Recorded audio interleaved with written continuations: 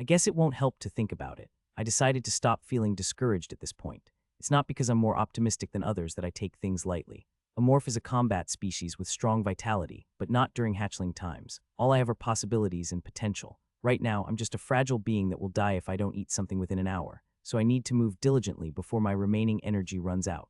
Where I am now is inside a massive metal structure. I'm well aware that it's a spaceship made of alloy, swimming in the sea called space.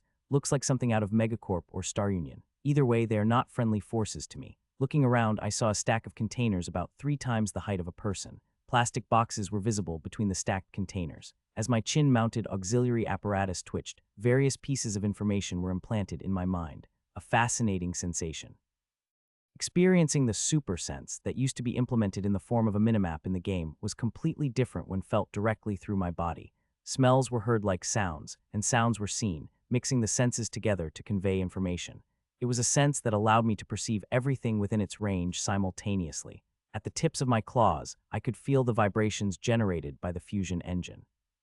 The faint smells of various elements like oxygen, carbon, and more mixed in the air stimulated my auxiliary apparatus at its tip. The auxiliary apparatus extracted the fact that there was something edible among the various smells and transmitted it to my brain.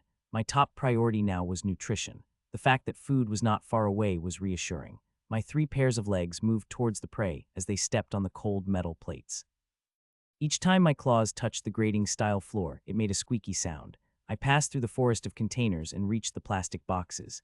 Using my claws, I climbed up on top of one. Upon reaching the top, I noticed that the box had a lock that required a password to open. It's a password. Let's see. I leaned close to the number plate, and as my auxiliary apparatus twitched, fingerprints on the surface flowed into my mind. 1234, really.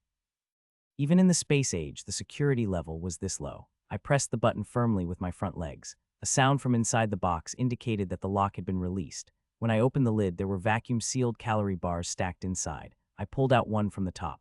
With a simple tear using my claws, I took a bite. The texture was like chewing on a rubber eraser, but the game's tooltip had mentioned that it was designed exclusively for nutrition, and it seemed to be true. Well, at least I succeeded in replenishing my nutrition. It didn't taste good, but the high calorie content made me feel energetic all the way to the tip of my tail. As I was about to take another bite, something caught my senses. My tail moved like an arrow and quickly pierced through the unknown object. A cockroach. The sharp fangs were lodged in the cockroach. It struggled to escape, but eventually fell limp. I devoured the cockroach as if possessed. Its exoskeleton broke as it was crushed between my teeth, and its juices sprayed. It was a juicy creature, seemingly well-fed and grown. After I finished eating it, a different message appeared in the text box from before. Predation effect activated. Successfully obtained wings genetic essence from cockroach. Extracted the wings from the biological characteristics of cockroach. Do you want to apply the wings? Oh, getting a genetic essence this quickly is quite lucky. Genetic essences can be considered the alpha and omega of morph operations, as it's a crucial element. The more genetic essences you acquire, the stronger you can evolve as a creature. Wings. In a game set in space, wings themselves are unlikely to have any special significance. But this is not a game, it's reality. Considering that I'm a gliding caterpillar, this trait is closer to being useful rather than bad. It allows me to establish dominance when hunting and provides an advantage in escaping. Accept trait application in progress. It felt like something was squirming on my back, and wings with the smooth and elastic texture characteristic of chitin grew. Application of wings trait complete. Good, I decided to test my wings. How should I move them? Unlike legs, wings are not a familiar part of the human body. Still, since they grew on my back, I tried exerting force around the dorsal area, feeling as if I was moving the area around the pectoral muscles. It was the right approach as the wings flapped slowly. Energy consumption is more severe than I thought. After trying a few times, I quickly understood. Flight consumes a considerable amount of energy. I stopped moving my wings and cracked open the calorie bar. To fully utilize the wings, I need something more. Having acquired wings was a welcome development, but there were other crucial abilities I needed to obtain from the cockroach. These abilities were essential for smooth and comfortable survival. First goal is set, I thought as I chewed on the calorie bar. I needed to become a cockroach killer. In my younger days, I read a story like this. A man named Jonah tried to escape God's command and was swallowed by a whale in the sea. If he were an ordinary person, he would have died, but Jonah, being under God's protection, did not die. He stayed inside the whale's belly for 3 days and then escaped. After that, Jonah faithfully followed God's words. The reason I brought up this old story out of the blue is that my situation is somewhat similar to Jonah inside the whale's belly. I'm also wandering inside the belly of a steel whale, floating in zero gravity, searching for cockroaches. Stuck to the wall, I waited, and a cockroach passed beneath me. My tail became a fishing hook, and I caught it. Gently but forcefully, my tail rose like a fisherman pulling up a net. The cockroach, hanging at the end, sensed its fate and struggled to escape in any way it could.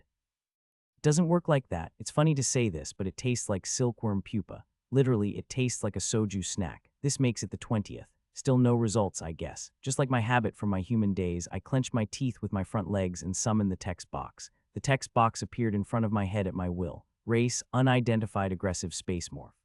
Status hatchling. Objective, survive. Special trait, super sense. Wings, chitinous exoskeleton. Getting my first set of wings seemed like a beginner's luck. Since then, I had devoured 19 more cockroaches, but I had obtained only one genetic essence. The chitinous exoskeleton isn't bad, but... The chitinous exoskeleton was a powerful trait that greatly increased defense as you grew. It became more useful in the later stages, but it was unnecessary in my current situation. Increasing defense slightly in my near-zero defense hatchling state wouldn't make much difference. Other abilities were more critical. I really need to secure the robust vitality trait. Robust vitality was a common trait found in most insectoid or plant-based creatures. Of course, its effects were quite simple. It reduces energy consumption to delay aging. In a game where there was no concept of lifespan, it was a trait that concept-focused players or those who wanted to extend their gameplay focused on. However, in the situation where the game had become reality, its significance was entirely different. With robust vitality, there's less need to fuss over food. I couldn't survive in this cargo hold indefinitely. Vibrations from beyond the walls and faint footsteps echoing were reminders that time was running out. The ship's owner, humanity, was my enemy. Even without considering the background story of the game, it was hard to believe they would take kindly to me. They'll try to find me once they realize that the cargo is dwindling. And then, death or experimentation. To avoid a bleak future, I had to meet the conditions for evolution as quickly as possible, surpassing the hatchling stage. To do that, I needed to expand my activity range beyond this cargo hold. That was a lot of rambling. In short, I have to catch cockroaches diligently if I want to survive. Let's change locations. Cockroaches were sensitive and intelligent insects, so they never ventured into areas where their comrades had died. They knew that danger lurked in places where their fellow cockroaches had met their end. At first, I didn't know this fact and wasted 30 minutes sitting in the same spot, accomplishing nothing. Let's go. I bent my 8 legs to the wall, then suddenly exerted all my strength, propelling myself upwards. My body rebounded elastically and soared into the air. While floating in midair, my wings spread wide from my back. In human terms, it was like the muscles around the dorsal area, equivalent to the latissimus dorsi muscles, were tightly engaged with power. PRN, the latissimus dorsi muscle, is a broad, flat muscle that occupies the majority of the lower posterior thorax. As I began to flutter, my body, which had been falling, slowly rose into the air, a creature resembling a desert spider, fluttering its wings as it flew. If someone with a weak heart saw this, they might faint. Even while flying, my visual and auxiliary apparatus never stopped searching for cockroaches. At this point, I'm truly an honorable amorph. Lost in frivolous thoughts, I suddenly detected 2 cockroaches. There was one on the wall, and another was diligently crawling on top of a plastic box. I decided to catch the one closer to me, the one on the wall. I adjusted the angle of my wings, and my body turned in the direction of the cockroach. Cockroach seemed to be lost in thought or distracted, completely unaware of my approach. I grabbed it with my front legs like an eagle snatching a fish. Before the little one could escape between my claws, I swiftly grabbed it and popped it into my mouth. Its seemingly pristine exoskeleton shattered, and juices along with bits of innards spewed out from its side. With one more left, I held it in my mouth, eyeing the next target. Oh no, the one near the floor noticed me. It scurried down beneath a box. With its small body and its legs pointed towards the floor gap, once it slipped through the crevice in the alloy sheet, my hunt would be over. I can't let it escape. I pushed the wall with my 4 pairs of legs to secure thrust and shot towards it like an arrow. The creature was already probing the crevice with its antennae and head.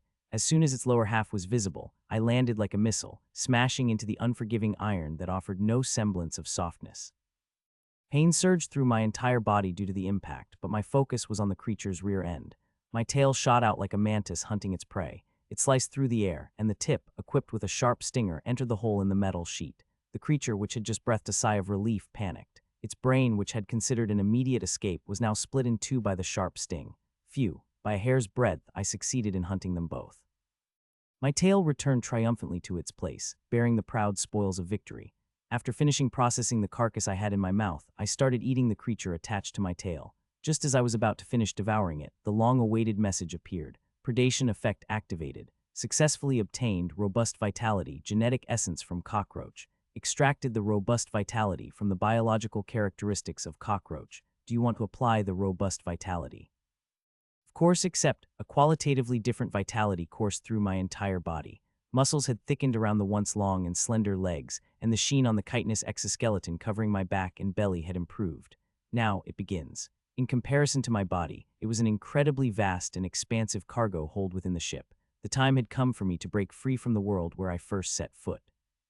Where should I go next? In fact, I've already decided where to go. Let's go to the cooling room next to the reactor. Even in the space age, the way humans handle heat hasn't changed much from before. Next to the ship's heart, the nuclear fusion engine, there was a cooling room responsible for temperature control. The cooling room is an important facility, so not many people visit it. Despite being under strict security as a highly critical facility, the flip side is that there are fewer visitors. It's like they say, where it's darkest under the lamp. As long as I don't physically interfere with the cooling room, the area around it is a good place to grow while avoiding the gaze of the surveillance. Another advantage is that the cooling room is right next to the reactor. If for some reason I'm exposed to people, the cooling room is an easy place to use as a last line of defense. If things go south, I can always destroy the reactor and the cooling room and make my escape. Initially, they might try to recover the ship, such as by running the auxiliary engines, but that won't last long either. Just as a creature with a damaged heart cannot escape death, the same goes for the ship. Unless there's a nearby planet to crash land on, the people on board the ship have only one fate: to kill and be killed in the dwindling oxygen. Of course, if the ship were to stop, I would have nowhere to go, so I should leave attacking the reactor as a last resort. Well then, shall we go? While walking upside down on the ceiling, I noticed an entrance leading to an air duct. Its external appearance resembled an enlarged window-type ventilation fan with iron bars screwed on the outside. On the inside, a giant blade rotated incessantly, emitting a fierce sound as it carried out its work. Breaking through the bars is still impossible. It would be nice to break everything impressively and enter, but it was impossible in my current hatchling state. Even if I tried to strike the bars with my claws, there was doubt as to whether I could damage the tough alloy material, and even if I did manage to damage it, it would be a problem. If there were any additional security measures, the AI overseeing the ship would immediately report any newly occurring errors to humans. In that case, my future would be nothing but tracking and death. In this case, I'll have to rely on my intellectual abilities. I raised my claws and turned the screws that secured the bars. If the ship's humans had paid more attention to security, they might have welded this place shut. Fortunately, they were a tribe that liked to use 1234 as their cargo password. The first barrier that blocked the air duct was easily disabled by my claws. The next obstacle was the blade of the ventilation fan on the inside. This is the critical moment. I had two ways to pass through here. One was to time it and avoid the blade while entering, and the other was to bring something and damage the ventilation fan blade. It goes without saying, but the latter method was impossible. Even if I threw an object at the thin fan blade, it was doubtful whether it would be enough to break it. Moreover, even if I succeeded in breaking it, there would be a problem.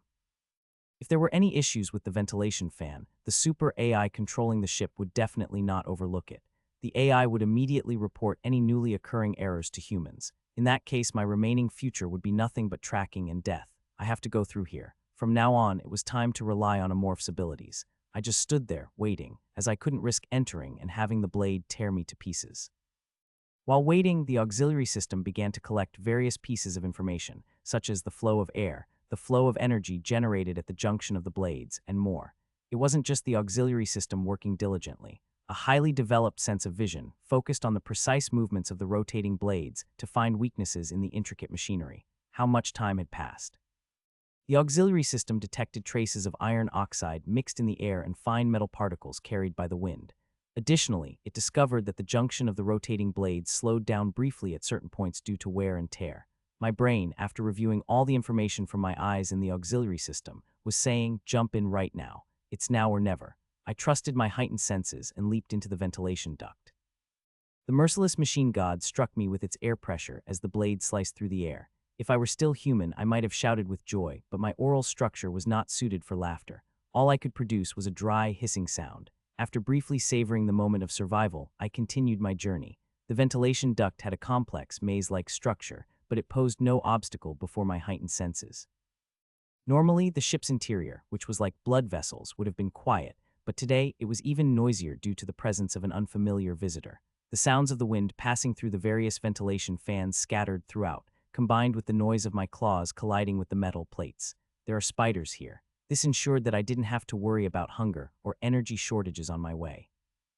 Chewing on the spider's legs as I walked, I sensed the residual heat remaining in the duct diminish faintly. It was evidence that I was getting closer to the cooling room. I wanted to hurry, but the auxiliary system applied the brakes ahead. There was something important ahead, and it needed confirmation. I still couldn't see it, but I detected wavelengths of light not far away. After walking tirelessly for about 10 minutes on my 4 pairs of legs, I reached a section of the duct with an iron grating on the floor. I stood on the grating looking down. People in white coats were seen moving between large test tubes and incubators. A laboratory. Wasn't this supposed to be a regular spaceship? I had assumed it was a supply or cargo ship because of the amount of food and weapons in the cargo hold, but now it turned out to be a laboratory.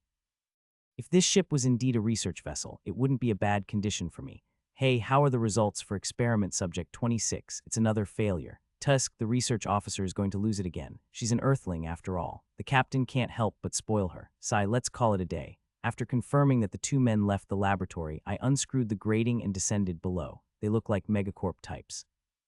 Megacorp was a human faction that had thrived around the solar system, a race loosely inspired by Earthlings. According to the lore, they were governed by massive corporations instead of governments, and most of their members were extreme materialists. While most human factions in the space survival game tended to be neutral, Megacorp leaned more towards a villainous alignment, perhaps due to their lore. There's no place other than Megacorp where they'd modify healthy individuals into slaves.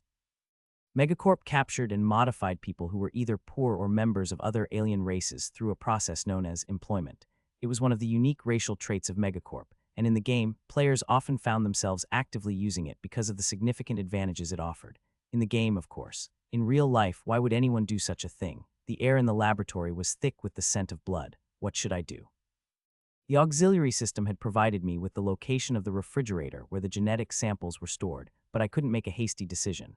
When I eat is the crucial factor. For a morph, collecting genetic essence wasn't just about gathering genetic samples, it was about when to consume them.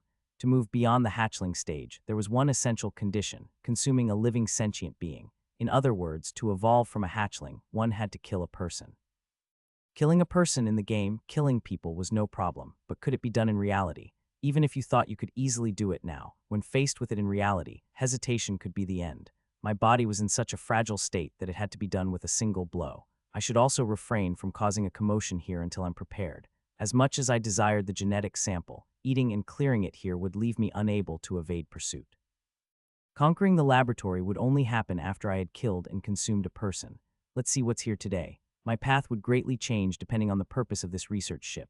If it specialized in terrestrial combat mutant soldiers or studied Hulk mutants, I could secure a robust body and combat abilities. On the other hand, if it was a place experimenting with space elves or cultists' psychic abilities, I might gain powerful psychic powers.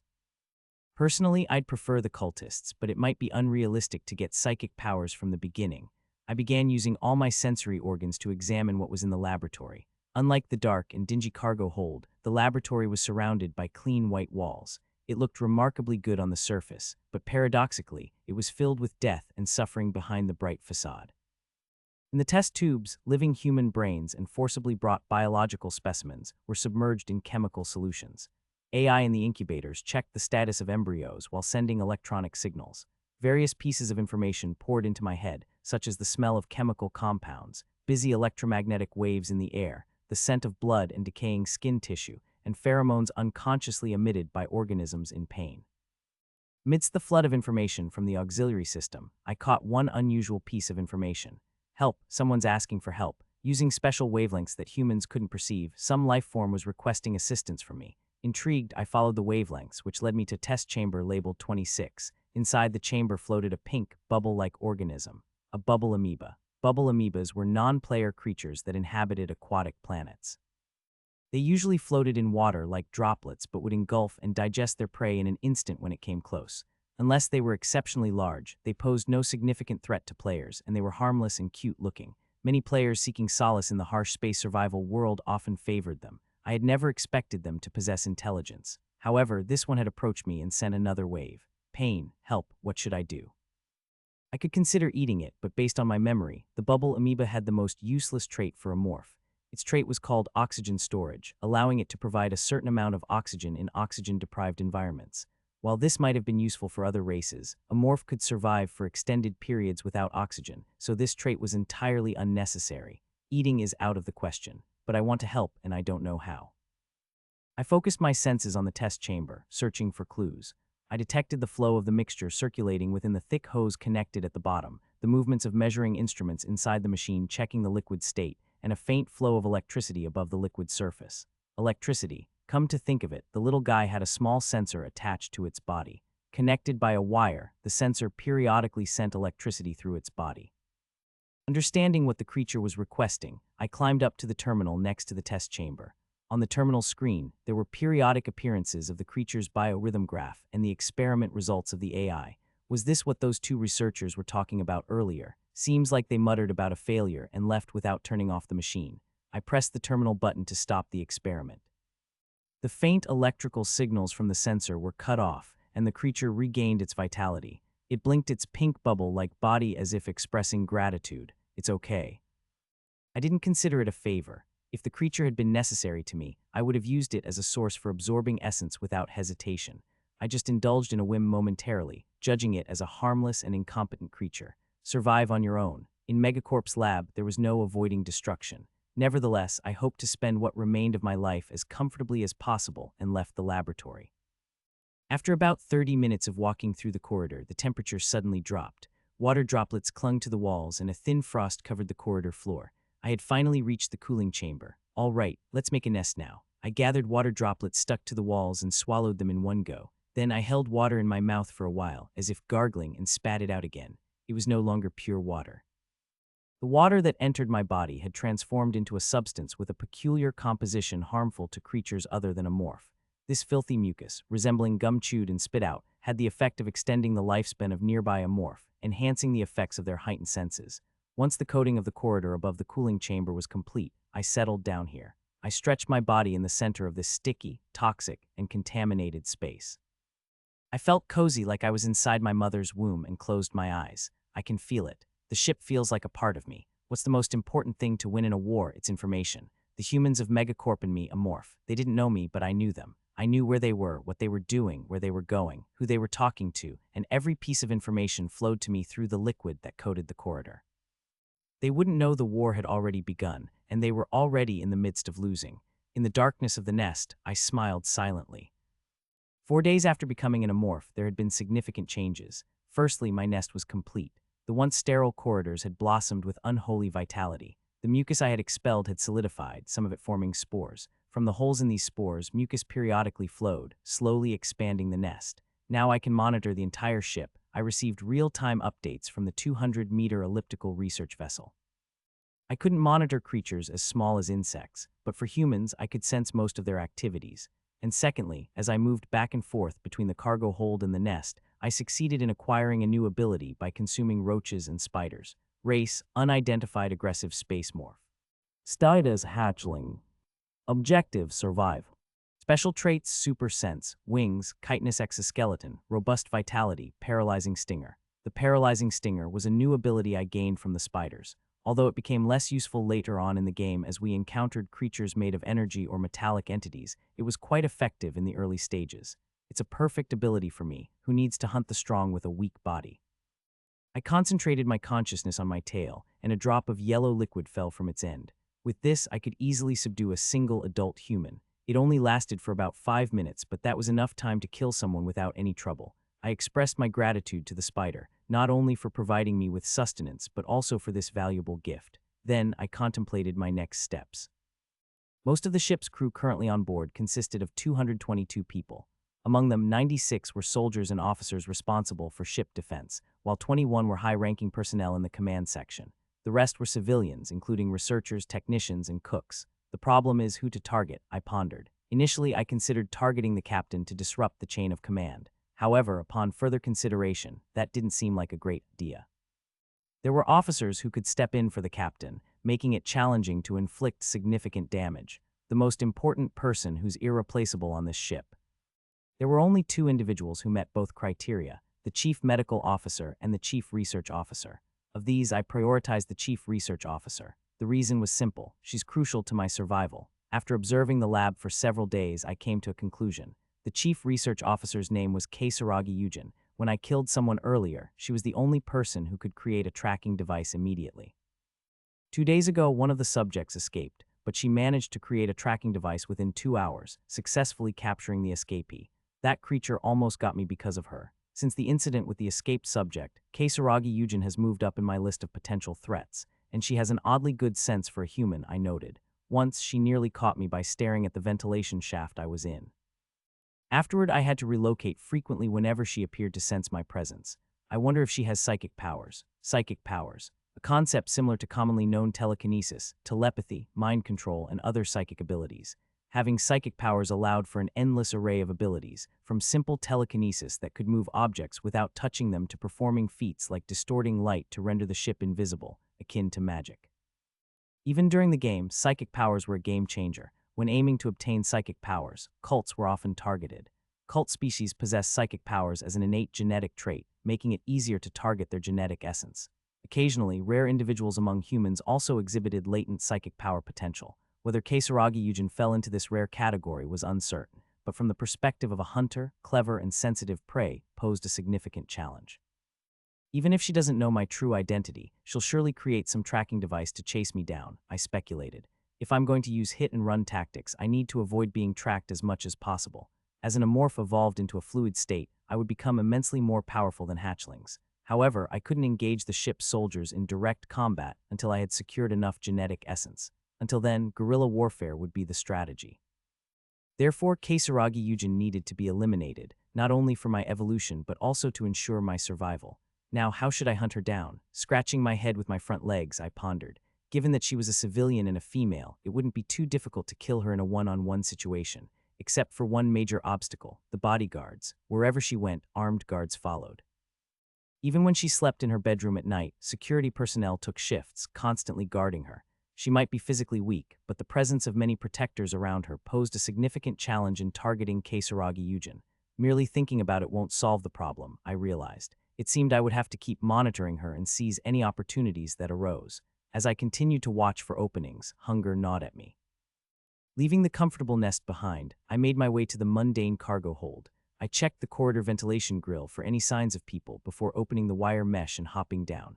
Landing silently on the floor, I climbed up to the terminal next to the door. I can't keep avoiding the ventilation shaft forever. I'm not a cat, and I don't have 9 lives. Risking my life every time I needed to eat wasn't a sustainable strategy. Unlike other key facilities, the cargo hold had no security system for monitoring visitors. Using my enhanced senses from the nest, I confirmed that, aside from the designated personnel, there were no other individuals entering the cargo hold. The designated personnel only visited for routine inspections once a day, so as long as I avoided that time, I could enter and exit without being detected. Open. As I entered the numbers into the terminal, a sturdy metal door hissed and swung open, revealing a dimly lit cargo hold. I headed straight for the familiar plastic containers. The sudden intrusion of a predator stirred the residents of the cargo hold.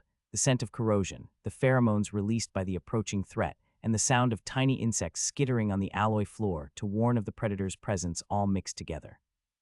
Enjoying stimuli from the hidden world that only I could sense, I climbed onto the boxes. Just as I usually did, I retrieved 2 calorie bars from the box. I consumed one on the spot, tearing open the wrapper of the other with my front legs and holding it in readiness. Shall we go? I stored the remaining wrappers neatly in the box and left the cargo hold, retracing my steps through the corridor. I headed back towards the laboratory.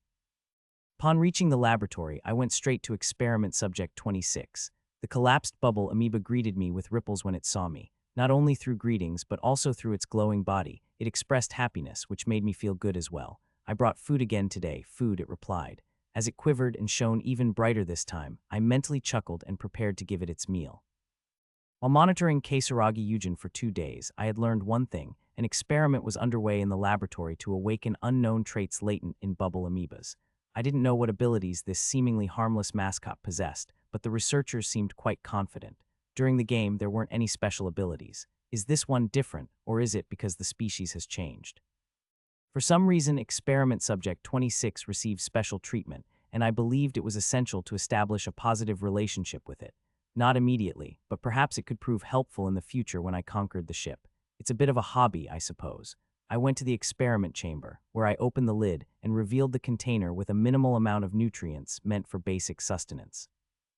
I carefully cut it into pieces since putting the entire thing in would undoubtedly clog the feeding system. The fragments passed through the hose connecting the two chambers and were delivered in front of the creature. The bubble amoeba enveloped the calorie bar pieces with its entire body, and once it seemed to have digested everything, I repeated the process. When the creature finished eating 1 calorie bar, it emitted a slow twinkle of light, indicating it was full. I guess you like it. I never knew during the game why people searched for bubble amoebas, but now I felt like I understood. Seeing the creature emit light in rhythm with a certain pattern underwater, I couldn't help but find myself entranced. At that moment, someone intruded within my range of perception. They were research personnel attempting to enter the laboratory. I quickly climbed into the ventilation duct to hide, and a short while later, they entered the laboratory. Due to the wretched situation he found himself in, Wei, a Ganymede colony native, felt like he was on the brink of death. When he first joined the project, he couldn't have been happier upon learning that his superior was not just any earthling but a noble capital, essentially royalty within Megacorp's ruling class. If he could establish a connection with them, his dream of immigrating to Mars, something he had only fantasized about, could become a reality. With such anticipation, he boarded the ship, but Wei's dream was shattered sooner than he expected. That crazy woman again. She says today is a day off. Wei wiped away the beads of sweat dripping from his half-bald head and stole a glance at his young and capable superior standing beside him. Her name was Kasaragi Yujin, Wei's superior and a noble capital belonging to the Yujin family, one of the 5 noble houses that ruled Earth.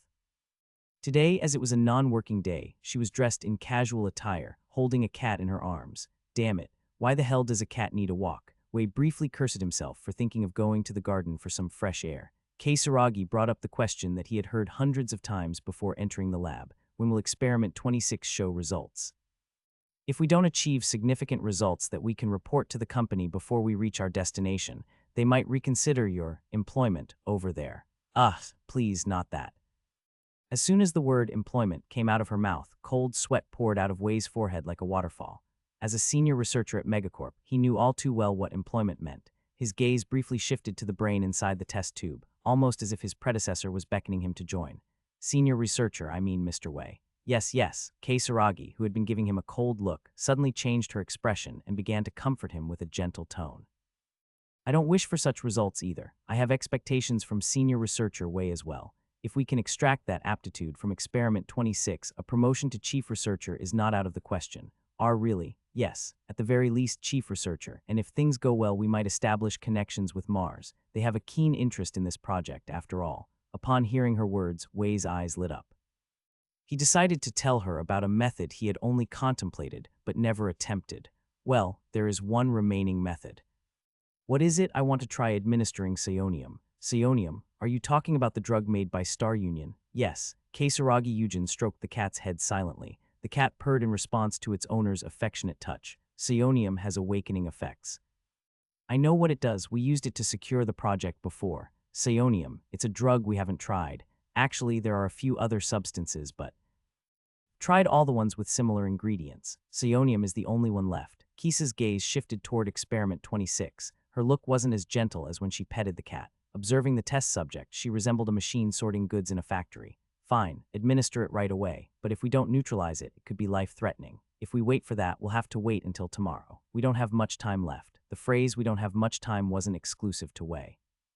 She, as the project leader, would also be responsible if the experiment failed. She belonged to a higher echelon than Wei. The impact of any blemish on her career would be significant. Moreover, she had never experienced failure in her entire life. The looming possibility of her first failure made her even more anxious. As you know, we should have had research results by now. Well, that's true, but normally it's time to finalize the report, but we haven't elicited any meaningful response from the test subject yet.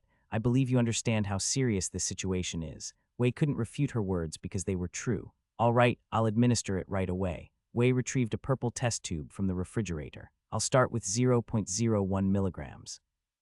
As Wei connected the test tube to the terminal and operated the console, a small amount of the substance within the test tube was injected. The bubble amoeba remained unresponsive. There were no notable changes in the graph on the terminal screen. Wei wiped the sweat that flowed like raindrops and pressed the button on the terminal again. I'll administer 0.05 milligrams. This time, there was a response. The bubble amoeba convulsed in apparent agony. Wei couldn't hide his joy at the anticipated reaction. He watched the test subject with excitement. Kasaraga's face also showed a hint of interest as she observed the experiment. Next is 0.07 milligrams. Wait, since there's a response, you can increase the dosage. Really, administer all of it. Well, that's a bit. Just do it. When Wei hesitated, Kasaragi pushed him aside and pressed the administer button herself. The liquid from the test tube drained completely into the experiment tube. Eventually, the bubble amoeba's body expanded as if someone had blown air into it. Lights flashed madly from its body, and its skin couldn't withstand the expansion, tearing apart. It was clear to anyone that the bubble amoeba was enduring extreme pain, but among the people present, no one cared about that issue. Please. Just a little more. Wei clenched his fist tightly while watching the graph on the terminal screen skyrocket to the ceiling. About 5 minutes had passed. The graph took a sharp dive and crashed to the floor. Wei felt a sense of resemblance between the plummeting graph and his own future. Inside the test chamber, Experiment 26 was no longer glowing pink. It remained white, as if forcibly bleached, and showed no signs of movement. Awaken it, yes. Unlike Wei's despairing tone, Kasaragi's voice showed no emotion. Wei pressed the electric shock button with a heavy heart. Bubbles rose inside the test chamber, and the bubble amoeba jumped. It wriggled slightly but remained predominantly in a white, almost lifeless state. Fascinating results. Try it again on Experiment 26. Are you sure? If you achieve significant results with another attempt, report to me. Wei's face brightened as if he had been given a reprieve from a death sentence. Kasaragi, who had turned one person's life into heaven and hell with a single word, suddenly felt a gaze and glanced towards the ventilation fan. I sense a gaze again. There was nothing visible beyond the ventilation fan. The experiment I saw earlier had meaning for me too. The psionium they injected into Experiment 26 is a substance I'm familiar with. Psionium, a temporary awakening agent that unlocks dormant racial traits. In the game, when you consume psionium, your maximum health decreases, but locked racial traits are unlocked for a limited time.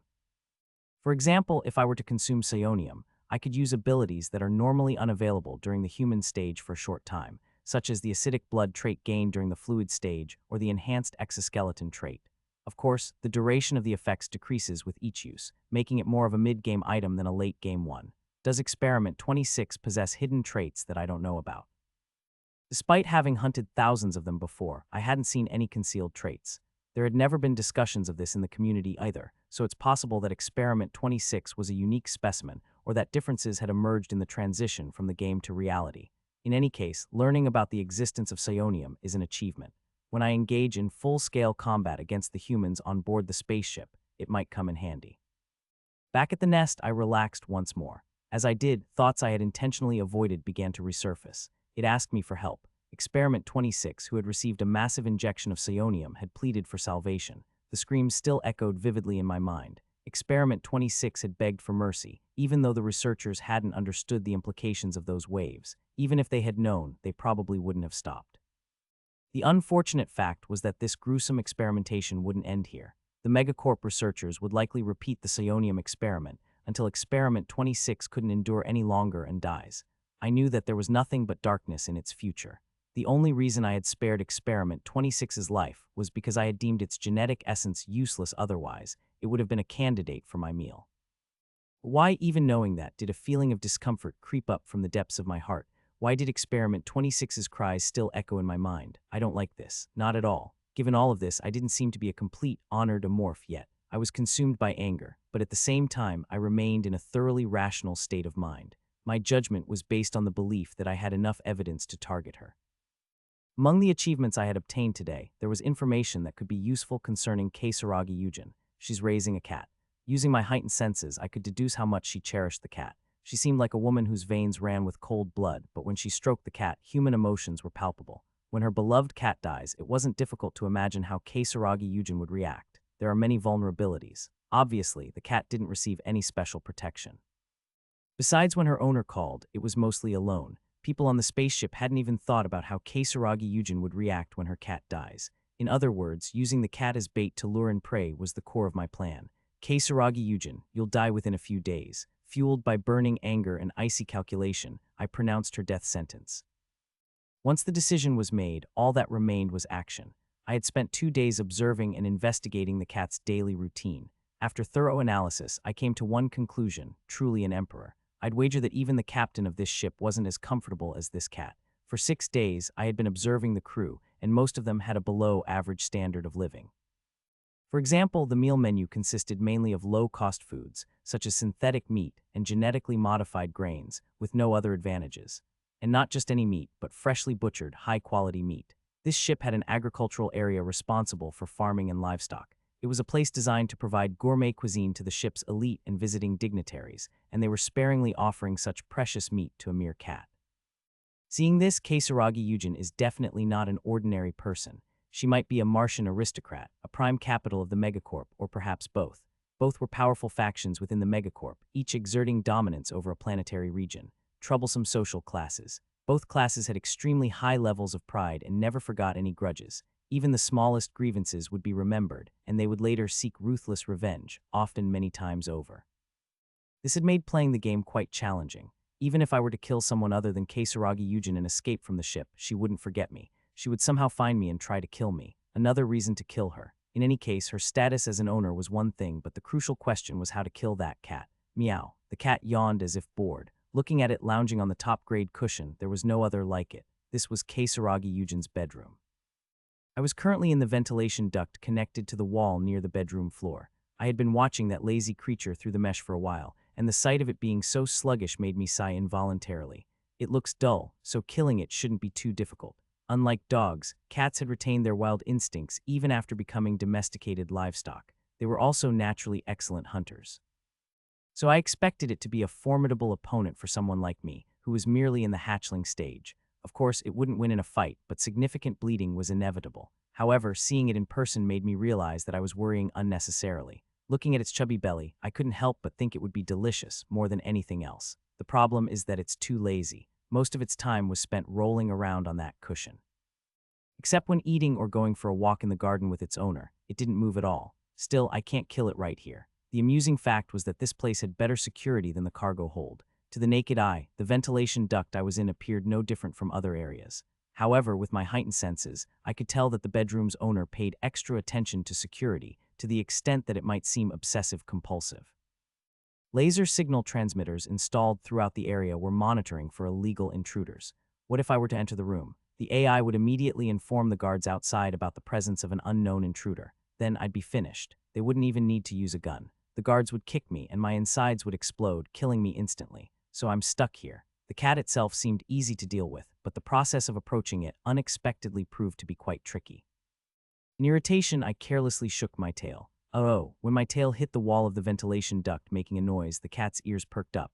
Meow. The cat sprang up, rushing towards exactly where I was. Despite being overweight, its movements were quite agile. As the cat's body collided with the mesh, the laser signal transmitters activated. I could feel the guards outside the door stiffening in response. I couldn't stay here any longer. I gave the scratching cat a brief glance and then retreated from my position. Immediately after I left, the guards stormed into the room. What's going on? What came in? The cat's causing trouble again.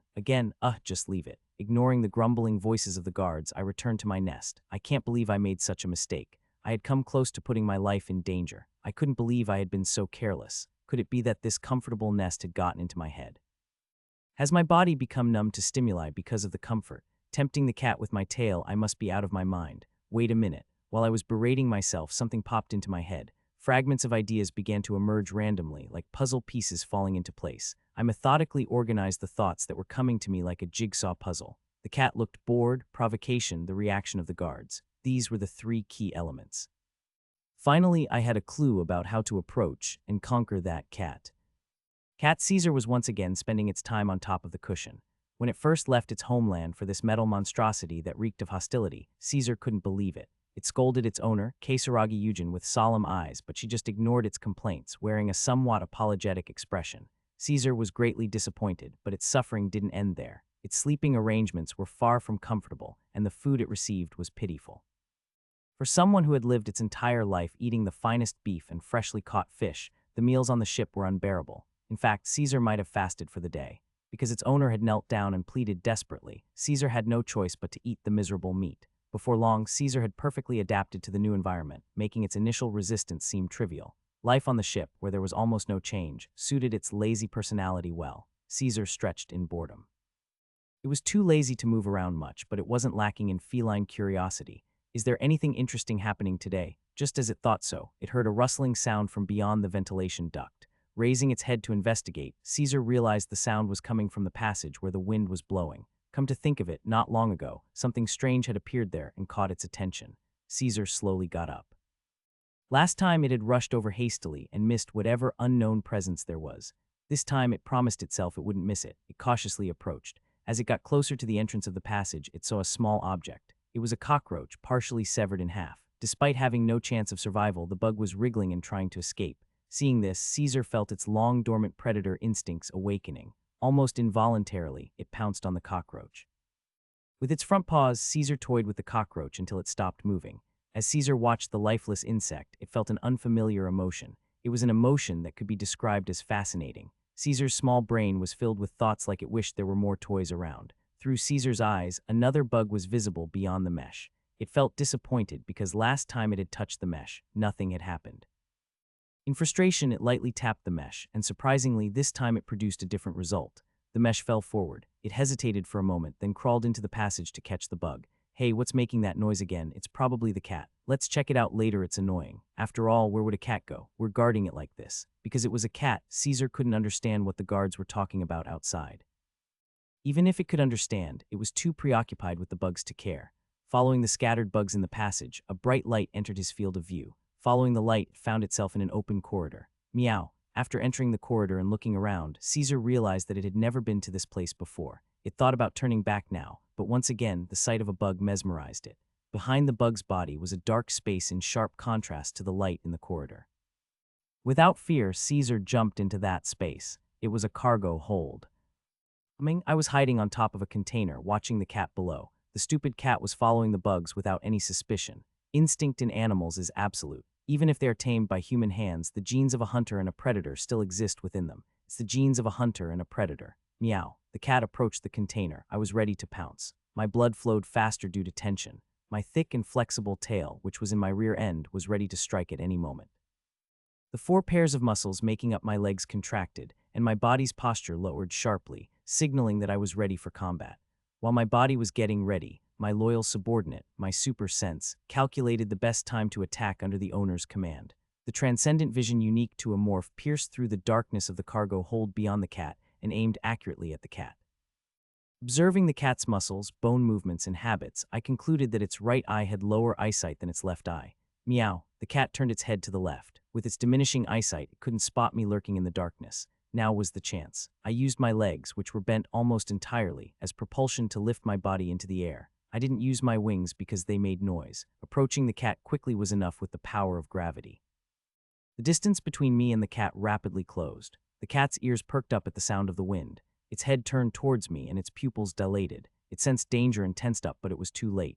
My tail became the assassin's dart and it stabbed the cat's side. The venom, which would paralyze even an adult, spread throughout the cat's body through its veins. Despite having a much smaller body than a human, the cat had no chance of withstanding the paralysis poison.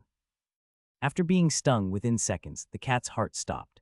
The hunt was successful. I fell to the ground, stepping on the motionless prey, and let out a triumphant roar. The triumphant cry of a predator echoed through the cargo hold, and the inhabitants shivered in fear and awe. Good, shall we eat now? The ceremony was successfully completed, so it was time to check the reward. I took a bite of the cat's corpse. The sensation in my mouth was unlike anything I had ever experienced.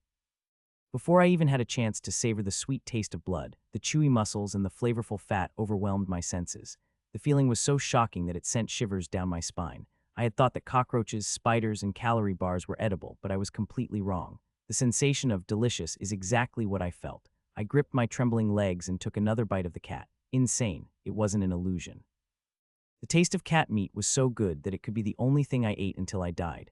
With my limited vocabulary, it was hard to describe just how delicious a cat was. I didn't think about anything else. I focused on eating the meat. It took less than 5 minutes for the larger cat's corpse to disappear. Sigh. After chewing the bones and licking up every drop of blood that had spilled onto the floor, I was satisfied. Having completed my frenzy of a meal and regained my composure, I could understand why amorphs were so obsessed with meat. It's insanely delicious. I couldn't help but swear it was such an amazing taste. Even excluding the goal of collecting genetic essence, if meat tasted this good, I would have sought it out intentionally. As I licked the flesh and blood that had stuck to my front paws in regret, a text box suddenly appeared. Predation effect activated. Successfully obtained wild instinct genetic essence from cat. Extracted the wild instinct from the biological characteristics of cat. Do you want to apply the wild instinct? Oh, I was feeling good after eating the meat, and then there was talk of genetic essence acquisition. Moreover, I had no idea that I could obtain genetic essence by eating something for the first time. Wild instinct, a characteristic I've never seen before. Since this was the first time I had eaten a cat, I didn't even know it had a characteristic. I had no idea what effect it would have, but since it wouldn't hurt to have it, I pressed accept. The wild instinct characteristic has been applied. It's possible to fuse the existing trait supersense fusion of wild instinct and supersense traits, evolving into predator sense trait. Predator sense, the supersense characteristic is enhanced. It allows you to pre-detect threats in the near future based on available information. Note, exceptional hunters have a knack for reading the future.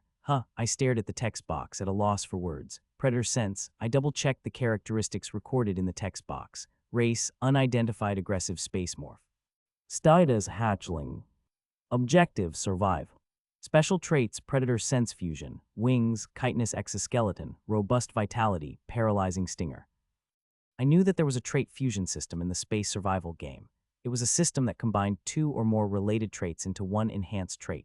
There were cases where even seemingly useless traits transformed into powerful ones through fusion, so I actively used it. I had used it so often that I had memorized all the combinations for fusion in the game. Could there be a trait that I don't know about? I had never seen this trait before, no matter how many times I read it. Pre-detect threats.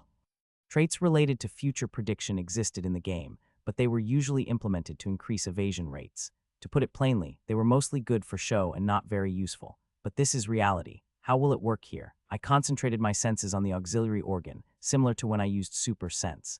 The slender tentacle-like appendage attached to my jaw wriggled and read the information floating in the air more effectively than before.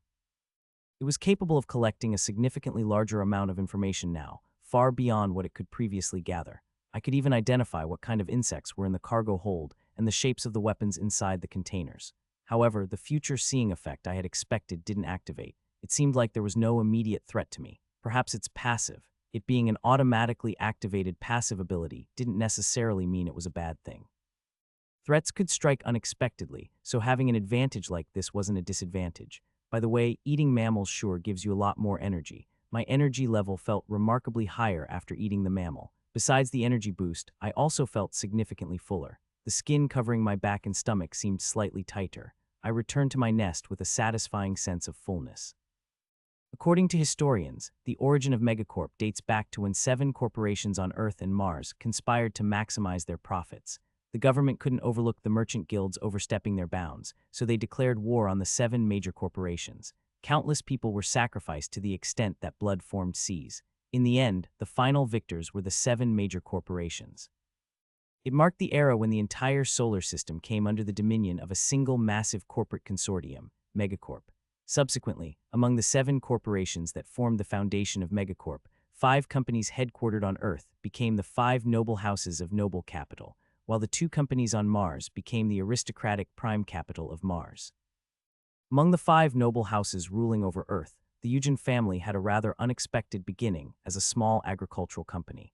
Eugen's ancestors had recognized the potential of genetically modified food early on and invested heavily in genetic engineering. Even in the space age, this tradition continued, ensuring that the Eugen family possessed outstanding genetic engineering technology that was renowned throughout the galaxy. The fact that Keisaragi Eugen could become such an exceptional geneticist was largely due to her family's background. From a young age, she displayed exceptional genius, prompting her family to invest heavily in her upbringing. With such a privileged background, she had never experienced any sense of deficiency in her life. Whatever she desired, she obtained without fail, even if she had to wait a little. So why was it so difficult for her to accept the fact that she had lost something she owned for the very first time in her life? When can I see Caesar? The soldiers are searching for him, so if you wait just a bit longer. It's already been 2 hours. Caesar always strictly observes mealtime, so something must have happened. Anyone who knew Keisaragi would be surprised by her current state. She looked nothing like her usual self. Her well-kept black hair was disheveled, and her usually icy expression was nowhere to be found. Presently she appeared nothing short of unhinged. Captain Samuel, seeing her in this state, let out a sigh. This is a spaceship. Unless a cat is piloting a rescue ship, he must be somewhere on board. That's why I'm telling you to find him right away. What I mean is that waiting might yield favorable results. Samuel was from Third Capital, originally hailing from Saturn's moon, Titan. He wasn't from the lower class by any means, but compared to the noble houses, he was nowhere near their league. If she asked him to step down from his captaincy, he would have to relinquish his position without question. She held her birthright firmly in her grasp, and he felt as if he were about to lose his mind dealing with her. What's the situation with the guards? They are all detained. Legal procedures can only be carried out upon reaching the destination.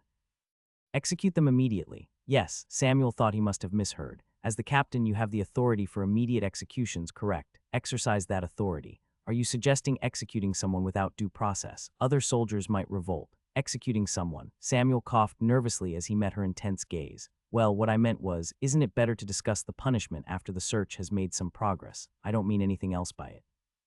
Have you forgotten that all of this happened because the soldiers didn't do their job properly? Samuel knew it well, the fact that the ship's crew was far from friendly to cats. Honestly, even the captain himself had a diet consisting of fresh meat. Only once a week the rest of his meals were filled with cultured meat. On the other hand, that damn furball gets to eat beef every meal. He couldn't stand that cat himself, but he knew there were soldiers who liked them. Seeing the misfortune that had befallen the cat, it wouldn't be surprising if some of them were pleased. However, if he mentioned this fact, Kasaraga's anger would undoubtedly be directed at him, so Samuel kept his mouth shut. I am well aware of the chief research officer's concerns. I will make sure to discipline the soldiers thoroughly in light of this incident. I'll come back in 2 hours. If there's no progress by then, you might want to consider taking off that hat. After warning Samuel, Kasaragi left the captain's quarters. Where on earth could he be? She hadn't just idly waited while the soldiers conducted their search. She had created a tracker that could determine Caesar's whereabouts through the fur he left on the cushion. The device had worked successfully, but upon seeing the results it produced, she became perplexed. It was because Caesar had gone to a place he could never have reached by conventional means. Caesar had undone the screws of the grill installed in the ventilation duct, made his way to the cargo hold, and then disappeared. It was a situation that clearly involved human intervention, so Kasaragi called the cargo hold supervisor. The supervisor had a solid alibi. He had been drinking with colleagues in the cafeteria all day. However, it was true that he had neglected his duties, so Kasaragi had considered killing him.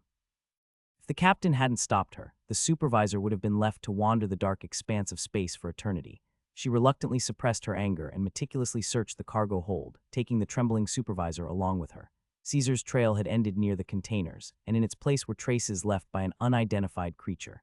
She collected the traces and analyzed them using a scanner, but all it returned was a message saying, no information. Genetic information not found, even in Megacorp's data archives. Even for her, creating a machine to track an entity with absolutely no information was no easy task. It wasn't impossible, but it would take more time than usual. Even if Caesar went without food for that long, he wouldn't die. But Kasaragi couldn't shake the feeling of unease. Something was definitely wrong. Her intuition told her that something terrible had happened in the cargo hold. That's why she had pressed the innocent captain to find Caesar as quickly as possible. Whoever you are, if you've touched what's mine, I'll kill you. She found herself unconsciously biting her nails. The droplets of blood from her nails' edge vividly displayed the owner's emotions.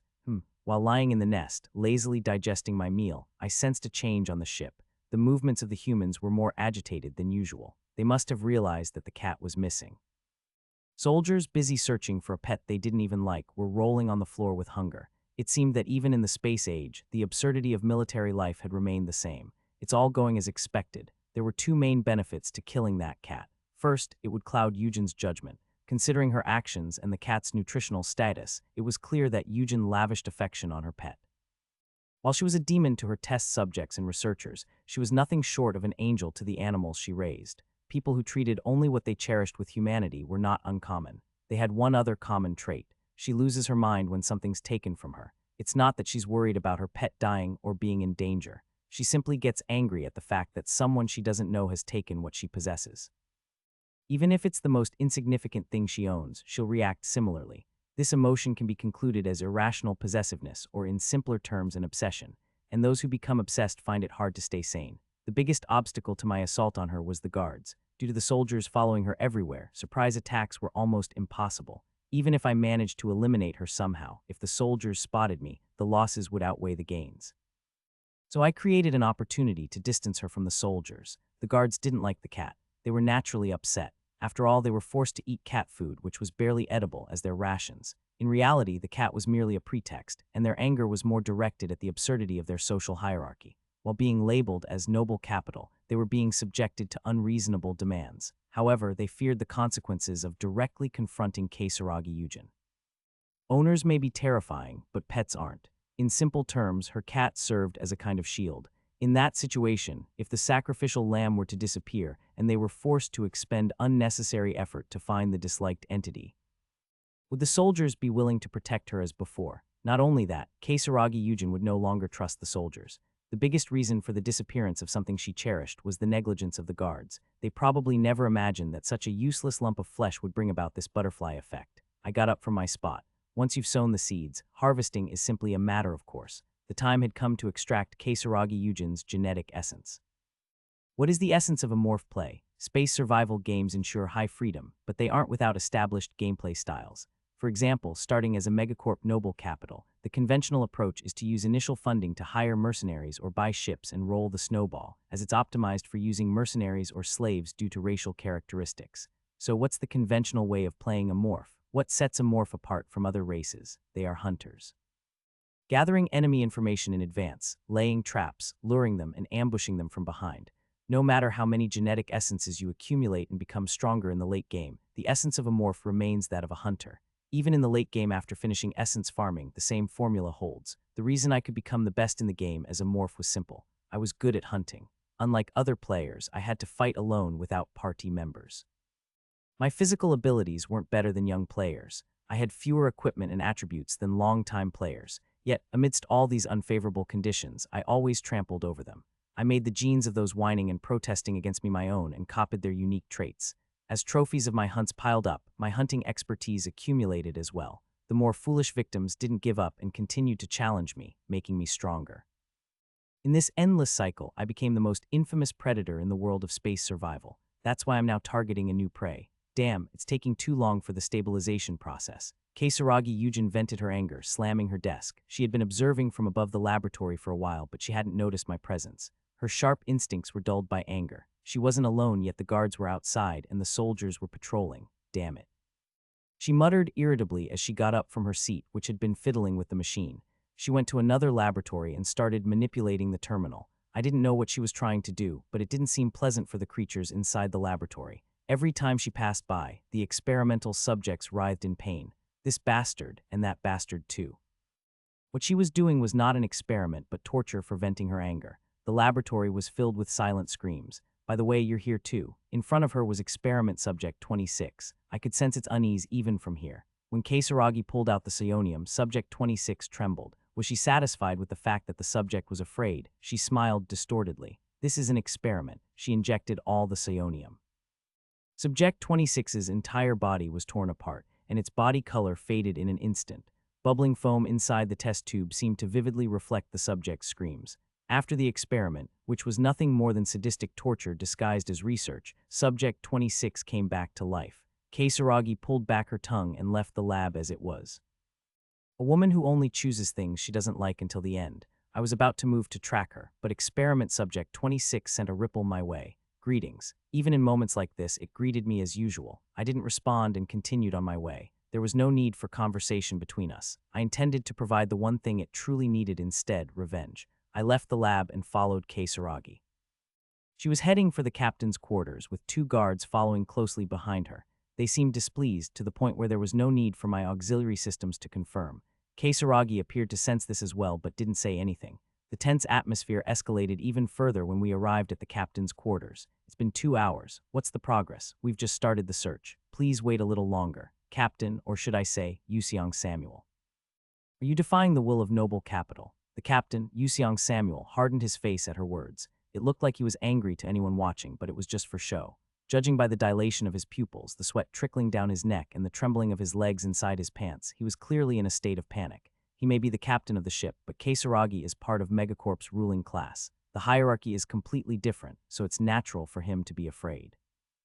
I am the captain of this ship. Research officer, please be cautious with your words. That captain's position can be relinquished. Even if it's noble capital, we cannot tolerate abuse of power. I have the right to detain the research officer. What? You're saying you're going to detain me now? Anyone who disrupts the order on this ship can be detained at the captain's discretion. Are you insane, Yuseong Samuel? The situation was getting interesting. It seemed like there had been conflicts between them even before I started observing. Well, with the inhumane Keisaragi and the captain, who usually avoids confrontation, it might have been an expected outcome. They stared at each other for a while. In the end, Keisaragi was the one who averted her gaze. Is this somewhat expected as well? If Keisaragi makes a mistake, the fate of the ship's crew will end there, but laws are distant and fists are close. This is the middle of space, and even if the captain loses his temper and tries to kill her, she won't be able to resist. Despite her superior intelligence compared to the others, her body is that of an ordinary woman. We'll see about that later. Keisaragi left the captain's quarters, grinding her teeth in frustration. As soon as she left, the captain called his aide and yelled at him to bring that damn cat right away. It must be urgent. If things continue like this, the captain is as good as dead the moment he arrives at any planet or space station. He had the audacity to threaten her with detention in front of noble capital, so there's no way around it. His only lifeline now is to find the kitten and resolve this issue, but it's already dead. After all, the captain is someone who has been put on my hit list. No matter what he does, he can't escape his fate. Afterwards, Keisaragi continued to roam the ship, making trouble wherever she went. The more the crew resented her, the better for me. When she disappears from people's sight, it will be easier for me to work. Her last destination was the restroom. She was accompanied by 2 guards. Normally, at least 1 guard should have accompanied her inside, but these guards had been through a lot of her bullying, so they didn't follow her. I don't know if she noticed that they were disobeying orders due to emotional reasons, or if she simply didn't like the guards. Hey, I'm going to the restroom for a bit. Coincidentally, one of the guards also left to go to the restroom. Inside the women's restroom, there was only her and there was only 1 guard outside. This is my chance. There was no security equipment inside the restroom to hinder my movements. In the ventilation ducts surrounding the restroom, I prepared for the assault. I loosened 2 screws with my claws and carefully removed the grate, making sure not to make any noise. I hung it up while keeping my claws raised. She was in the middle of washing her face at the sink, and the sound of running water masked any noise I might have made. I approached her cautiously, making sure not to cast a reflection in the mirror. After finishing her face wash, she turned off the tap and brushed the water droplets from her hair. I had to get close enough to her to strike with a single leap. My 4 pairs of legs moved with extreme caution, unlike anything she had ever seen. Paralysis poison surged at the tip of my tail. Just like a cat, my body was ready to strike to finish her with a single blow. Phew. Keisaragi stared at herself in the mirror with a vacant expression, but suddenly she frowned. Oh no, was her mind clearer after washing her face? Her senses had detected me. A distress signal from her brain was sent, spreading throughout her body. The muscles in her neck twitched in response. Within a second, her head would turn towards me. There was no more time to delay. My legs pounded against the steel floor. My body, transformed into a deadly projectile, was launched towards her. The distance between us was still considerable, but now was the time to use my wings. I had been eagerly awaiting the command to summon them, and as I gave the order, my wings unfolded wide. My body, previously losing momentum, suddenly shot upwards. Wings with the distinctive glossy luster of chitin gleamed as they vigorously flapped. The distance between us was now about 50 centimeters. I revealed the paralyzing stinger that had been concealed in my tail. Keisaragi's gaze shifted toward me. Her face contorted rapidly, overcome by a cocktail of negative emotions: surprise, revulsion, imminent danger, and fear. When people are faced with unexpected peril, they instinctively shield their faces with their hands. Her arm began to rise. As her forearm was about halfway to her face, my tail slithered through the gap. It was a flexible maneuver, disarming her defense. At its tip, a small needle pierced her carotid artery. Ah, a short cry escaped from her lips. In reality, she couldn't have screamed for long. The poison coursing through her veins paralyzed her entire body within seconds. Until the antidote takes effect, all she could do was breathe. She collapsed in front of the sink. Prone form resembled a mannequin, a lifeless imitation. I approached her without mercy. Her quivering eyes reflected my image as I got closer. Dribbling saliva hung from the creature's mouth, resembling a head-sized extraterrestrial lifeform. It grew larger as it approached, revealing sharp teeth inside its mouth. What could she be thinking now? Fear of the alien being she had witnessed, anger at her situation, perhaps a fear of death. It didn't really matter. Keisaragi Yujin was going to die anyway. Snap! My teeth crushed her neck. The light went out in her eyes, and beyond the teeth I was clamping down with, I felt her breath growing shallow. Goodbye. My strong jaws snapped her neck with ease. With a simple shake of the head, her neck tore apart. Her short life had come to an end. The megacorp's noble capital no longer existed on this ship. Only the lifeless body of the woman remained. Human blood flowed through my throat. On the biological conveyor belt known as the digestive system, only genetic information separated and emerged separately. The moment the information reached my brain, I felt it. One piece of the puzzle of potential that had been dormant within me had fallen into place. I instinctively knew it. The genes that make up my existence indicated that they could be rearranged under the spiral of evolution. Hatchling metamorph, evolution conditions have been met. Would you like to evolve? If I had just agreed, I could have immediately begun the evolution process right there. I was about to accept. Even if my auxiliary systems hadn't sounded an alarm, I would have done so. The guard heard the sound of her falling. His gun barrel was aimed at me. The bullet pierced my body. I died. What was that just now? Multiple scenes passed by swiftly, like rewinding reality and playing it back at multiple times normal speed. If it weren't for my heightened senses, I wouldn't have been able to perceive it properly. A predator's sense. What I had just seen was a warning of impending danger in the future. It was the predator's sense looking ahead into the future and issuing a warning. So this is how it operates. It was like showing events that would happen in the future, similar to a movie. Except for the fact that it only activated in times of danger, it was a powerful ability.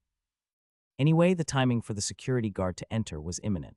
I leaped behind the door and concealed my body. From the future I had seen through the predator's sense, I knew that there was only one security guard who had attacked me. The other one had not yet returned from the bathroom. Should I run? If the security guard found out about my presence, it would be disastrous. Even if Kisaragi died, I wouldn't be able to evade pursuit. The security guard must be dealt with here. Fortunately, there was only one opponent. If I launched a surprise attack, I could kill him. My body entered combat mode once again. I pressed my body against the bathroom door, causing it to slowly inch open. I could see the tip of a military boot beyond the door. Gradually, his entire body entered the bathroom. Gasp, a voice of surprised human. He was fixated on the corpse lying on the floor. I, hiding behind the door, sprang towards him. My body stuck to his shoulder, and I could sense his shock. He should have reached for his gun immediately, but he didn't. Instead, he brushed his shoulder. In a way, it was a very realistic response. Anyone would react like that when something winged and resembling a desert spider attached itself to their shoulder. My tail, having penetrated his ear, was slowly withdrawn. He had been instantly killed by the paralytic poison injected close to his brain. As he collapsed to the floor, the bathroom door closed. Not long after Kisaraga's death, another unfamiliar security guard also met his end. Outside was quiet. No one had witnessed the deaths of the two people. I need to hurry. Soon his colleague would return. I quickly restored the grill of the ventilation duct to its original state and hastily left the bathroom. I took a winding route instead of going directly to the nest because there might be unexpected means of tracking. When I arrived at the nest, I activated the text box. Hatchling metamorph, evolution conditions have been met. Would you like to evolve? The time for evolution I had been waiting for had finally come. After one last look around, I accepted. Mucus for evolution flowed from my body like water. It poured out in such quantities that it encased my entire body. The liquid solidified into a hard shell, layer by layer. If someone were to see me now, they would probably think I was inside some kind of cocoon. It's strange. Inside the cocoon, there was a peculiar sensation that was hard to put into words. To describe it somehow, it was a feeling of being different, a sense that I was becoming an entirely different being. Inside the cocoon, the secretions were reassembling me into something foreign. If I had memories from my fetal stage, this might be what it feels like. If I could perceive the process of my mother's womb creating my existence, it would surely feel something like this. I wanted to open my eyes and see for myself, but it was impossible. Since entering the cocoon, I had completely lost control over my body. The sensation I'm feeling, is it rooted in physical sensation, or does it stem from something like my spiritual existence, perceiving the changes in my body? I don't know. I guess I'll have to think about it. Let's wait patiently. I've done everything I can. I decided to rest in this cozy cocoon until the evolution is complete. Above the cooling room in the ventilation duct, it was a place that until recently had been filled with contaminated air and disgusting fluids pouring out of spores. It had been a space full of impure humidity, but now it was so dry that it was hard to imagine its previous state. All the spores had dried up, and the mucus tendrils that had clung to the walls like spider webs had withered like dry branches. In the midst of the ruined nest, there was a cocoon about the size of a young boy. Despite the cold air rising from the cooling room, the surface of the cocoon was rough, like desertified soil. It seemed to be absorbing the moisture from its surroundings. Then the cocoon shook. Something was moving inside, trying to come out. After a few more shakes, a crack appeared on the surface of the cocoon. The shell fell to the ground, and something black emerged from the inside. It was an alien form, covered in black chitinous exoskeleton, resembling a human arm. At the end of the arm were 4 long fingers, reminiscent of the talons of a bird of prey. Starting with the first arm that protruded, several more arms emerged from the cocoon, breaking through the shell. Finally, the entire cocoon was discarded, revealing its true form. With 4 long arms, 2 smaller arms near its chest, thick and sturdy legs, and a long tail that was about 1.5 times the size of its body, it opened its eyes. With shining ashen eyes, it looked down at its body. Grr. It seemed to smile contentedly. The airship's conference room. This is where the senior leadership of the ship gathers for meetings when something important comes up. Life inside the ship is usually static, so when something important happens, it undoubtedly means a serious problem. Everyone in this room was aware of that, but no one could have imagined that a nuclear bomb would go off. What should we do? The one asking the question was the chief medical officer responsible for the crew's health. His gaze was directed toward the empty chair. In any other seat, perhaps, but that one should never remain empty. The empty chair belonged to the chief research officer. Damn it, I don't know. Samuel muttered a curse, but no one in the room pointed it out because they all felt the same way. Samuel splashed his face with cold water. It was bewildering to think about how to handle this situation. He wanted to take drugs or get beaten to forget everything, but Samuel was the captain of this ship. Everyone was waiting for him to say something. Have you identified the cause? When I looked with my naked eye, it seemed the research officer was attacked and killed. It looks like she was slashed with a small saw, but will need a detailed examination to be sure. A detailed examination, does that mean an autopsy? In response to Samuel's question, the medical officer nodded. They both knew that the word autopsy had been mentioned, but it was impossible to carry out an autopsy on the noble capital. Regardless of the family, the noble capital did not like anyone touching a corpse. They were people who cherished their own bodies and did treat others' bodies as playthings. If even the slightest trace of a scalpel were found on the corpse, the noble capital would not leave the medical officer, who led the autopsy, alone. Security officer, how far has the suspect search progressed? We've checked all the surveillance cameras on board, but there was nothing unusual. The primary suspect, the security guard, is currently being interrogated. Do you think he's the culprit? Based on the information we have so far, it's unlikely. Report as soon as the search results come in. The most important person on the ship had died, and the culprit was unknown. Samuel barely suppressed the urge to abandon the ship and run away. He knew what had become of the researcher who didn't listen to Keisaraga's words. The researcher had his brain extracted while still alive and became an experimental subject. A promising talent had suddenly become nothing more than a brain floating in a test tube. The same fate awaited anyone who didn't listen. It was hard to imagine what punishment those involved in Noble Capital's death would receive. Everyone knows what happened in the lab. If you don't want to end up with just your brain and subjected to electro-torture, you have to come up with some kind of plan. The word brain and electro-torture made everyone in the room shudder. To avoid the worst possible outcome, they all desperately put their heads together. Accident during the experiment. What are you talking about? Think before you speak, navigation officer. We're not talking about just one or two researchers here. How do you expect us to handle this? Sigh, you talk tough. But we're still a middle capital, you know. What did you say? Then how about this? Food poisoning. Then we're screwed upside down. If you want to die, do it alone, tech officer. What did you say? Those who can't do anything besides eating shouldn't dare speak up. Which capital are you from? In a state where anxiety filled their minds, the meeting was not going well at all. The conference room quickly turned chaotic. Amidst the shouting and bickering, someone slammed their desk forcefully. Quiet. He was the crisis management officer who commanded the soldiers. All this internal squabbling only complicates the situation. After calming everyone down in an instant, he paused for a moment and then spoke. Captain, our current location is near planet C8. What's that got to do with anything? C8 is in the territory of the space dogs. Samuel raised an eyebrow, trying to understand what the crisis management officer was trying to say.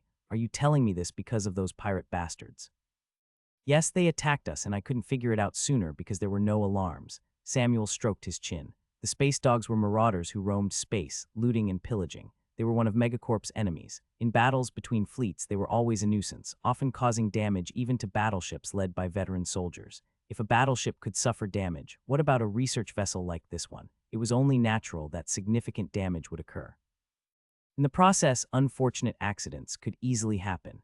If we report that we were attacked by them, we can probably mitigate the death of the research officer.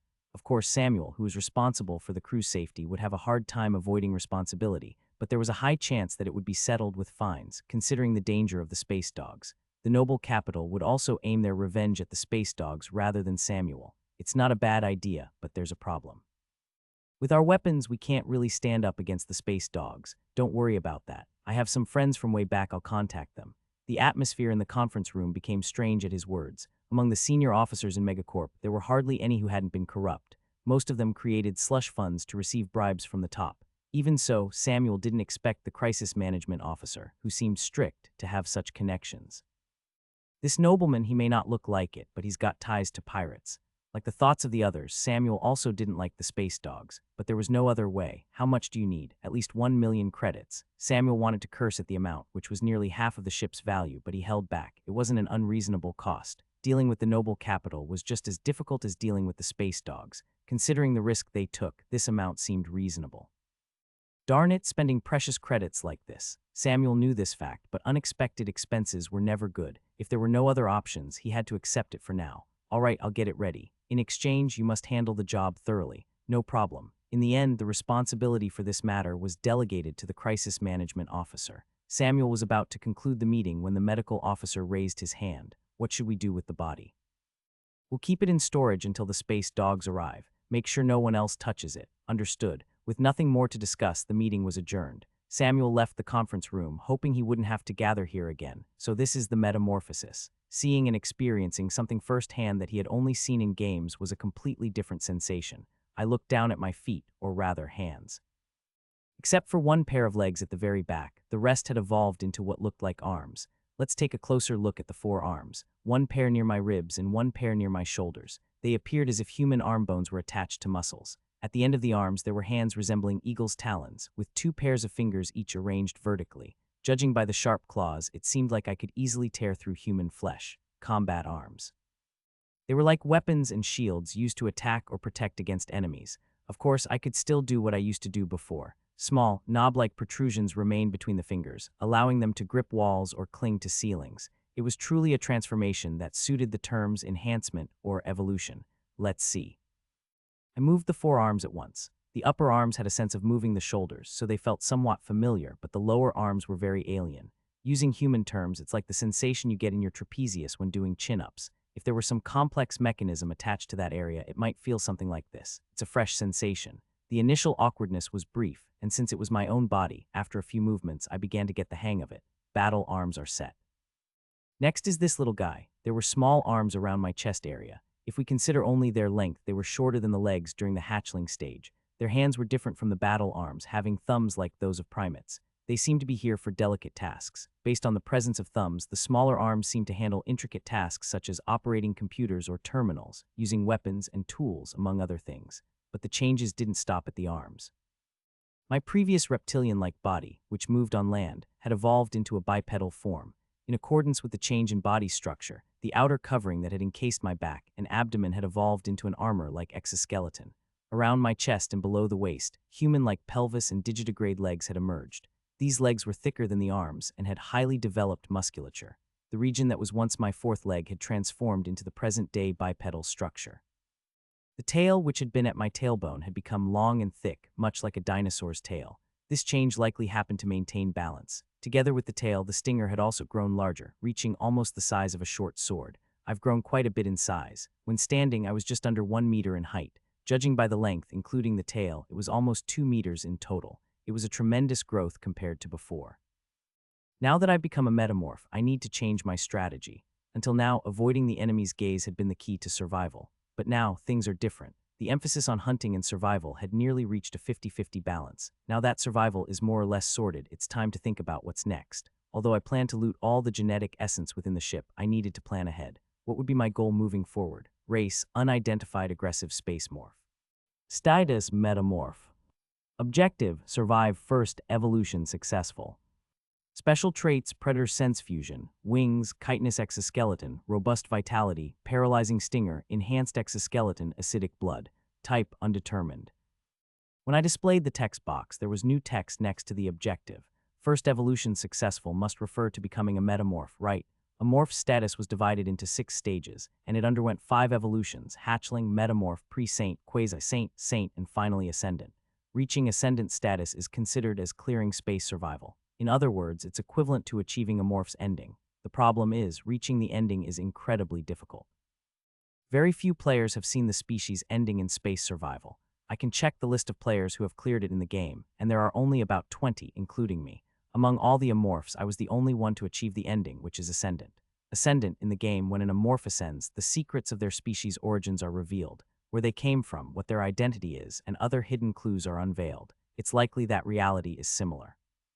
If I succeed in ascending, I might learn how I became an amorph and why I ended up in the world of space survival. The problem is how to get there. I checked the newly added category in the text box, which was type. Unlockable types do not exist. Would you like to view the list of potential specialized types? Becoming a metamorph marked a significant turning point for amorphs. It was the moment when they determined their type. In comparison to other species, you could think of a type as a profession. The difference was that when you obtained a profession, related abilities were unlocked. However, for amorphs, it worked the opposite way. If you met the conditions, your type would be unlocked and it would synergize with related abilities. For For example, if you had many physical enhancement attributes, you might unlock the physical enhancement type. In that case, your existing physical combat-related attributes would become much stronger. Considering my attributes, I might become the physical enhancement type. I personally liked that type, especially if the chitinous exoskeleton was enhanced by the type. It would practically turn me into a living tank. Just charging at the enemy could turn them into minced meat. But let's see what's available. View the list. Currently, there are 2 potential specialized types. Physical Enhancement Type 610, Psychic Enhancement Type 1.53. But what's this? The number next to the Psychic Enhancement Type was unusual. One has to be the Predator senses, but what's the 0.54? None of the attributes I have can explain that. To obtain genetic essence, you had to consume almost the entire corpse. Judging by the 0.5 designation, it was probably due to leftovers or failed acquisitions for some reason. I recalled the things I had eaten so far: spiders, cockroaches, cat. Among them, there was no creature capable of having psychic abilities. I never left any leftovers before. I remembered, Kasaragi Yujin. She was the only one I left behind. I noticed she had a strong sixth sense. Could it be because of psychic powers? In the game, while individuals with psychic powers were rare among humans in Megacorp, they were not non-existent.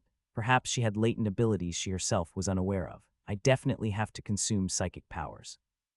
The physical enhancement type was a matter of personal preference, but psychic powers were a different story. Having them or not made an enormous difference. Let's find the corpse. I used my JAWS auxiliary system to check the airflow. Considering the temperature, humidity, and the condition of the dried-up nest, I estimated that I had been in the repair state for about a day. By now, post-mortem rigidity should be in progress, and I needed to consume the body quickly before it began to decay. More damage to the corpse, the harder it would be for me to acquire the genetic essence intact. Let's start with the corpse. I decided to leave the nest recovery for later and prioritize obtaining the traits. I exited the refrigeration room. The first place to go is the bathroom. There should be traces of where Kasaragi went in that direction. I followed those. As I headed toward the bathroom, I found myself detouring into the hallway. There were areas where I couldn't navigate with my enlarged body. Maybe it's because it's nighttime, but there's no one around. The auxiliary systems that had grown to tentacle-like proportions were not just longer, but had also become more intricate. Although the range hadn't expanded, they had become more detailed. No human presence was detected within a 50-meter radius. The only movement was the mumbling of people sleeping soundly in their beds in the bedrooms. Beyond a fork in the hallway, my auxiliary systems alerted me that guards were stationed in front of the bathroom. I could sense the vibrations in the air they created with their yawning. The guards who had been on duty all night showed signs of fatigue. Not the right time now. The fact that the enemy's condition wasn't normal was an advantage for me, but their numbers were too many. Besides, I had already traced the traces of the corpse. I decided to save dinner for later and moved in a different direction. I continued down the corridor, following the traces. Except for the hallway in front of key facilities, there were no surveillance cameras, so I could proceed without being monitored. As I walked, I entered an area where the ventilation duct expanded. I crawled up toward the ceiling. Even as the location changed, my senses didn't miss the scent of the body. While I was crawling, the smell of meat wafted up from below. The mortuary, the place where the deceased were laid to rest.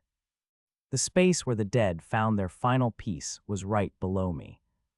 It's an era where life isn't valued. Nowadays, no one feels repulsed by purchasing human lives with money. The interesting thing is that even in such a dystopian society, we still have a culture that honors the dead.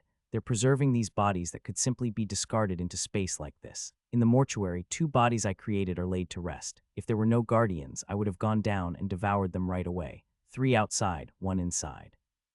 Perhaps because 2 people have died, the armament of the guards outside wasn't ordinary. All 3 of them were in reinforced suits. Alone, I could have taken them on, but 3 would be too much. If the fight dragged on, more of their comrades would gather, so it's best to avoid combat with them. The person inside is a civilian. Seeing the smell of disinfectant and formaldehyde emanating from the body, it seemed that the opponent was a doctor. He had earphones plugged into his ears and was listening to music. Is there any way other than a surprise attack? The problem was that the doctor's face was facing the direction of the ventilation ducts. No matter how much he was blocking his ears, if I went down like this, I would be caught immediately. I need to divert his attention. Disrupting prey is also a basic hunting tactic. Luckily, I had just learned a new ability, so I should try using it. First, I moved to a different spot. The doctor's vision didn't reach there. With my forearm, I lightly scraped a forearm where the doctor's sight couldn't reach. Black blood oozed out from the thin wound. Droplets of blood fell onto the alloy plate, and the alloy plate emitted a pungent smoke. The acidic blood trait. It's one of the abilities I acquired automatically when I evolved into a metamorph form. It's a trait that damages nearby enemies by acidifying blood. Both the enhanced exoskeleton and acidic blood may seem defensive, but the true value of this trait lies elsewhere. It's useful for infiltration and armor destruction. It's stronger in acidity than chemical weapons, so it can easily dissolve alloy structures. It can be used to melt the enemy's armor at the beginning of the battle or to infiltrate the enemy's base or spaceship. What's that smell? The doctor reacted to the pungent gas emitted by the melting ceiling. He pinched his nose and turned his head repeatedly. Why is that? His gaze reached the ceiling with holes. The acidic liquid was now melting even the stainless steel cart. The doctor stood up from his seat and approached the melting cart. The fruit was ripe enough. It had to be harvested before it rotted. I opened the ventilation duct and jumped down. Due to the smell in his earphones, the doctor couldn't perceive my movements. Landing gracefully on the floor, I slowly got up. Acid solution. Where is it leaking from? Realizing that the smell was toxic gas, the doctor quickly covered his mouth and nose with his coat. While he was staring up at the messed-up ceiling, I got closer and closer to him. Security, When he turned around, I was right in front of him. Although he was taller than me, he couldn't feel the difference at all. He was overwhelmed by my appearance. A chitinous exoskeleton that shone as black as the abyss of space. 4 gigantic arms long enough to touch the ground when extended and thick, powerful legs. A tail so strong it could penetrate through alloys. Jaws powerful enough to crush human bones as if they were nothing. Before him stood a creature that seemed to have emerged from the depths of a nightmare, a profound and eerie terror. The creature's mouth opened, independent of its will. He could feel air rising from the lungs, attempting to rush through the vocal cords as if it wanted to escape. He tried to scream, but failed. Tail, almost a meter long, was now lodged in his mouth. The sharp stinger pierced through his tongue and into the back of his skull. GGG. His body trembled, shaking in the wind like a weed. Foam flowed continuously from his mouth, staining the once white gown he wore with the evidence of a fading life. His dilated pupils gradually returned to normal, life draining from his fear-filled eyes. The prey had died in this manner. Withdrawing its tail, the creature gently placed the lifeless doctor on the ground. Fortunately, the guards stationed at the door seemed oblivious to the murder that had just occurred. Their movements remained unchanged. It wasn't a hunt I was counting on, but it was successful. Leaving the doctor's body behind, the creature began searching for Keisaragi. Most of the refrigerators for storing corpses were empty. After all, in a place like this, little more than a research vessel, how often would people die? Finding her wasn't too difficult. On a cold cart lay the lifeless body of Keisaragi Yujin. Her severed head and neck remained detached. It didn't take much to guess the reason. She must be a noble capital. They wouldn't allow anyone to touch the bodies. Chemical processing could potentially damage a corpse, so it made sense that the doctors would leave them as they were. The creature reached out and lifted her severed neck. With her eyes closed, she appeared to be peacefully asleep. Seeing her like this, it felt strange, a peculiar emotion. No matter how much I've adapted to space survival, I'm still a typical college student preparing for graduation. Yet here I am having killed a person. Is that all? I'm about to eat a person too, and yet I feel no guilt whatsoever. They say there's evil in every human's heart. Has my environment changed and with it myself? Have I become this ruthless killing machine, my true nature? There's no use thinking about it. After all, apologizing for killing 3 people and saying I'm sorry won't make them leave me alone in the first place. To stay alive, I have to keep killing. That's how a morph survives, and it's the way I need to adapt. Let's eat for now. Having completed my evolution, I was quite hungry. Thinking about it with a corpse already in front of me was pointless. I opened my flexible jaw wide. Like an anaconda, my gaping maw swallowed the human head whole. Sharp teeth tore through flesh, and my crushing force, which could bend steel, shattered the skull. The already non-functional brain was crushed, and brain matter oozed out. Tastes good. As expected, it was an extraordinary taste. I felt like a fool for hesitating so much about killing people. Life is like eating lobster once you crack the thick and sturdy skull. The tender meat inside flows smoothly down the throat. The 2 eyes, of which there are only 2, burst like cherries on a cake, delivering an exquisite flavor. The hair was a bit rough, but I considered that part to be a matter of personal preference. All in all, the taste of a human head was quite interesting. It was naturally delicious, but how could I describe it compared to a cat? A different dimension of flavor. That seemed like an appropriate way to put it. What I mean is, a cat can be compared to a franchise fast food restaurant. It's a form that competes with a taste that has been rigorously tested and validated through strict experiments. It's closer to a stimulating taste that immediately captivates your brain. But humans are different. Like a seasoned chef who has spent years preparing a dish, the taste is complex. Just as a craftsman puts his life into his cooking, humans are the same. Since their entire life is absorbed into them, their taste can't be simple. I finished eating the head in one go, and the hunger, like a stamp imprinted by my species, urged me on.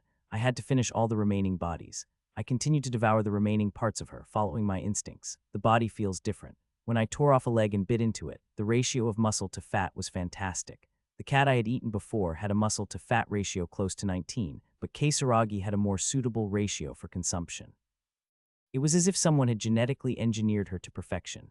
The skin and muscles were firm and chewy, providing the joy of eating, while the bones were hard, offering a satisfying crunch. The organs in the abdomen were as soft as well-cooked tomatoes. As I was enjoying my meal, I chewed on something foreign in my mouth. I spat it out onto my palm, and it turned out to be a small, button-shaped mechanical device. Did this come from her heart? I couldn't tell if it was a heart rate monitor or some other kind of machine. It didn't seem like something you'd typically find, but maybe her heart had a problem. I didn't pay much attention to it and crushed the device underfoot. Afterward, nothing artificial came out of her body. Just like when I ate the cat, I left no trace of blood. Predation effect activated. Successfully obtained psychic organ genetic essence from human biological traits. The psychic organ has been obtained.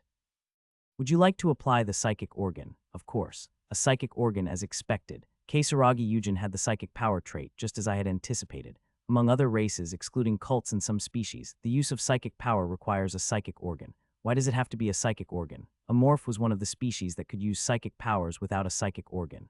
Otherwise, I wouldn't have been able to use my enhanced sensory abilities, and I would have died quickly. But now the psychic organ trait Keisaragi gave me was essentially a dud. Well, let's not think negatively. You can't fill up on just one bite. Most of the time, things don't work out as well as you expect. Since I needed to secure my types, I decided to think positively about it. When I chose to accept, a signal came from the back of my head. There was a sound of flesh tearing, and something sprang out from the inside. As I explored the large arm around the back of my head, it turned out to be a cluster of small tentacles.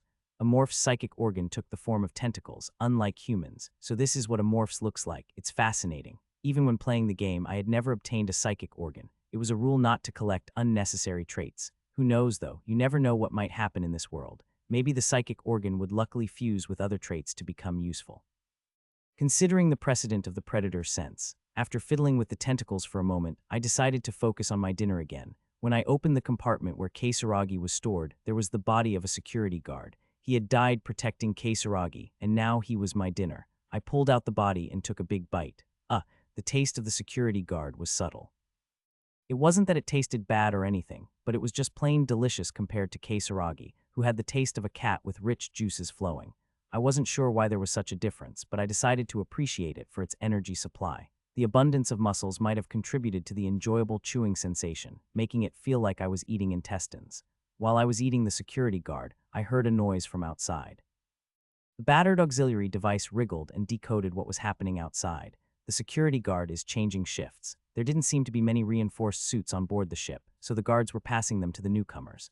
I had obtained valuable information that there were few reinforced suits available, but a problem arose. The doctor will change shifts too, right? It had been about 40 minutes since I started eating Keisaragi. If someone came in to change shifts, they would surely notice that the doctor was missing. Soldiers were standing outside, and someone was disappearing inside. It was suspicious by anyone's standards. We are in the age of space travel now. In a world where there were as many unknown extraterrestrial beings as there were stars in the sky, how would people react to this situation? They'll probably think there's a monster in the same space as them. It wasn't desirable for people to be suspicious. If someone thought they were being targeted, their natural instinct would be to heighten their guard. I'm not strong enough to engage in a full-scale battle with the enemy yet. Until I became stronger, suspicion should fall on the other crew members, not me. As I contemplated the doctor's body, a cart entered my field of view. Smoke was rising from the cart, which was now unrecognizable due to the corrosive blood. Smoke. Coincidentally, I was in the mortuary, where various chemicals, including embalming agents, were stored. Suddenly, an interesting idea came to mind. It was a very useful method to not only survive, but also torment the crew members while overcoming my crisis. Officially, Megacorp doesn't have a capital city. The entire nation has been corporatized, replacing all terms with words used by companies. For example, the Space Marines are referred to as the Crisis Management Team, and the department overseeing various industries is called the Resource Management Team. Even though they don't use the term capital, there is a place that could be called the center of Megacorp, and that place is Earth. They refer to it as their headquarters. On that Earth, the heart of Megacorp was established. 5 corporations had contributed to the founding of Megacorp, and they were the kings of Earth. Among these 5 major families, the Yujin family, which had its roots in what was once called East Asia, stood out. Yujin Agriculture, which started as a small business in South Korea, never forgot its origins, even after becoming a giant corporation that dominated the galaxy. Ancient capital of a country that no longer existed had become the Eugen family's mansion. It wasn't a metaphor, the entire city had become the residence of the Eugen family. Inside the gigantic dome-shaped mansion, there were maglev trains and small aircraft for transportation, and even an artificial sun for the internal ecosystem. Compared to other planets, this place was ahead by about a century. Here, millions of tools served the members of the Eugen family and attended to their needs. Amidst all the high-tech marvels, there was an old cabin and a garden. This was the residence of the head of the Eugen family, Akira Eugen. Akira Eugen, the Sun King of the solar system, had served as Megacorp's CEO 3 times in a row. 2 men in suits stood near the garden. One was an elderly man with white, combed-back hair, and the other was a younger man. They had been waiting here for an hour already. Though there might have been some discontent, they remained silent. Dogs don't bark until their owner commands them. They waited for Akira to finish his business. Akira, who had been working the fields with a hoe, finally stood up. "You've waited a long time. Come here." In response to Akira's words, the younger man approached him. "What's the matter?" "It's about the young lady." "Young lady?" Akira raised an eyebrow. The man added a few more words. "It's Miss Kasaragi." "Oh, the third daughter." Only then did Akira remember, and he smiled as if he had just recalled something. Corners of the old man's eyes, who had been silently observing, twitched slightly. "Right, what about Kasaragi?" "The young lady's signal device has been destroyed." The meaning of those words was clear. Kasaragi Eugen was dead. Akira frowned at those words. "That can't be. I never assigned anything burdensome to Kasaragi. The last signal came from C8. It's space dog territory." Listening to the man's words, Akira nodded and raised the hoe he had been holding. He then brought it down on the man's head. The man with the hoe stuck in his head couldn't even scream and slumped down. Akira didn't stop there. He pulled the hoe out and continued to strike the man's face. The sound of flesh being mashed filled the garden. With blood and brain matter on his face and hands, Akira tossed the hoe onto the corpse. "Dispose of it." "Yes." The old man flicked his fingers as if this wasn't an uncommon occurrence. At that moment, 2 men in black suits entered the garden from outside, picked up the body, and swiftly disappeared. "The hoe is rather useless. Our most important tools are the people. You know that, right?" "Yes, I will be cautious." "Good." The reason the man died was simple. Akira answered unasked questions twice. 10 billion credits have been spent on raising Kasaragi. That's an amount comparable to the development cost of a new battleship. Even genetic modification treatments were performed on her frail body. Do you think pirates or the like would be able to touch her? Akira took a towel from his pocket and wiped his face. "I wonder who would dare harm the heir of the Eugen family." Kasaragi's ship. Was the captain Yuseong Samuel? "Yes." "Then it's closer to Saturn, right? That's where the Samuel family has influence." The Samuels were a primate capital that held sway over Mars. While they couldn't compete with the noble capitals, they still vied for the position of Megacorp's rulers. Then could it be Eden's plan? No, Eden's heir is a coward. He doesn't have the courage to challenge the Eugen family like that. The heir he mentioned is the current head of the Eden family, known in society as the Tiger of Mars. He was considered a lesser figure compared to Akira, who held such an imposing presence. The butler was aware of the fact that while the head of the Eden family was assassinated twice, Akira assumed the role of the Eugen family's master. Therefore, the butler could confidently assert that the old man before him had the right to make such a statement. If it's not Eden, then who could it be? Ah, well. "What do you think?" "I think it might have been TC's doing." The butler replied promptly. Akira seemed to like this response, and his eyes crescented in approval. "Haha, we seem to be on the same page. TC and Eden may seem to be at odds over Jupiter's dominion, but they are secretly working together. After all, Eden's credits come from TC." The butler didn't show it, but he was internally shocked. He had only been speculating, and he had no idea that the 2 parties had actually formed an alliance. The fact that TC, the rulers of Earth, and Eden, the Martian nobility, had joined forces was a top-secret matter, known to only a handful of people aside from the heads of the 2 families. Unfortunately, Akira was one of those who knew. That snake-like brat probably plans to dominate the board before the council meeting. You must know that too. Akira handed Butler a blood-soaked towel. "Yes, TC's family head, Samdam Kemblin, is eyeing your position, my lord, I see. That audacious little punk. It seems he's not afraid to target me." The situation seemed quite entertaining to Akira, who burst into laughter while covered in blood. The butler, who had been silently waiting, remained unfazed. He had seen Akira's actions for decades and felt no emotion now. Akira suddenly stopped laughing, as if his previous mirth had been a lie. His face was devoid of any expression. "That's right, that arrogant little brat. He must be planning to outmaneuver me before the council meeting. We have the rightful claim, so let us strike first. Inform everyone in the family." "Yes, and..." For the first time, life returned to Akira's emotionless face as his eyes lit up. "Anyone who has damaged my assets should be killed. Yuseong Samuel of the Samuel family and anyone even remotely related to his ship. Bring them all to me." Yes, there's a shadow infiltrator near C8. Contact them and take care of it. Understood. The term shadow startled the butler. Shadow referred to a special unit directly under the family head, made up of genetically modified mutants with extreme enhancements, known for their immense combat abilities and ruthless efficiency. It looks like a storm is brewing. Once the shadows were deployed, the fate of Yuseong Samuel and his subordinates was sealed. The future held nothing but a gruesome destiny for them, to the point where death might be considered a mercy. With a small measure of consolation sent to those somewhere out there in the cosmos, the butler quietly withdrew. Meanwhile, on some distant corner of Earth, a massive war and ruthless slaughter were unfolding. On Samuel's ship, chaos reigned due to an unexpected disaster. What the hell is going on here? Samuel was on the verge of collapsing. Before him lay what used to be the mortuary, but now only ashes remained in the place where it had been. A sudden fire had razed it to the ground. The crisis management officer summoned his subordinates. What the hell happened? WLUC. Under the sharp gaze of the crisis management officer, the soldiers nervously explained what they had witnessed. We smelled something strange inside, sir, and saw smoke coming out, so we decided to investigate. Is that so? According to the soldiers, during their watch, they had detected an unusual smell and smoke emanating from inside. As they were not supposed to enter except for the doctor, they had waited for a relief doctor to arrive. As time passed and the smoke didn't dissipate, the soldiers reluctantly opened the door and entered. What greeted them was not the doctor, but a raging fire. I don't understand. How can there be a fire in a place where there's only corpses? What happened here? The chief of the medical team, who had arrived late, was shocked at the scene. Seeing the state of their captain, who was unable to respond, the crisis management officer briefly explained the situation. Having heard the story, the medical officer stiffened his expression. It's possible that the chemical compound stored in the morgue ignited, but it's highly unusual for a fire of this magnitude to occur. What do you mean? The medical team leader sealed his lips, cautiously glancing around. Artificial fire. Just as the medical officer had said, if there was an arsonist among the crew, the situation was grave. Moreover, the intent to set fire to the place where the research team leader's remains were stored was glaringly suspicious. Let's start by examining the bodies. That's a good idea. After extinguishing the fire, the soldiers took out the bodies. The medical officer meticulously examined the charred remains. This person was one of the team members working overtime. Checking from the upper body to the head was particularly difficult due to severe burns, but they could identify the subordinate by the ring on their hand. As the medical officer contemplated the bitterness of the subordinate's death, he completed the autopsy of the remaining bodies. Then he realized that someone was missing. Are all the bodies here? Yes. Why do you ask?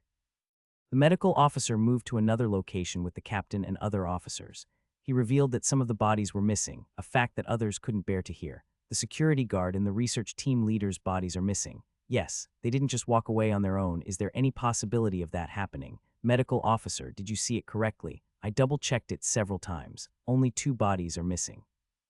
Following the death of the research officer, now a mysterious arson case had unfolded. Someone from within is attacking us. That fact crossed everyone's minds, not ghosts, but could it be unidentified extraterrestrial life forms on board? Hey, is this some kind of joke? Stop with the nonsense. It's just a suggestion. What's got the material management officer so worked up? It's nothing. More importantly, the biggest problem is the missing body of the research officer. Didn't we agree to rendezvous with pirates at C8?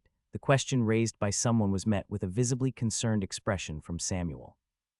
If they lost Keisaraga's body as well, he would have no cards left to play. Samuel urgently ordered, we must find the body at all costs. Do you understand? Shouldn't we focus on finding the culprit first? Damn it, this isn't just my problem. If you're worried about Noble Capital's retaliation, then cooperate as much as possible. Samuel's words were correct. Keisaragi Yujin's death was inevitable, but not being able to secure the body left no room for excuses. At the very least, they had to keep the body intact, or else a future more dreadful than death awaited them. Crisis Management Officer. Yes, Captain. Did you try contacting them? Yes, as soon as the meeting ended. Damn it, let's not talk about this. Just make sure the body is transferred properly. Are you sure? If we found it and can't figure out how to handle it, that's also a problem. Just make sure to find it before the rendezvous. It was a risky gamble, but the crisis management officer didn't point that out. Samuel might not know, but he had different thoughts in mind. Like an assassin concealing a dagger in their bosom, he nodded with an emotionless face. Following the crisis management officer, Samuel summoned the officer of the security team. The security officer was visibly shaken because he was not without responsibility for the messed up situation. Samuel placed both hands on his shoulders. You know we have to catch the culprit. I'm already doing my best. Your best isn't enough. You have permission to search all the crew members if you need to. Find the culprit, and I'll delegate all authority concerning this matter. Although the captain offered to transfer all authority, the security officer's expression remained grim. Can we really catch them? He wasn't confident, but he couldn't admit it. Very well, we will definitely find them. I trust you. The security officer reluctantly responded with a show of confidence. While everyone was in a state of confusion, the culprit who had caused this situation from the ceiling vent was silently observing them. As the officers dispersed, it followed one of them discreetly. Things have worked out very well. A way to hide my identity and disrupt the enemies, that was the fire. Setting fire to the chemical compounds inside the morgue was an act almost unimaginable for an extraterrestrial being. Of course, they might find it suspicious since no one from the outside came in, but they wouldn't suspect it was done by a human. They wouldn't doubt themselves. After consuming the security guard's body entirely, I collected the chemicals inside the morgue. Dropping a few drops of acidic blood onto the toxic substances, the flames quickly erupted. Enhanced exoskeletons are fire-resistant. The flames enveloped my body, but I hardly felt the heat. I calmly passed through the fire and ascended to the morgue's ceiling. I waited a little away from the morgue, and people began to gather. The fire had quickly been extinguished, but most of what was inside had turned into ashes. The bodies had been well taken care of, but there was one moment when things nearly got dangerous. I can't believe they brought up the topic of extraterrestrial life forms. After that, the captain and the officers kept pouring out important information, not realizing I was listening. Pirates, huh? The captain has really lost it. Space dogs, I know them well. It's a coalition of various species who engage in piracy, self-proclaimed conquerors of the cosmos, yet labeled as cosmic trash by others. They occasionally take on mercenary work, but they'll betray you at the slightest provocation. Sometimes it's said that trusting space dogs is worse than trusting a morph who doesn't make any sense. Speculation suggests that the captain planned the docking to shift the blame for Caesaraga's death onto the pirates. If he had known a bit more about the space dogs, he would never have made such a choice. It doesn't seem like the captain made that foolish decision himself. Someone must have influenced him. It seems like the crisis management officer was leading it. I should keep an eye on him. Perhaps he's in cahoots with the pirates. What should I do if the pirates attack this ship? It's not all good or all bad. There are pros and cons. One advantage is that the space dogs are composed of various species, so the range of genetic essences I can obtain is broader. If the pirates were to raid the research ship, I could easily acquire various genetic essences. The downside is that the genetic essences I can obtain from the research ship will be reduced. I don't know how many people are on the pirate side, but from what I've seen, the chances of this research ship winning are slim. Even the soldiers on guard are in a situation where they've had to put on their reinforced suits, so they won't be able to defeat the pirates, who are treating looting and fighting as if they were eating. Most of the crew will die in battle, and then my intake of genetic essences will decrease. Let's put this part on hold. I'll probably need to assess the pirates' level before making a judgment. While lost in thought, the meeting ended. Everyone went back to their tasks, but my super senses detected something unusual. That person, the material management officer who strongly denied my presence, seemed off in some way. He appeared fine on the outside, but something was amiss inside. His heartbeat was faster than the others, and cold sweat dripped from the hidden areas of his clothing. These were typical symptoms of nervousness. Why was he so nervous? He couldn't possibly have anything to do with this situation. I was initially going to return to my nest, but I became intrigued. I followed behind the material management officer. Even as he walked, he constantly glanced behind him. Why would he react like that unless he's hiding something? He continued to walk cautiously, and then he stopped in front of the cargo hold. Cargo container. The officer hesitated for a few minutes in front of the cargo container. After confirming that no one was coming, he entered the password. As the door opened, he entered briskly, as if he didn't want anyone to see him. While there was a cargo container manager, it wasn't unusual for the material management officer to know the password due to his position. But why hide something like this? It would have been more natural to enter confidently rather than being so cautious. He didn't emerge from the cargo container for over 30 minutes. When I tracked the officer's movements using auxiliary sensors, I noticed that he was repeatedly wandering around the cargo container. After an hour of seemingly meaningless actions, he left the cargo container. I decided to enter the empty cargo container. Dust and the smell of metal mixed in the air. The rough grating-style floor beneath my feet replaced the smooth alloy plates I had walked on earlier. Maybe due to my increased size, each step I took produced a noticeable sound. It seemed that hunting cockroaches would no longer be possible. Well, now I might have to resort to eating humans or livestock. With my increased size came greater strength, but it also meant increased energy consumption. I began to trace the remnants left by the officer, his sweat, the foreign substances stuck to his feet, and the traces they left behind served as my guide. The place where he had stayed the longest was in front of a particular container. I'll need an ID card and fingerprint recognition for this. Containers seemingly connected to the officer had a higher level of security compared to others that only required the caretaker's ID card. It's not even detectable with my enhanced senses. The walls seemed considerably thick, and even with my enhanced auxiliary sensors, I couldn't determine what was inside. One thing was clear, the officer was hiding something important. My curiosity grew with every moment. Should I make the material management officer my next target? Originally, I had planned to target the chief medical officer. However, considering the current situation, it didn't seem easy. They would undoubtedly be extremely cautious, knowing more about the suspicious deaths of their subordinates than anyone else. In that case, it might be easier to focus on an easier target. The cargo container manager and the entire material management team seemed to be acting strangely. If that were the case, even if the officer disappeared, would no one suspect anything? That became my new goal. Officer, please stop drinking now. Just one more drink, just one more. Why are you acting so differently today? Lately, the material management officer didn't seem to be living his usual life. In addition to his material management duties, he had a small side business, obtaining prohibited organisms from the black market and selling them to the upper echelons. Before boarding the ship, he had acquired something from the black market, an unusual egg not registered in the Megacorp database. He had dealt with all sorts of rare animals, but this was the first time he had seen an egg like this. According to the cult merchant who sold it, it was an egg obtained from a forgotten ancient ruin. Ancient creatures, damn. Regardless of its origin, he smelled money. After buying the egg, he contacted his trading partner, who also showed immediate interest. They agreed to make the trade on a planet where the research ship would dock midway. He secretly loaded the egg onto the ship. Until then, he had believed that everything would work out well, until the mortuary fire incident happened. When he heard the words uttered by a certain officer as if passing by, he couldn't help but wonder. The words suggesting the misdeeds of extraterrestrial creatures. He immediately went to the cargo container to check. The container door was slightly ajar, and inside, one of the eggs that should have been quietly sleeping was empty. Damn, I should have checked it earlier. After boarding the ship, he had only checked the eggs once to see if they were all right. If only he had properly closed the container door that day, even if the egg hatched, nothing would have happened. No, more than that, if he hadn't been drinking that day, he wouldn't have made such a mistake. Alcohol is the enemy. Alcohol. Captain, let's go in now. Because of one missed door inspection, 3 people had perished. Moreover, among the deceased was a noble capital. Even though the monster that had awakened from the egg and killed people was probably still roaming the ship, the officer couldn't go anywhere to complain. Before the retaliation of noble capital, he was terrified that the captain might lose his sanity and try to kill him. That's why the officer spent every night drowning his fears in alcohol. Sigh, his team members shook their heads and left the bar. The bartender next to him licked his lips. I'll close the door. Just one more drink. Just one more and then I'll go. With each gulp of synthetic alcohol, his torment was diluted. While he claimed that alcohol was his enemy, his body remained as usual. In the end, the officer once again left the bar in a drunken state.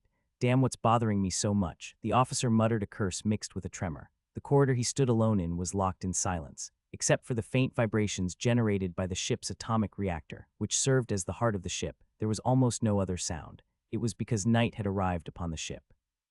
In space, the concept of day and night didn't exist, but human ships artificially created night at certain times for the crew's rest. The research ship led by Captain Samuel was no exception, so an artificial night had descended upon the ship. Stumbling through the silence, the officer walked. It was a corridor he had always walked, but today it felt strangely unfamiliar. Was it because of the alcohol? In a familiar space, he felt an unknown chill. Beyond the bright corridor lights, a terrible danger seemed to lurk, pressing him with an ominous premonition. Ah, for fuck's sake. The officer denied his own premonition, and with a tongue-tied curse, he headed for his quarters. In the corridor, made of high-strength composite panels with no gap in sight, the sound of his shoes echoed. His ears caught an unfamiliar sound. At first, he thought it was the sound of his own footsteps, but it was different. It was too faint for a human. It was like a soft, low sound, as if a wild beast were tiptoeing to hide its footsteps. An eerie feeling washed over the officer, and he stopped in his tracks. As he did, the footsteps following him abruptly ceased. The corridor enveloped in silence. The officer shivered all over. Something unknown was following him. "Who's there?" he shouted, but there was no answer. It felt like someone had forcefully poured cold water over him. He sobered up instantly and quickened his pace. His shoes made a discordant noise as they struck the hard metal floor. Step by step, the eerie footsteps following him seemed to quicken.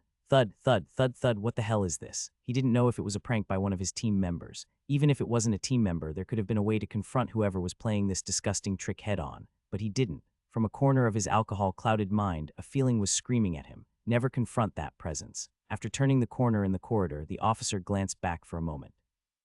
The officer saw it clearly. A shadow with a long tail reminiscent of a snake passed by in an instant. This damn thing, it was it. An extraterrestrial creature that killed people. The space killer that had devoured the research officer and the security guard had set its sights on him. Damn, damn, damn, damn, damn. His face was a mess of saliva, tears, and mucus. His clothes had long since been soaked with cold sweat, rendering them ineffective. A light, popping sound. The footsteps of it behind him became audible. The once faint sound had grown loud enough to mix with his own breath. The approaching presence of it from behind became more distinct. A growl, not of human origin, licked his spine. Despite his intoxicated state, the chilling sensation was unmistakable, as if it were etched into his brain. The officer wanted to scream, but he couldn't. The moment he made even the slightest noise, it seemed ready to pounce. Arriving in front of his room at last, he hastily entered the access code. He had never entered the keypad this quickly since boarding the ship. Damn it, open up. Finally, the door opened and he rushed into the room. As he closed the door, it vibrated as if struck by something. The impact sent the officer sprawling to the floor. He lay there frozen.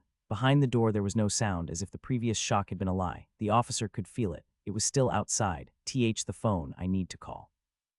With great effort, he regained his composure and thought of the emergency phone installed in his bedroom. Due to his tension, his legs didn't respond as they should, making him crawl like a cripple. Then it happened. A sound that should never have reached his ears. Beep. His head turned back towards the door like a puppet on a string. It is entering the access code. Beep, beep, beep, beep, beep. A cheerful alert sounded out of place as the door lock was released and the door opened slowly. The hunt had been easy. Well, could it even be called a hunt? He had merely cornered someone who was too drunk to think straight. His routine is so simple, it was easy. After observing him for 2 days, the daily life of the materials management officer was identical down to the last detail. He spent his days idling away in the materials management room and stayed up all night drinking at the bar within the ship. With a superior as pathetic as this, the team members didn't care about where he was or what he was doing.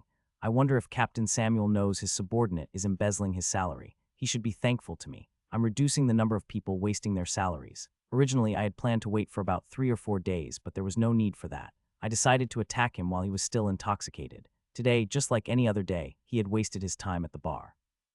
I had already confirmed that there were no surveillance cameras from the bar to the materials management officer's room. All that remained was to enjoy the leisurely hunt. I deliberately didn't ambush him. Just occasionally showing myself briefly was enough to make him follow my lead. It was frustrating that he was slow in fleeing due to the alcohol, but other than that, everything was satisfying. After desperately running, he hid in the room. A titanium-based ultra-high-strength alloy door that even a laser weapon couldn't penetrate separated him and me. He's probably feeling safe, thinking that the door made of titanium will protect him. That's not wrong. Using my thumb, I read the fingerprints on the keypad. The materials management officer never intended this, but he was now little more than a guest who had received an invitation. The door opened very easily, and inside there was a terrified face. A civilian with no weapons had no chance of resisting an amorph. I'll enjoy this. The materials management officer's taste was honestly mediocre. There was plenty of fat, but the strong scent of alcohol made it hard to taste anything else. Of course, I'm not a picky eater, so I ate everything except the thumb I needed for fingerprint recognition. Where is the ID card? I wondered, scanning the room. A stainless steel bed with a seemingly comfortable mattress was against the wall.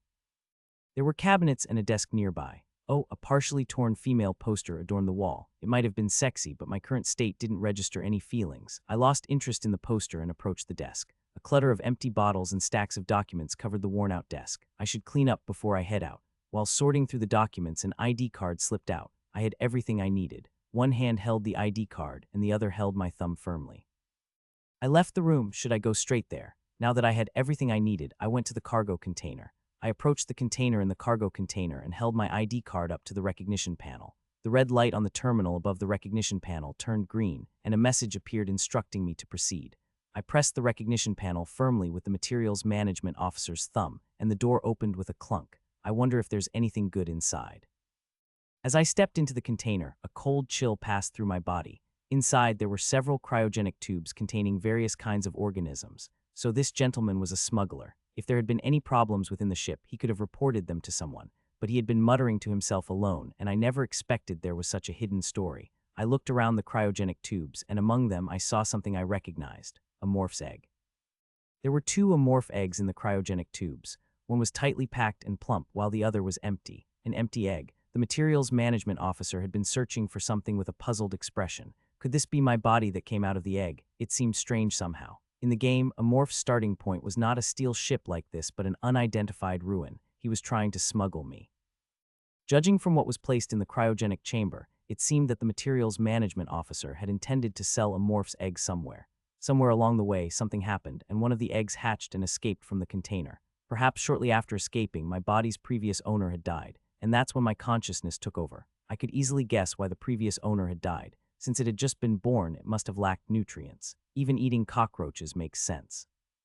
No matter how much I liked a morph, it wasn't easy to see a cockroach and immediately eat it with human sensibilities. Probably, it was instinctively done to survive. I bowed my head in front of the egg where a morph was born. Regardless, the creature was already dead and it wouldn't understand human gestures, but I just wanted to do it. Let's end the morning here. Human actions were over, and now it was time for Amorph-like actions. I opened the cryogenic tubes and began to consume another intact egg. I didn't spare any of the Amorph hatchlings that were inside. Amorph was hostile to all species, including its own kind. The one that hatches first eats the other eggs. Perhaps Amorph itself was the embodiment of extreme survival competition. When newly born, there were two advantages to consuming other hatchlings or eggs. One was that it could provide the necessary nutrients in its hatchling state, and the other was that it could quickly obtain Amorph's genetic essence. Strengthening traits like super sense through identical genetic essence is extremely helpful in the early stages. I had hoped to acquire genetic essence, but unfortunately there was no notification of predation.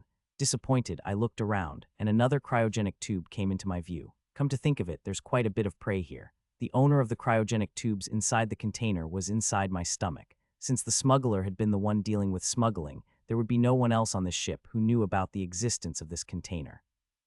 That meant there would be no one to object even if I consumed everything.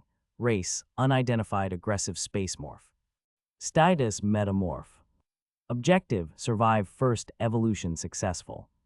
Special traits, predator senses fusion, wings, chitinous exoskeleton, robust vitality, neurotoxin glands fusion, enhanced exoskeleton, acidic blood, psychic organ, enhanced angular momentum, mimicry. Type undetermined. Currently, there are two potential specialized types.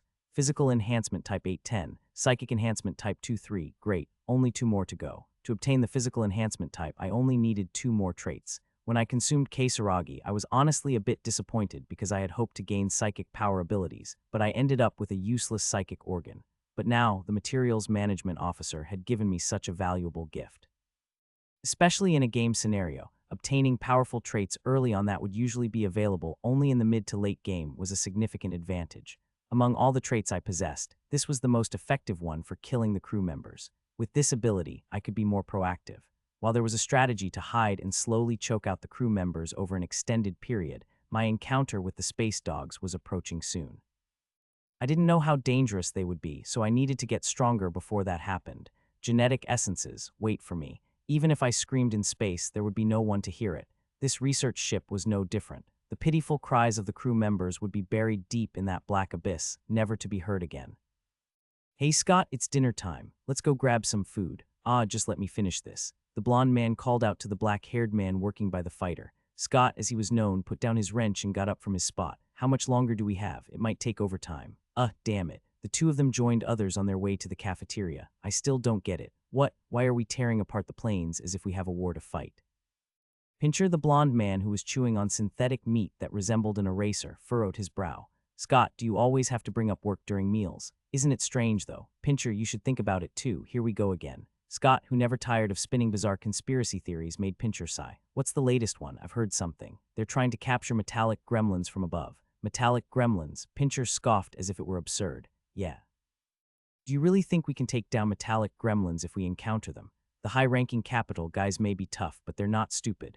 Instead of fighting, they'll probably run away. You should listen to people until the end. Apparently, metallic gremlins are already on board. They know about it above, and they're determined to catch them. What? Have you noticed the strange smell in the air lately? They say it's the scent of metallic gremlins. This is unbelievable. Pincher shook his head as if it were ridiculous. It was true that there had been an unusual odor inside the ship lately. However, if the air were genuinely contaminated, the ship's AI would have reported it long ago. Pincher had never heard of any air quality issues until now. Just listen for a moment. Someone from the kitchen team said that people on board have been disappearing one or two at a time since last week. What nonsense.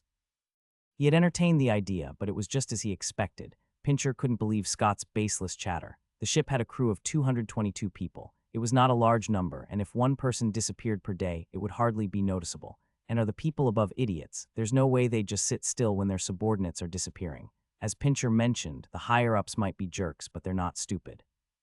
Pincher had tried to dismiss Scott's delusions, but there was someone who interjected into their conversation. It was Cameron, who was sitting next to them. I've heard similar stories, too. They said the materials management officer went missing. Really, see, Pincher, I was right. Scott was delighted to have someone else agreeing with him. On the other hand, Pincher's expression twisted as if he had bitten into something sour. Fine, let's say people are disappearing. Why are the higher-ups just sitting still? They say even the top brass knows everything, but they're hiding it to prevent the crew from panicking. Exactly, it's because of the metallic gremlins, metallic or whatever. Even if they're causing trouble, what does it have to do with fighter maintenance? Cameron shrugged his shoulders. I don't know about that. I've only heard that people are disappearing. Well, are they trying to maintain discipline by manipulating the crew? You're such a nutcase. That's just like you. Scott scratched his head with a foolish expression and Pincher clicked his tongue. After dinner, the technical team members returned to their workstations. Time passed, and before they knew it, it was nighttime. One by one, team members left for home, and the spacious cargo container, which had been bustling earlier, fell silent as if all the commotion had been a lie. Scott and Pincher were wrestling in a corner, focusing on a fighter. Scott, I'm going to grab some late-night snacks. What do you want to eat? I'm good. If there's synthetic booze, bring that. Scott was busy undoing a screw under the fighter. The surroundings were so quiet, as if everyone had left for the day except for them. Scott, yeah, as he was changing a part, someone called him. Cameron, come here for a moment. I'm in the middle of something right now. It'll just take a moment. Scott was busy as hell, and Cameron's call was annoying. He had promised to give a piece of his mind to anyone who bothered him with something unimportant, and he reluctantly crawled out from under the fighter. In the spacious area, all he could see were fighters and toolboxes. Cameron was nowhere to be found. You call someone and then disappear. I'm right here. Come quickly. Cameron's voice popped up at the right moment, as if he were trying to inform Scott. In the maintenance bay, he was quite an irritating guy. Scott grumbled as he made his way to the maintenance bay. When he arrived at the bay, the lights were off. I stopped by here, didn't I? He cocked his head, wondering if he had been mistaken, but then he heard Cameron's voice from inside. Scott, over here. Why is it so dark in here, and what are you doing? I'm looking for something. Hurry up and help me. Scott pressed the switch in the maintenance bay, but it didn't turn on. It seemed like it had been turned off from the central control room since it was late. He reluctantly took a flashlight from his belt. The bright light illuminated the dim interior of the maintenance bay. It wasn't a pleasant atmosphere. Shelves of metal parts were stacked with tools and seemed like they could spill at any moment. On the floor, there were discarded cigarette butts and dried synthetic alcohol stains, making it look quite filthy. Moreover, there was an odor in the maintenance bay. The air was filled with various unpleasant smells, such as the metallic scent of oil clinging to tools, the smell of solder from the soldering iron, and the stench of unwashed men. In the midst of this familiar yet repulsive scent, Scott sensed something strange. What's this smell? Being someone who handled metal parts every day, he could recognize it. In the air of the maintenance bay, there was a scent reminiscent of a metallic tang, but there was something else mixed in. Where the hell is this guy? I'm over. This way, it was strange. The voice that had been coming from the door just moments ago was now coming from inside. Following the voice, he passed through the narrow space between metal shelves. In the pitch-black space, nothing could be seen without the flashlight. He was walking, relying on the light from his hand, and nearly stumbled. What the hell? Scott had stepped on something, which turned out to be a rolling screw. After regaining his balance with difficulty, he realized something important. Even he, containering the flashlight, couldn't see properly due to the darkness. If that was the case, what was Cameron doing in the pitch blackness? The conversation they had in the cafeteria earlier came to mind. The metallic gremlins roaming the ship and the missing crew members. With a trembling voice he didn't even realize he had, Scott called out to Cameron. See, Cameron. There was no response. Just as Scott was about to turn to flee, it appeared right in front of him. Scott, Fincher, who had brought some late-night snacks, found it strange that there was no one around the fighter. Although Scott was acting a bit strange, he was a friend who always diligently performed his duties. He never left his post when there was work to be done. Scott, Fincher called Scott loudly, and his colleague's name echoed in the quiet hangar. Over here. As if answering, his voice came from somewhere in the distance. Where are you? I brought synthetic alcohol. I'm in the maintenance bay. Come over here. The maintenance bay? Why did you go there again? I'm looking for something. Help me out. Correction, Scott was good at work, but he could be quite annoying in his personal life. Fincher grumbled as he headed for the maintenance bay. Why aren't the lights on, and what are you doing? I've got something to move. Help me. You idiot. Seriously. Fincher entered the maintenance bay, containing a flashlight. In the dimly lit area behind the shelves, Scott's flashlight could be seen. Hey, what are you doing, huh? Scott was not there. Only the tools were left behind, abandoned. Why is this here? Fincher picked up Scott's flashlight. There was no sign of Scott anywhere in the vicinity. At that moment, a drop fell on the back of his neck. What's this? Thinking it might be a leak, he touched the back of his neck. The liquid that had fallen from above was warm and sticky. He examined the liquid on his palm with the flashlight. Blood. His palm was soaked in bright red. The liquid that had fallen from the ceiling was droplets of blood. Realizing this fact, he swallowed hard. His trembling flashlight pointed upward, and there it was. Dangling from the ceiling, containing Scott, was a creature that looked like a galargan, a dragon from mythology. The mythical dragon was now tearing Scott apart and devouring him. The dragon reached out towards Fincher as its last memory before Scott was taken away. Since that day, no one had seen those 3 members of the technical team. Did I have a talent for fishing? I sat in the dim maintenance bay, chewing on a human leg. The owner of the leg had been torn off with the spine and was sprawled out. Imitation. It's quite convenient. The voice of the person whose leg I was chewing on, named Fincher, flowed from my mouth. Imitation. Among the creatures that the material management team leader had tried to smuggle, there was a creature called a red worm larva. The red worm is a gigantic worm that only lives on desert planets and possesses a highly rare ability. It can mimic the voices of other creatures. This ability evolved as a means to effectively hunt other creatures in the harsh desert environment. The downside is that my ability is a downgrade compared to the original. Unlike the red worm, I couldn't mimic any voice I wanted. I could only mimic the voice of the last creature I had consumed. I couldn't mimic the voices of Scott or Cameron, who I had eaten before. Additionally, I could only speak in short sentences or words. If I tried to speak a little longer, growls would mix in, creating strange sounds that weren't quite human or monster. But it's still a pretty good ability. Instead of low growls, a clear adult male voice came out of my mouth, which felt strangely fascinating and awkward. I tested my voice a few times and thought about my next target.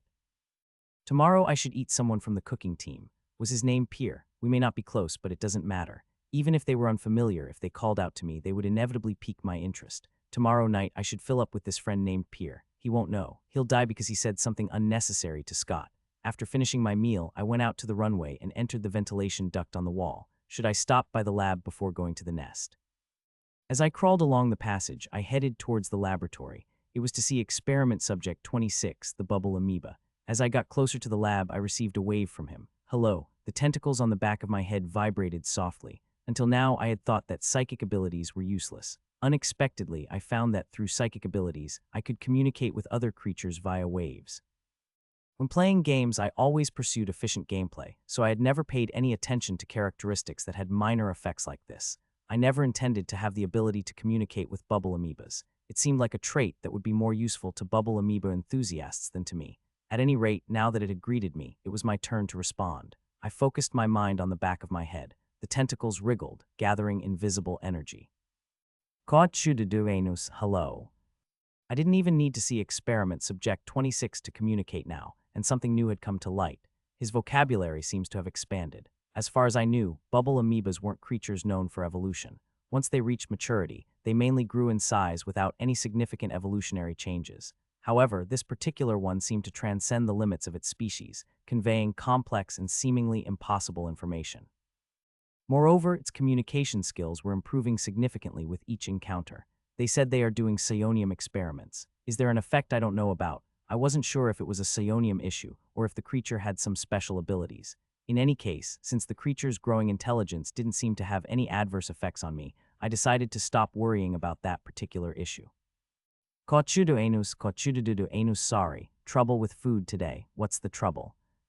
Can't get any. I could sense a frustrated wave of emotion coming from the creature. I understood it perfectly well. After all, the only source of joy for the creature, which was subjected to experiments all day long, was the calorie bars I brought. But I can't get him any more calorie bars now that I've grown in size. The current security in the lab was at a level just below a nuclear reactor or a cooling room. After the research officer's death, the security team had tightened the lab's security to the maximum level. In this situation, there was nothing else I could do except have a conversation with subject 26 from a distance. Are you okay today? I'm struggling. It hurts. Since Kesaraga's death, the psionium experiments had been at a standstill. The subordinates continued the experiments every day, but they didn't inject as much as before. Of course, that didn't mean subject 26 was fine. Even in small amounts, psionium was a highly toxic substance to the body. Going. Goodbye, take care, Sai, hang in there. It's not that I didn't want to help, but the risk was too great. Even if I had gained powerful abilities, going head-to-head with the crew of this ship was impossible. At least I had to become an ascendant to engage in guerrilla warfare. Once I became an ascendant, I could easily wipe out the unit that received the enhanced suits. The problem is that the conditions for ascendant evolution are strict.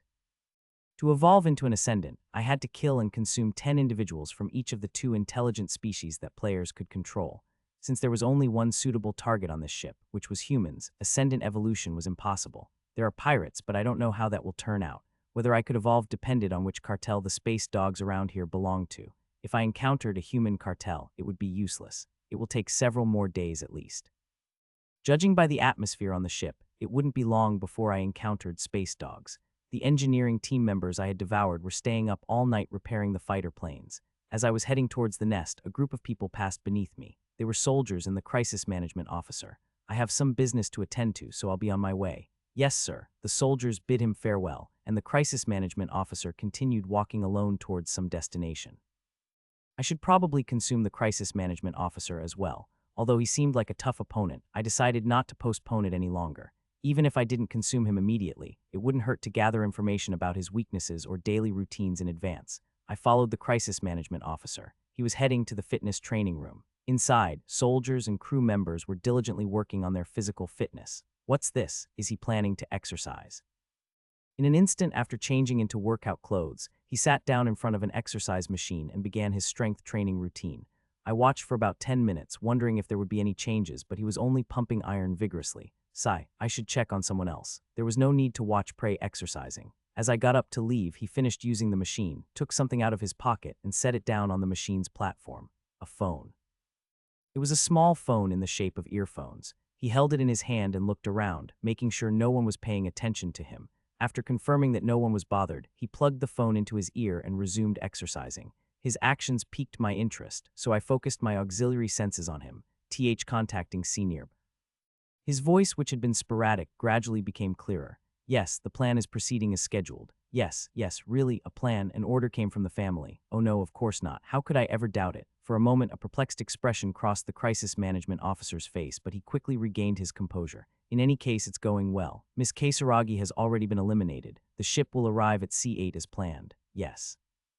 All of Captain Samuel's orders have been recorded. What? Yes, that's fine. Everything is in accordance with the will of the family, with Captain Young Woojin's will. I'll take responsibility. Yes, I understand. Goodbye. After hanging up the call, he once again focused on his exercise. He appeared to be a dedicated fitness enthusiast, but my suspicion of him reached its highest level. I thought he was a straightforward guy, but he's a real fox, isn't he? I knew that the crisis management officer had convinced the captain to make contact with the space dogs. However, based on the conversation I overheard, he seemed to have much more plan than just that. Whether this would benefit me or backfire on me remained to be seen. I quietly observed him from the darkness. The caller seems to be from the Eugen family. I thought to myself. As far as I knew, the crisis management officer wasn't from the Eugen family. His name was Arnold Russell, and the Russell surname didn't belong to either noble capital or prime capital. It was a rather ordinary surname. Could it be an alias? I wondered. Or perhaps he was a subordinate of the person he was talking to. From the conversation, it seemed like he wished for Kasaraga's death. Could this be an internal matter? In the game, both the noble capital and Eugen family were ruthless when it came to power and money. The possibility of them fighting among themselves and even resorting to killing each other was quite high. In this space, eliminating Kasaragi Eugen would be fitting. But then again, I'm the one who killed her. From the conversation, I deduced that his goals were twofold: to kill Kasaragi and lure the ship to C8. I wasn't sure of the reasons, but almost unintentionally, I had helped him achieve his objectives. Whether the Eugen family fights or not, it's none of my concern. What was essential was what I would do with Arnold Russell. Cattle were raised for the sole purpose of becoming food. Useless, intelligent food needed to be excluded. He's made me wary of him. That fact alone justified his death.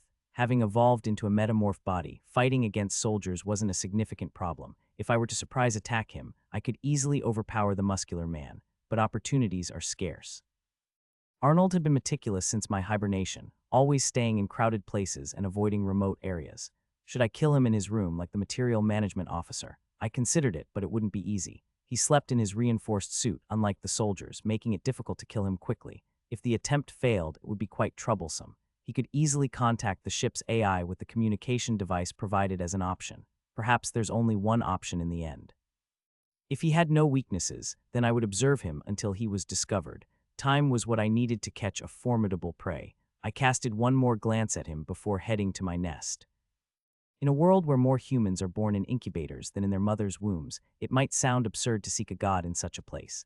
However, I somehow had the feeling that there might be a real god here. If not, there was no way such a favorable situation would be created for me. Security officer, how on earth are you handling this situation? Didn't you say you could find them? I'm sorry. From below, Samuel's voice resounded with frustration. Through the gap in the mesh fence, I could see the security chief hanging his head, clearly at a loss for what to do. I was currently eavesdropping on their conversation from above the meeting room. That damn sorry of yours, how many times have we heard it? We're scheduled to dock with the pirates in 2 days, and you still haven't resolved anything. Well, even if we increase the number of cameras and security personnel, they always manage to avoid getting caught. Damn it, navigation officer, how many missing personnel do we have on board right now? Including the former material management officer, a total of 8 people. After the research officer's death, we have 7 missing crew members. Why can't you find them? Don't tell me you're in cahoots with that guy. And no, not at all. Currently, the ship's enigmatic murderer is attributed to the material management officer. This is because of his suspicious actions before going missing and the discovery of his container. He was an undercover smuggler who had infiltrated the ship, and he vanished after the mysterious murder incident. Unfortunately, the culprit is right here. Samuel, unaware that the culprit was right above him, sighed heavily and slumped into his chair. Let me ask one thing. Isn't the material management officer a human being? Shouldn't you search everywhere a person could go? Well, there's a shortage of cameras in some places, and even though we've installed them in crucial areas, it's like they're avoiding them like ghosts. Then what about the body? The body can't just walk around, it must be hidden somewhere. Why can't you find that? We're constantly monitoring areas that could be used to dispose of a body. I don't know how it was disposed of, but we just can't seem to find it. The security officer, who had been the center of attention for everyone in the room, took out a handkerchief and wiped his forehead. With his sparse hair, he looked even more forlorn, but there was no one to assist him. Tech officer, what about tracking devices? With my skills alone, it's impossible. Even if I attempt to create one, I can't guarantee its effectiveness. Damn, he's killing people who can track him. He's definitely not an ordinary human. An indolent smuggler had turned into a professional assassin. It would be a comical situation if my body were not a morph.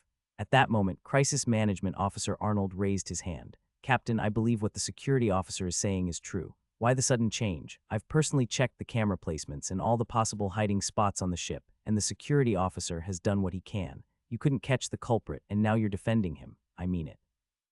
Arnold seemed like he had deliberately brought this up, ignoring Samuel's attempt to interrupt.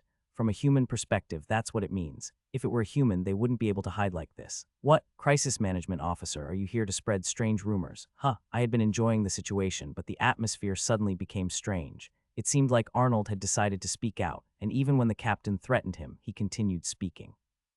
We might be dealing with an unknown entity attacking us. You see, Crisis Management Officer, the ship's AI isn't that dumb. Even though it's not the latest model, it used to manage entire battleships. If there were creatures roaming around the ship, it should have detected them long ago. I'm familiar with AI capabilities as I come from a military background. Navigation officer, but everyone knows. The material management officer's container, everything inside it was empty. Well, that's true, but...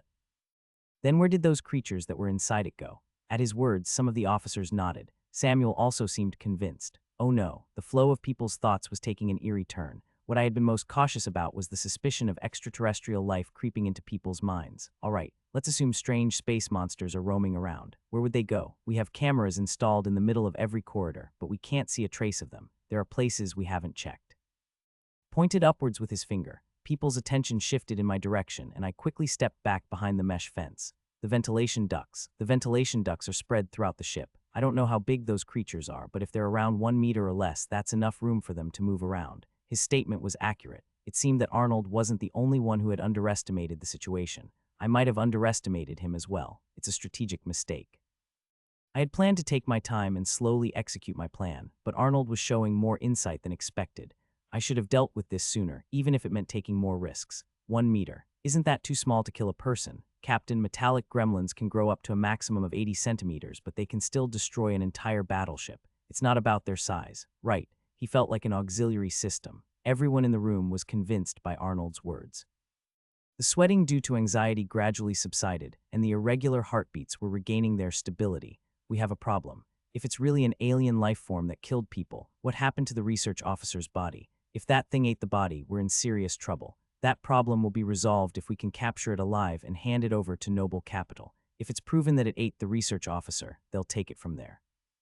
Questions were flooding in from all directions, but Arnold had no trouble keeping up. He answered every question confidently as if he had prepared for this. The questioning subsided, and finally Samuel was the last one left. Crisis Management Officer. Yes, Captain. How many soldiers do you think you'll need? I'll select 6 soldiers from the 8th platoon and have them search the ventilation ducts. Permission granted. Please bring back good results. After the meeting ended, I returned to my... I've endured for quite a while. No matter how much I loathed my body, there would come a time when we would inevitably cross paths. Unless I abandoned my nest and left, there was no way to avoid them in the ventilation ducts. Even if I were to leave the nest, I have nowhere to go. Given Arnold's personality, it was clear he would place some security measures around the ventilation shaft. This would effectively seal off the ventilation ducts. The corridors were covered in surveillance cameras, and the ventilation ducts were off limits. While we hadn't engaged in a full-blown confrontation just yet, it was only a matter of time. Now, the crucial moment for me to make a decision had arrived. Should I run away or should I stand and fight? Since becoming aware, the once dry nest had become vibrant with life, as if spring had arrived. Lying down there, I extended my small hand and gently touched the spores. Feeling the pulsation of the spores, I made up my mind. I'll fight. This ship might belong to them, but this ventilation duct system was different. This place was my domain, my home. Compared to those who tried to infiltrate this place after glancing at blueprints and maps, I possessed a different level of information. The conditions favor me. It wasn't just about the battlefield, the overall situation surrounding the ship was turning against them. The encounter with the pirates was set for 2 days from now. It was hard to imagine Samuel handing over a significant amount of credits, especially with no bodies to show. The pirates aren't offering any services, and yet they're demanding a large sum of money. Even if there are no complaints on their side, they don't know how things will turn out on Pirate's end. Those space dogs are practically icons of betrayal, and they won't just let the ship pass as it is. He knows that well. To fight the pirates effectively, they needed to maintain their full strength. Capturing me with minimal troops was impossible. Furthermore, Arnold had mentioned capturing me alive. Capture an amorph. Until the enemy is eliminated, the relentless creature that never stops until the enemy is dead is a morph. An aggressive alien creature that would bite the enemy's neck even if its limbs were cut off and only its head remained. That's me. Arnold seemed to think of me as nothing more than a wild animal roaming around on some planet, but that was far from the truth. Capturing an unknown enemy in unfavorable terrain with only a few soldiers was undoubtedly a foolish endeavor. In the space environment, especially within the ship, they'll learn just how terrifying it is to fight against a morph. I would show them everything I had, using every means at my disposal. I would teach them what it was like to fight against a morph in the vastness of space. I linked my senses to the nest and spread them throughout the ship. The ship's structure and the movements of the human occupants were transmitted to me without missing a beat. The auxiliary systems swiftly analyzed their movements to align with their master's intentions. If you were to imagine a spaceship as a living being wandering through space, I was akin to a parasite inhabiting the brain of a mineral-based organism. I knew what was happening on the ship as well as the ship's owner did. The auxiliary system reported to me that the captain and the officers were gathering on the bridge. Perhaps they're planning to command from the bridge. Like them, I was also devising a plan from my perch in the cooling chamber. How should I respond? First, let's consider the starting points of the enemies. There aren't many ventilation ducts large enough for an adult male to pass through. Agricultural area duct, the storage area duct, and the armory duct were the largest, with the others being just over 1 meter or even smaller. However, the likelihood of them all gathering in one place was low, as that would slow down their search efforts. On the contrary, it's more likely they'll start from 2 places, 6 individuals, not a large number, but not a small one either. In any case, attempting to conquer the ventilation ducts with a large number of personnel would be difficult. It seemed they were opting for a small elite force strategy, compensating for the lack of numbers with good equipment. They'll probably be wearing intermediate-grade combat suits. The model was unknown, but it was likely to be of the same grade or lower than what Arnold was wearing. If we were to engage in a direct confrontation, I wouldn't emerge unscathed either. There's a narrowing of the passage after the intersection. Depending on the facility, there were places where ventilation needed to be well distributed, while others didn't require it. Areas like the cooling chamber had excellent air circulation systems, so the ventilation ducts were wider, but most other areas were not. Narrow passages aren't suitable for humans to navigate. Adult men would have to crouch down. It was better than crawling, but it would greatly reduce combat efficiency. Not only was it difficult to use weapons, but the uncomfortable posture also made it challenging to take full advantage of the combat suit. That's where I'll launch the ambush. The broad outlines of the plan were beginning to take shape. The details would need to be adjusted based on the enemy's armaments and movements. It seemed they were prepared as well. I could sense their movements. They had arrived at the 2 locations I had anticipated, the runway duct and the armory duct. Shall I go and greet our guests, then? After disconnecting the link with the nest, I rose from my seat. Tonight, everyone who dared to target my nest would meet their end. This is A1, a team, commence operation. B1, report. This is JUZ B1, B team, commencing operation. JUZ B1, check your communication status as it doesn't seem optimal. JUZ B1, understood. The command center. On the holographic display in the center of the command center, the movements of soldiers were divided into 6 squares and broadcasted in real time. It was the result of real-time transmissions from tactical cameras attached to the soldiers' combat suits. Arnold, the crisis management officer, watched alongside the higher-ups as the soldiers entered the ventilation ducts. The entity that killed Miss Kasaragi, it's probably him. It was originally his duty to handle this situation. There were no changes to the plan itself, but he didn't know how the entity would act as a variable. The entity was a dangerous organism that had killed 8 people, including Miss Kasaragi Yujin. Others might think the materials management officer is the culprit, but he could state with certainty that the materials management officer had been killed by the monster. Monster. Eliminate variables as much as possible. Until this ship reaches Space Dog, or rather its owner, Hyun Yujin, who is preparing a grand plan, there can't be any disruptions. If it succeeded, it would change the course of Megacorp's history. When this night is over, you'll all be dead. He stared at the holographic images with a cold gaze, and reports came in from the scene. A1, we've reached a junction, move to the right, B1. We've also reached a junction, moving to the right, JUZ, B3. JUZ, communication status isn't good. We'll repair and follow, JUZ. This is the command center, B3, join as soon as your repairs are completed. The passageways in the ship, like veins in a body, were like a maze, and B teams had both reached junctions at the same time. The paths are complicated, everyone move cautiously. This is the command center, even if it's slow, search thoroughly. A1, understood, B1, understood. 5 out of 6 white marks on the map received their orders and moved slowly while conducting searches. Arnold, who had been looking at the screen, felt something was amiss. The camera from B3, which was supposed to be under repair, wasn't moving. Check B3's camera. This is the command center. B3, confirm the camera's status. B3, this is the command center. Repeating, confirm the camera's status. It's okay. With those words, the screen moved again. At first, it shook slightly as if in disarray, but soon, like the other soldiers, it regained stability. B3, how's the reception? It's okay. As B3 had reported, there was no more noise. His mark moved toward where the other B team members were. B2, join up with B3 coming from behind and move. B2, understood. The B3 mark on the screen got closer to the B2 mark. Just as they were about to overlap, a scream came through the communication device. B2, what's happening? It appeared. It thud. B3, lost contact with B2. Report the situation. It took B2 with him. I can't see anything on the screen. Explain in detail. It suddenly attacked, so I can't confirm. B2's camera showed nothing but darkness. There was no sound, as if the communication device had been damaged. A sense of unease spread through the command center like a contagion. The captain and officers were buzzing with questions about what was happening. The communication officer continued to try to contact B2. While everyone was in confusion, Arnold stared at the black screen. Did it end this quickly? Soldiers wearing intermediate-level reinforced suits couldn't respond at all. Arnold had considered the threat to be somewhat like a dangerous wild animal until now, but he was completely mistaken. The enemy was a much more agile killer than he had imagined. Having recalibrated the creature's abilities, Arnold gave instructions to the communication officer. Relay this to everyone. If you see anything move even a little, open fire immediately. Yes, officer. The communication officer relayed Arnold's orders, and tense responses from the soldiers could be heard over the communication device.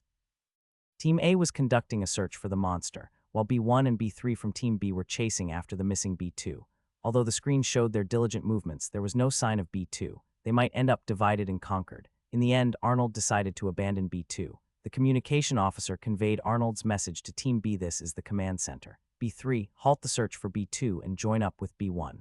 Understood. B1, once B3 joins you, resume the search for B2. B1, understood. B3's marker moved toward B1. The distance between the 2 marks on the screen gradually decreased. Just when they were about to see each other, a message came through the radio from B1. B1, I hear something. This is the command center. What exactly is the sound? B1, I'm not sure, but someone is getting closer. It's at a junction, so I can't confirm exactly. B3. Join B1 as quickly as possible. Repeat, join as quickly as possible. Understood. The situation grew tense. The silence in the command center was broken by B1's voice. B1, the source of the sound is B3. Phew, someone let out a sigh of relief. Even Arnold, who had been keeping his eyes wide open to avoid missing any enemy movements, was relieved. Phew, this is the command center. B1, report once you've joined up with B3. B1, B3 was taken by the enemy. What? B1's report shocked everyone in the command center. Even Arnold, who had always remained calm, found it difficult to maintain his composure as the unexpected situation continued. He pushed the communication officer aside and put on a headset. "Officer here, explain the situation in detail. I couldn't confirm it because it happened so quickly. Damn it, it's right in front of you and you couldn't see it. I apologize." Two soldiers had already disappeared, yet B1 and B3 claimed they didn't see anything on the video. Unless the creature deliberately avoided being captured on camera, it was impossible. Wait a minute, Arnold suddenly had a terrifying assumption. He put the headset back on with a stern expression. "Officer here, B1, state your location immediately." "What? I repeat, B1, state your name immediately." There was no response from B1. The command center froze as they realized what Arnold was trying to confirm. "SSHH, I got caught, Juz." B1's communication channel remained disconnected. A black hand appeared in front of the camera and then the screen went black. "This is A1. What the hell is happening?" "This is A1. Command center, please respond." The bewildered voice of A1's officer filled the command center, but Arnold couldn't say anything. "For now, the B team is finished." I crushed the signal device attached to B1's reinforced suit under my foot. 3 headless bodies lay beside me. Originally, the plan was to engage them in the narrow corridor behind the junction. While I was rushing ahead to prepare for the ambush, an idea occurred to me, using the psychic device. I got the hint from my conversation with the bubble amoeba. If I could communicate with the creature using the special waves generated by the psychic device, could I disrupt wireless communication devices that operated on frequencies? It seemed to work quite well. Due to the waves I emitted, B3, who was at the rear, experienced interference in his equipment. He had no choice but to stay behind and fix it, becoming an easy prey as a result. After that, it was easy. When you have the neurotoxin gland, everything in your body, including nails, teeth, and bodily fluids, turns extremely toxic. When affected by this toxin, you'd experience shock or paralysis of your muscles, rendering you incapable of any action. It seemed like a powerful debuff ability, but in the game it was considered a rare attribute. Since there were many creatures with transcendent physical abilities, it went unnoticed, but not here. Unless you were a specially modified human, it was impossible to block the neurotoxin. If you were alone and exposed to it, you might as well consider yourself dead. After that, it was a breeze. I approached the other team members pretending to be B3, using my mimicry ability. While everyone was on high alert, they wouldn't have suspected a friendly approach. Their lack of imagination allowed me to fill my belly with ease. Next is Team A, I suppose. I tucked B1's head under my arm and headed out. When the cerebral cortex burst open in my mouth like fresh juice, my body filled with energy. With 4 combat arms, I easily moved through the narrow corridor. While crawling, the auxiliary device under my chin constantly monitored Team A's movements. Whether they received orders from above or not, they were moving slowly and carefully, investigating every speck of dust on the alloy. They're in a completely defensive posture.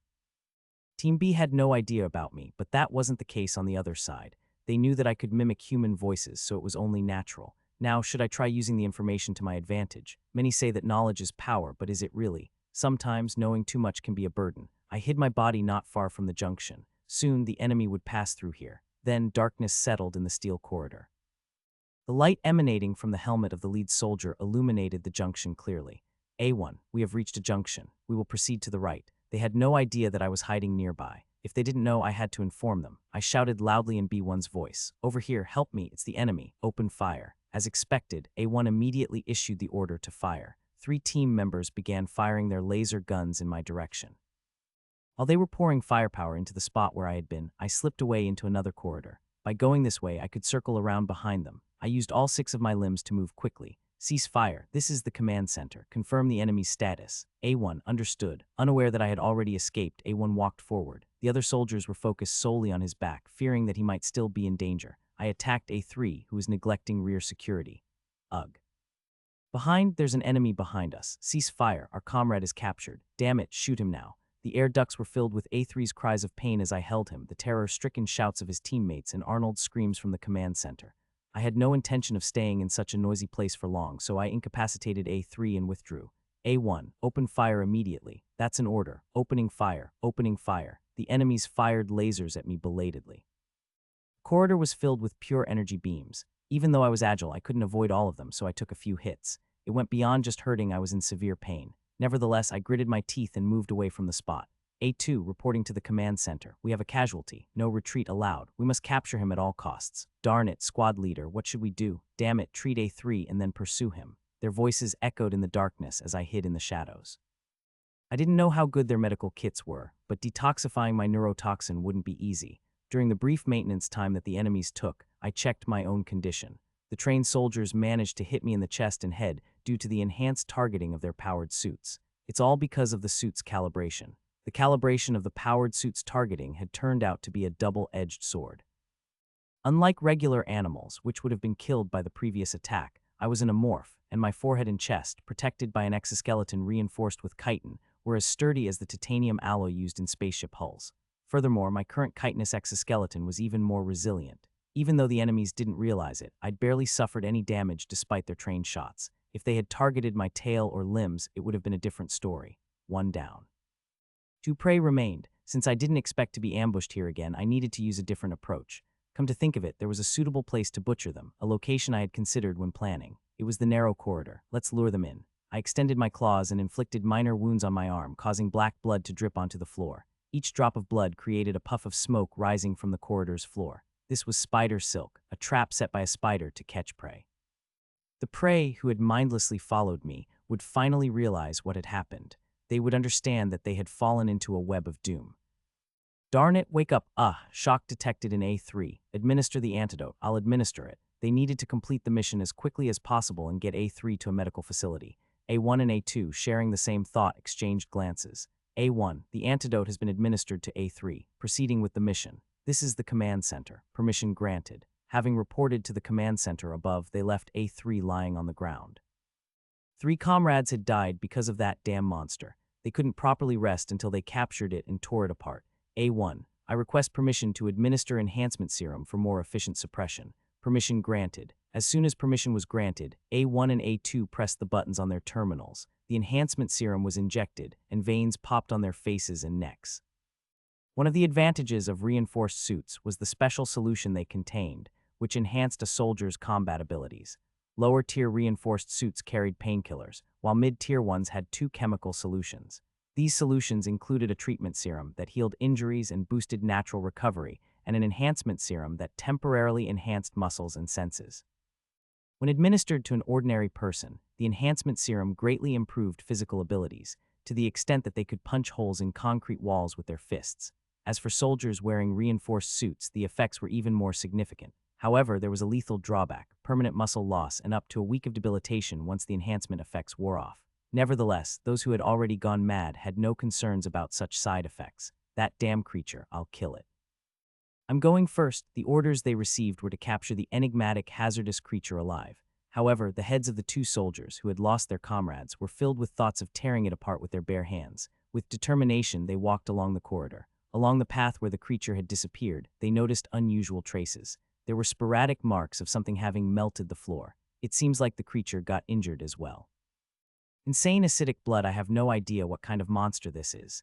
They realized that the enemy wasn't your typical savage being. Tensions rose as they continued to follow the melted marks. Before long, they understood that they needed to mentally prepare themselves. The narrow, low corridor required an adult male to stoop to move through. It posed an obstacle that they couldn't avoid. It's narrow. What should we do? We're going in. They had already administered the enhancement serum. There was no retreat for them. The 2 soldiers squeezed their bodies into the narrow corridor. They're coming. My auxiliary sensors detected subtle vibrations in the air, much like prey caught in a spider's web. An intruder had entered my domain. Their heartbeats were rougher and faster than those of regular individuals. They exhaled a harsh breath, similar to a beast, which dispersed into the air. They've used enhancement serum. It seemed like they were quite enraged if they were wearing mid-tier reinforced suits, known for severe side effects. It didn't matter to me. Enhanced physical abilities from the serum wouldn't be of much use in this damp, maze-like space. Let's get started. Having successfully lured the prey, it was time to set the trap. I deliberately widened my wounds, allowing blood to pour onto the floor. As the acidic blood pooled, toxic gas billowed up. Beyond the gas-filled corridor, I could see the shape of the hallway. Not content with merely melting the ventilation duct, the corrosive blood had eaten through the corridor ceiling. This should do. I patched up my wounds and patiently waited in the darkness until they arrived. Before long, they revealed themselves. They wore special helmets attached to their reinforced suits. They seemed momentarily startled by the sudden gas, but behaving like experienced soldiers, they kept their composure. Cautiously walking while staying on high alert, they eventually found the source of the gas. A1 concentrated on communication, while another soldier examined the corridor beneath the floor. Everyone was preoccupied, making this the perfect opportunity. Hunched in a corner of the corridor, I sprang forward like a leopard targeting a gazelle. With my 6 legs, the cramped space posed no hindrance. An energy projectile whizzed past just inches behind my head. A2 appeared bewildered at missing the shot. I couldn't blame him. Why did I choose this cramped and uncomfortable place for a battleground? The tight quarters had subtly altered the angle of his aim.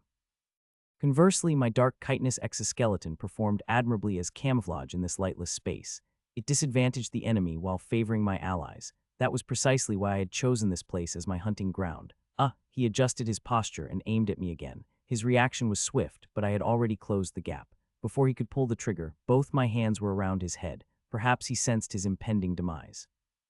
Through the transparent visor of his helmet, I saw his dilated pupils. The reinforced suit, designed to grant them superhuman strength, couldn't provide protection to delicate and flexible areas like the throat. When I applied pressure to A2's throat, it snapped as easily as a twig. Uarg. A1, a step too late in realizing my presence, screamed and aimed his laser weapon at me. I used the partially limp A2 as a shield to protect myself. The scent of searing flesh, born from the burning meat, gently tickled my auxiliary sensors. Amidst the tension of battle and my hunger, I hurled A2's charred remains at A1. Damn it all. A1, having lost his composure, wildly fired his laser rifle. Given the close range, some shots found their mark on my body. Perhaps due to the substantial pain or for some other reason, I felt a surge of primal instincts.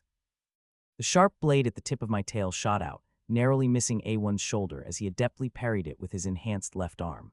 My tail missed its target and collided with the corridor, after which A1 leaped at me, delivering a powerful punch. I considered using my combat arm to block it, but A1 was clad in a reinforced suit, and he had also been injected with an enhancer that significantly boosted his combat prowess. There was no need for unnecessary risks. I evaded A1's punch by taking a few steps back. His solid alloy fist crumpled a bit upon striking the corridor, stronger than I expected. It hadn't been this intense in the game. Continuing this fight might result in unnecessary losses. It's time to change strategy. I swung my tail widely to force A1 to step back and then made my escape.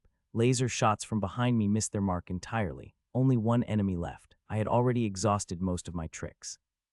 Deception wouldn't be effective against A1 now. In the distance, I could hear A1's enraged cries. Given my venomous state, I doubted a surprise attack would be very effective. Oh, is there still one thing left? As I pondered, a brilliant idea suddenly crossed my mind. I could sense 2 life forms currently, A1 who was rampaging and A3 who was paralyzed. While A1 was distracted, firing lasers in the wrong direction, I stealthily crept toward A3's location. Exiting the narrow corridor, I noticed that the ceiling had risen significantly. Standing on 2 legs, I spotted A3 lying in the middle of the corridor. A3, who had received emergency treatment, had narrowly avoided death but didn't look to be in great shape. He couldn't speak due to lingering paralysis, only emitting feeble groans. I approached from a direction that wouldn't trigger his camera. When I was about a few meters away from him, he sensed my presence. The fearful groans of agony were easily discernible. He tried desperately to communicate the situation to the command center, but his arms and legs were already paralyzed. He writhed in a futile attempt to convey his distress. I approached the terrified creature and gently nudged his back with my foot. Grrrrrr. I could see something fluffy standing upright on A3's nape. His hair was already soaked with sweat. Like a frightened animal, he exhaled ragged breaths, trembling without any sense of direction. Coincidentally, A3 had been attacked exclusively from behind until now. Perhaps that's why he was more terrified, because he didn't know what I looked like. After all, the greatest fear often comes from the unknown. Doesn't really matter since he's going to die anyway. I used my 4 combat arms to pierce his side. This area was unprotected, and my hands easily penetrated his body. As I pressed my claws into his back, I felt him release his final breath. Having swiftly killed A3, I exerted force on the hand that had been inserted into his side. I grasped his elongated intestines with my 4 hands and pulled them out roughly. I quickly shoved his entrails into my mouth without savoring the taste and hastily chewed, then returned my hands into his body. Time was running out. To use A3's body as a shield, I needed to empty his insides. I continued to extract his organs. This should do. When A3's weight had decreased by about half, I flipped his body over. The camera lens on his body emitted a red light as if greeting me. I proceeded to smash the cameras and communication devices attached to A3's body. With this, they would realize that A3 had been attacked from the other side. I thrust my head into A3's side. Sticky blood and the lingering warmth of the corpse enveloped my entire being. Inside the shell of A3, now just a husk, there were no organs for sustaining life. Instead, it was filled with a predator from the outside. I coiled my tail, which hadn't managed to enter, tightly around the lower part of the corpse to conceal it. A moment later, I heard A1's footsteps from outside. A3, are you okay? Answer me. Dead men tell no tales. A3, already a mummy, remained silent. I could sense him reaching out his hand to check his pulse. He was completely off guard. He probably didn't even consider whether A3 was dead or what might be lurking behind that skin. As he got close enough, my arm pierced through A3's abdomen and jutted out. A1, who had been bending down to check the pulse, just allowed my attack to happen. My sharp talons slashed across his thigh. He belatedly tried to stand, but it was futile. The paralyzing neurotoxin had already advanced upwards, rendering his lower body completely useless. His body crumpled to the floor like a felled tree. He struggled to get up with all his might, but it had been a long time since even his central nervous system had been rendered useless. Like Troy collapsing under the Trojan horse, A1 was perishing from within the fortress. A1's body trembled. Was it because of the shock or the impending doom? Regardless, his future was predetermined. There was only one thing he could do, like prey ensnared in a spider's web, wait for death. After tearing myself out of the corpse, I licked the blood off my hands. The primitive sweetness was like condensed sugar syrup penetrating my mind. I would have enjoyed it more, but there was still work to be done. I approached the trembling A1. I grabbed his shoulders near his ribs with my lower pair of arms and removed his helmet with my upper pair of arms. His exposed face looked younger than I had anticipated. However, the scars around his eyes revealed that he was a warrior who had emerged from many battlefields.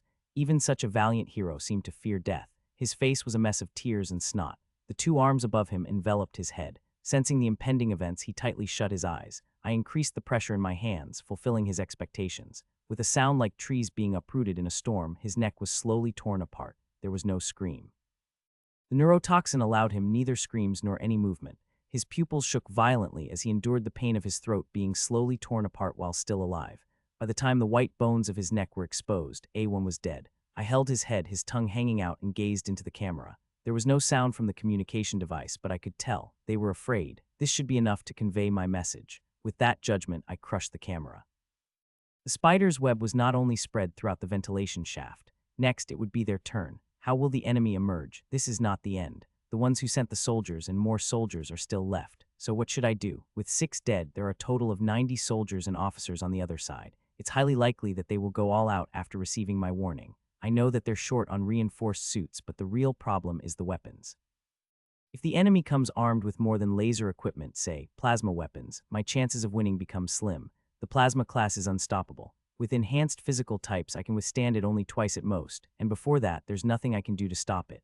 One hit would be instant death. It's inevitable because plasma weapons are developed for fleet battles. They're such high-powered weapons that they're used to destroy warships or tanks, so one shot packs quite a punch.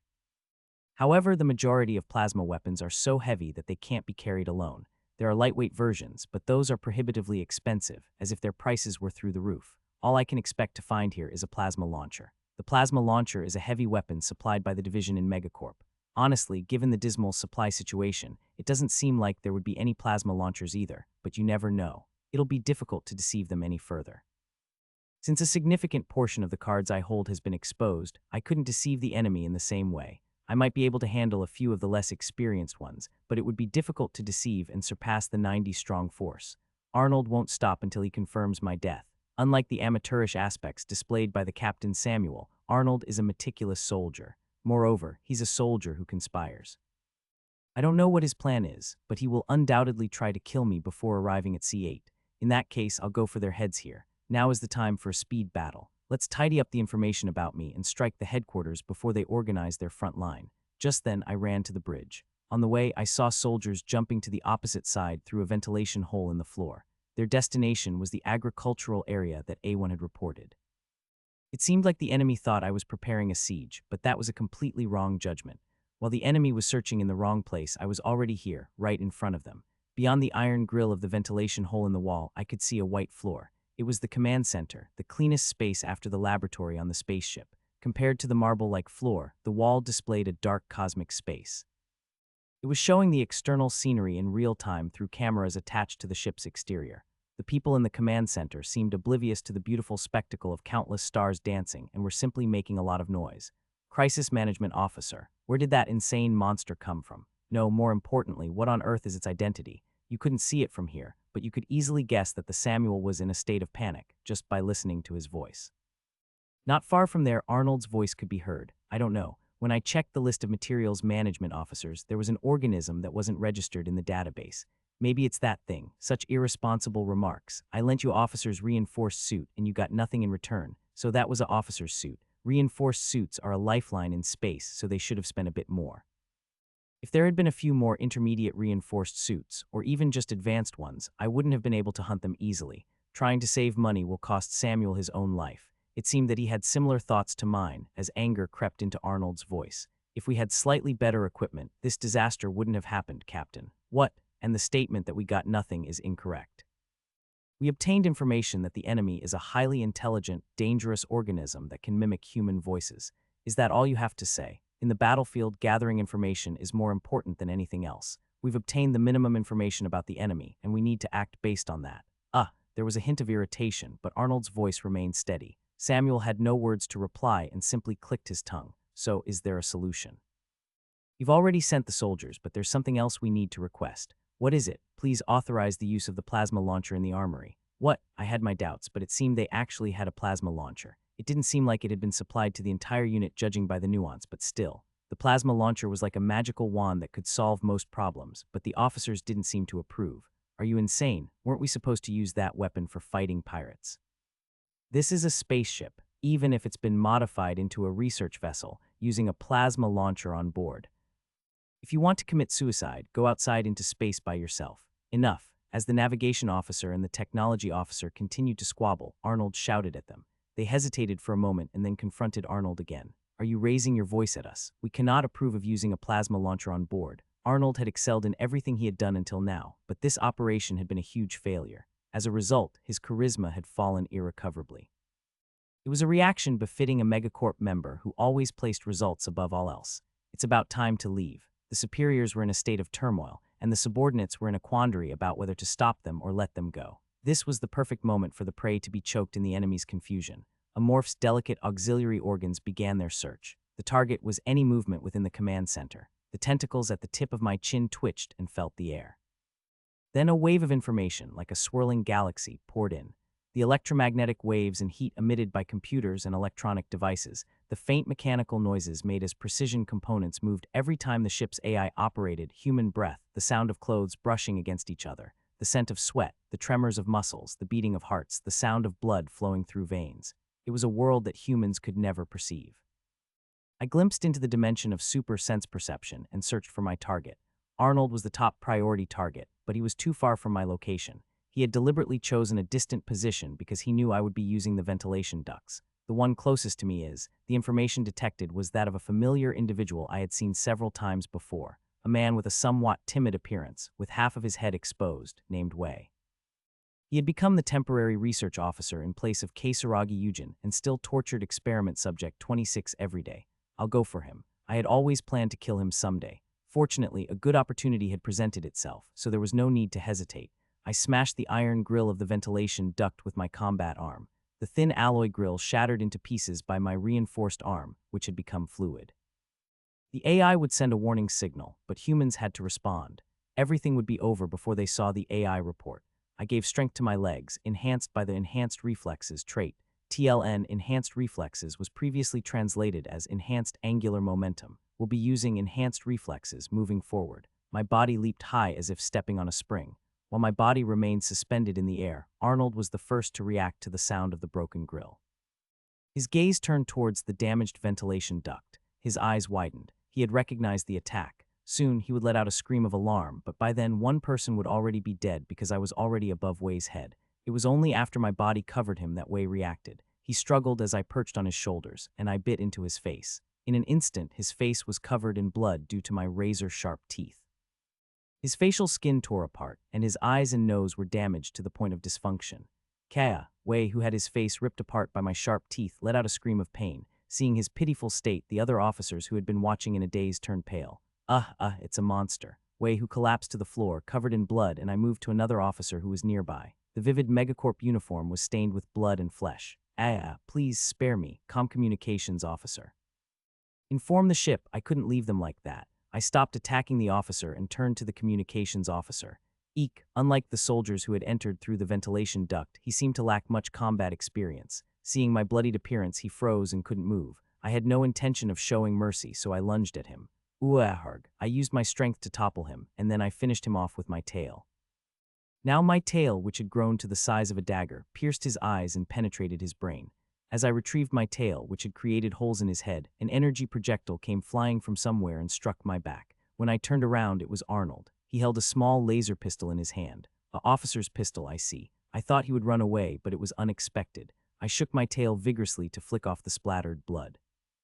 Maybe he was just putting up a facade of trust, but he didn't back down and fired his pistol again. I lightly twisted my body to avoid it and approached him. He's not even wearing enhanced armor. Like the other officers, his attire was a uniform. Perhaps because he was a soldier, the color was red instead of white, but there was no defensive functionality. In other words, if I swung my arm, his upper and lower body would separate and he would sprawl on the floor.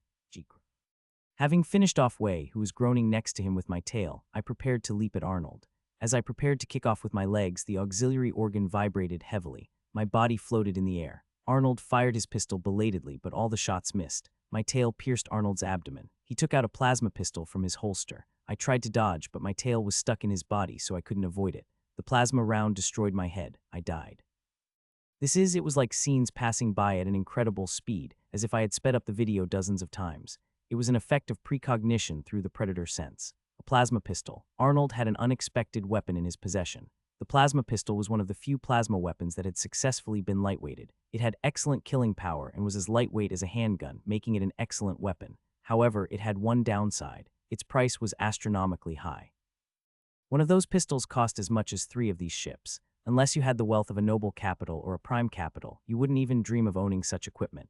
Darn it, it seems like he's connected to the Eugen family. That money-eating glutton, the plasma pistol, could kill me. A shot to the head or chest would result in instant death, and even a graze would be at least a severe injury, so I had to move cautiously. As my movements became more cautious, Arnold frowned. As expected, you figured it out. From his pocket, he pulled out a silver, thin, gun-shaped plasma pistol. Samuel, who had been hiding in the corner, along with the other officers, let out gasps of amazement. A plasma pistol, that expensive weapon. Arnold's tense expression from earlier turned into a relaxed smile, as if the tension had all been an act. I don't know your identity, but I have a feeling. GRRR. A monster with various abilities. You resemble my master, see Hien Eugen. As he spoke, his gun was aimed at me. With my auxiliary organ extremely activated, I had read his body in advance and I quickly leaped away. In my previous position, a green energy projectile exploded. The alloy plates, which were tough enough to withstand space debris, were shattered in a single shot. I will eliminate variables before my master arrives. Dodging his weapon, I took cover behind a computer. Our location was the bridge. It was an important facility, so he probably couldn't fire indiscriminately, but I couldn't be sure how long we could hold out. Time was not on my side. Since everyone on board the ship was my enemy, the longer I delayed, the more disadvantageous it became for me. The situation isn't good. This was the biggest crisis I had faced since my birth in the cargo container. There were various factors threatening my survival, but there had never been a time when death was so close. No, to be more precise, it was from the moment I possessed a morph's body. I've faced greater dangers than this. In space survival, I had experienced the worst situations as if they were nothing. Did I give up? Did I lose? Not at all. The one who always stood at the end was me, the amorph. You think you can kill me? Arnold was mistaken.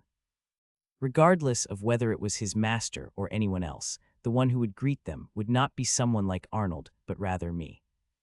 Bears, lions, wolves. These are carnivorous animals we easily encounter through the media. In the media, they are often portrayed as killing machines or as incarnations of unrelenting violence. In reality, predators are not ruthless terminators, but rather closer to cowards. This isn't meant as an insult. Their cautiousness, bordering on timidity, is what makes them true hunters. As someone who enjoyed playing as a morph, I had deeply ingrained the lessons that nature had taught me. No matter how powerful my abilities were, even if I had more information at my disposal than anyone else, without caution, you're useless. I remembered this fact as I scouted the enemies. Arnold's heartbeat was steady. His earlier tension had clearly been an act. People would have likely analyzed me and taken action while others were dying. While they might not know that I possessed enhanced abilities like a biometric radar, they did know that I had some kind of heightened sensory perception. Quite impressive. I had deliberately killed the soldiers brutally to intimidate them, but it had no effect on Arnold. He emitted the scent of a seasoned hunter, unlike me, who had learned from nature. Who could be his mentor? The plasma pistol fired again. The high-energy blob incinerated the spot where I had been just moments ago. I raced across the bridge with sturdy legs like a wild horse, contemplating how to attack the enemy. First and foremost, the enemy's biggest weakness is the location. This was the bridge command center, filled with sensitive electronic equipment. Although the plasma pistol might be considered a relatively weak plasma weapon, it was still a powerful weapon that could penetrate even thick alloy plating. One wrong shot, and it could trigger a catastrophe. I didn't originally plan to use this, but even in the future shown by the Predator sense, Arnold pulled out the pistol just before he was about to die. He was aware that using the pistol inside the ship was not appropriate. Crisis Management Officer, remember that we're in the command center. Be careful not to hit any machinery, understood. Captain Samuel and the other officers offered their advice, but Arnold seemed uninterested in holstering the pistol. Fine, I guess it's me before the ship then. It seemed that in his eyes I had a higher priority than the safety of the ship. It was understandable. I was the only obstacle in his plan. Even if the ship was damaged, capturing me here would be more favorable. However, despite having a powerful weapon, Arnold had disadvantages. At this point, his main duty was to protect the captain and the officers. He couldn't go to C8 alone, so some of them were essential for navigation. He has many weaknesses, but my situation wasn't ideal either. This open space provided a good firing angle, and if it weren't for computer-like cover, I might have been hit by the pistol earlier. Even now, whenever I tried to approach an officer or the captain, Arnold would restrain me with his pistol. When I hid behind the computer, he stopped shooting. "You little rat," Arnold cursed from a distance. It seemed like he was irritated or annoyed, but I could understand. That's a ruse. Arnold was hoping for a prolonged standoff. While he was keeping me in check, he used the communicator to call for the ship's personnel. "This is the bridge command center. The creature has attacked this location. All available personnel gather here." I wonder if that's how it will play out. The bear-like fox over there was using his formidable weapon to buy time. He wanted to capture me in this spot, but he definitely intended to leave the task of harming me to his soldiers. Certainly my movements had become passive due to that pistol of his, so his plan seemed to be working quite well. Well, it's amusing to be deceived like this. With this level of judgment, he would rank above average among space survival players. Those who only hunted gentle prey and suddenly encountered a wolf among them would undoubtedly be tense. Since becoming a metamorph entity, this was the first crisis I had faced, and it was against a formidable adversary. After a long time, I felt my fighting spirit rising. I have to finish this before the reinforcements arrive. I moved away from the energy blob that had left the barrel and hid behind a machine. While pondering my escape plan, I noticed a fire extinguisher. Its appearance was different from Earth's, but it emitted white smoke like extinguishing agent, which was the same. It might come in handy. I quickly retrieved the fire extinguisher and pulled out the safety pin with my small hand on my chest. At that moment, Arnold, holding the plasma pistol, appeared behind me. Before the pistol could fire, I activated the fire extinguisher first. White extinguishing agent sprayed out from the hose, obscuring his vision. What a trick. Beyond the white mist, a green energy blob flew towards me. I dodged it by lying flat on the ground, and with my 4 combat arms and legs, began hexapodal locomotion. Meanwhile, my small arm on my chest continued to disperse the contents of the fire extinguisher in all directions. Cough, cough, I can't see anything. The command center, sealed off from the outside, was filled with extinguishing agent. Coughs from survivors could be heard here and there. "You scum. Are your weapons just for show?" "Sorry, I apologize." The soldiers who remained in the command center hastily drew laser pistols.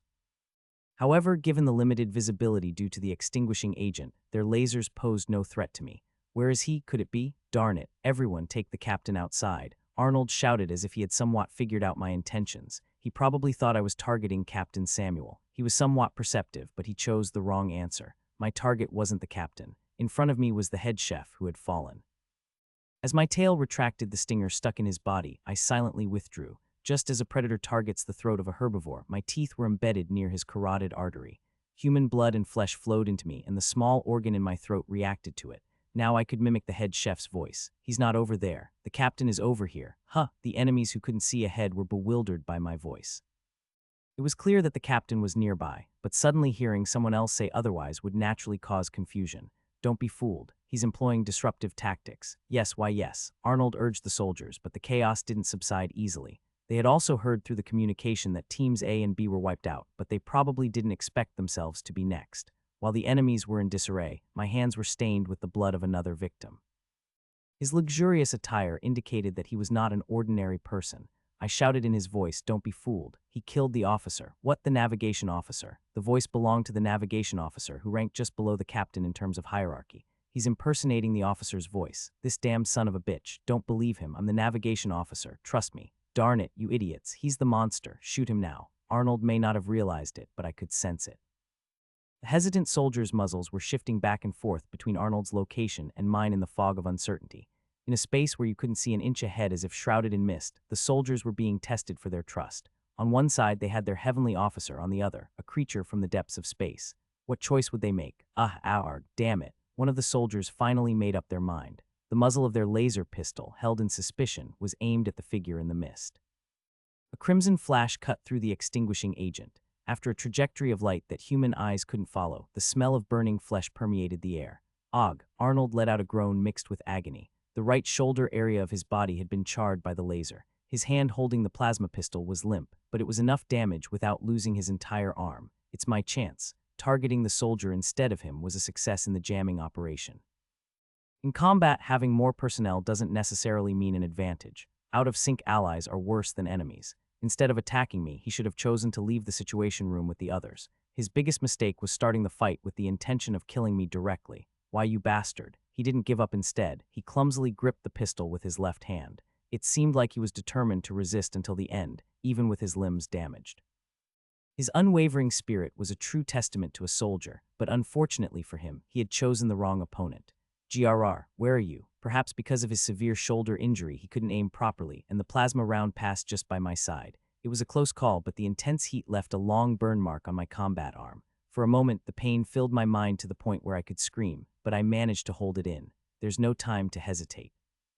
The enemy isn't going to wait for me. The vibration from the energy charging of Arnold's plasma pistol, held in his hand, is detected. Only a few seconds remained before that small harbinger would pronounce my death sentence. Meanwhile, there was still some distance left for my tail to reach his body. That's why I decided to play my final card. Muscles in my back, where equivalent to a human's trapezius would be, moved. A split opened up in that area, revealing a dark, massive something slowly emerging from within.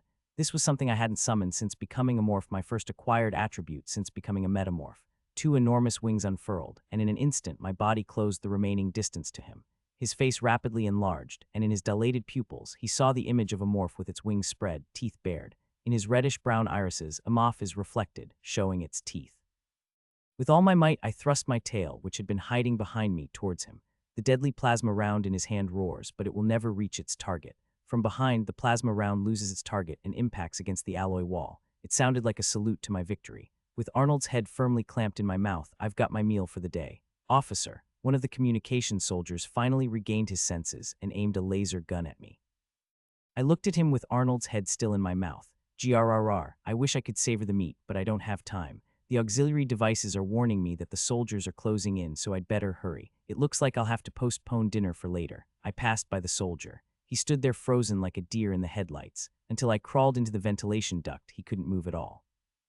What the hell? The soldiers who arrived late were shocked when they saw the bloodbath that had become of the situation room. Soldiers with little combat experience vomited on the spot, and the officers looked dismayed at the sight of Arnold's lifeless body. You damn bastards. Why are you here now? Sorry, sir. Samuel berated them angrily. There was no trace of the trembling figure that had been hiding in the corner just moments ago. Samuel, who had a duty to protect the crew, was shamelessly acting as if nothing had happened. Clean up this mess immediately. Understood. Although the soldiers wore discontent on their faces, their superior was the captain, and furthermore, he was the captain of the ship. They got to work without any military formality, recovering the bodies lying in the room. Darn it, how many of them died? Of all the times to be attacked, it had to be when the essential crew members were gathered for navigation. And to make matters worse, the creature had intentionally targeted the most important individuals among them. Research officer, technology officer, chef officer, navigation officer, crisis management officer, they're all dead. The deaths of the technology officer and the crisis management officer were particularly painful. Technology officer was responsible for the ship's maintenance and repair, while the crisis management officer handled combat situations. Both were essential talents when dealing with pirates. He would die and never know that the monster had deliberately taken them out first. In this state, there's no way I can survive encountering pirates. Samuel was completely inexperienced in combat. Although this research vessel had been converted into a warship, he was not a soldier. He was just a wealthy man who had purchased a second-hand spaceship. The chances of him effectively commanding the battle-hardened pirates against him were close to zero. In that case, it would be better to appoint a new crisis management officer to oversee the soldiers.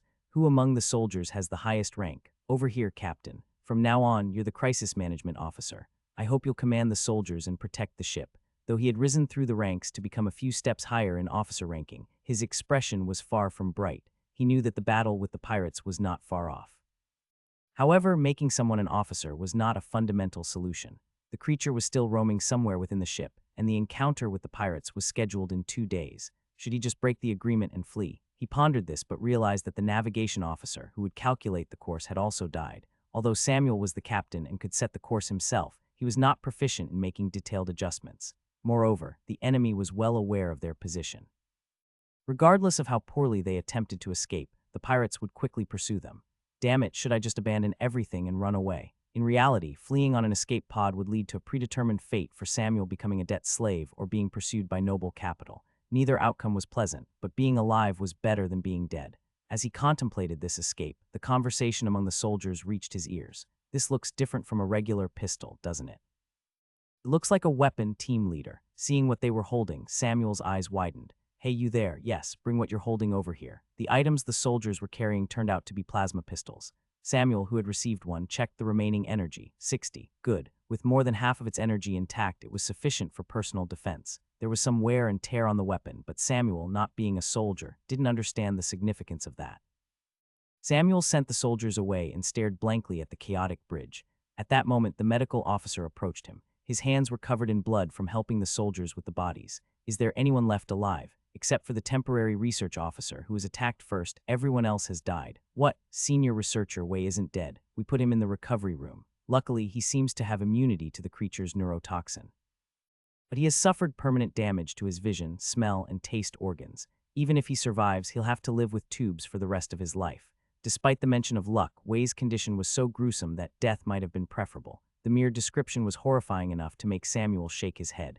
Medical officer, is there really no way? What do you mean? We not only have the creature to deal with but also the pirates. The medical officer was someone with experience in treating others, not someone who would kill. Samuel knew this, but he was feeling too frustrated, so he asked anyway. What about surrendering to the space dogs? What? Haha, you have a good sense of humor. Will Megacorp just leave us alone? Samuel chuckled dryly at the joke, which was far from funny, but the medical officer had a serious expression.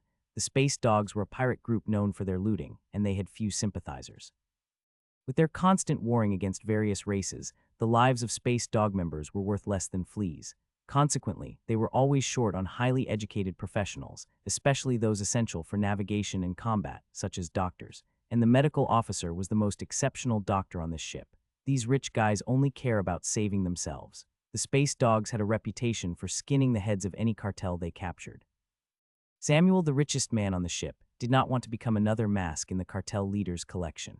Put aside the pointless chatter and take care of the lower-ranked crew members. Got it, ahem. Samuel gave the medical officer a cold look as he cleared his throat. With an imminent crisis at hand, there was no one reliable left. The soldiers were busy tidying up the control room, the officers were pondering countermeasures, and the medical officer seemed lost in thought. The only person he had somewhat trusted was now being carried out as a headless corpse. What should I do from here on? With a sigh, Samuel left the command center. They were all enduring a tough day, but they didn't yet know that hell had just begun. I've eliminated most of the important figures. Samuel had left a formidable adversary behind, even though he was still far from being my rival. When Arnold, the sharpest mind among them, died, the future of the crew was sealed. Furthermore, the ship's top technician had also fallen into my hands. In other words, even if there were issues with the ship's operation machinery, it would become difficult to repair. Even if the AI reported a problem, it would take time to resolve. In the meantime, I had something to do, expanding the hive. It was time to start infiltrating not only the ventilation ducts, but also the key facilities inside the ship.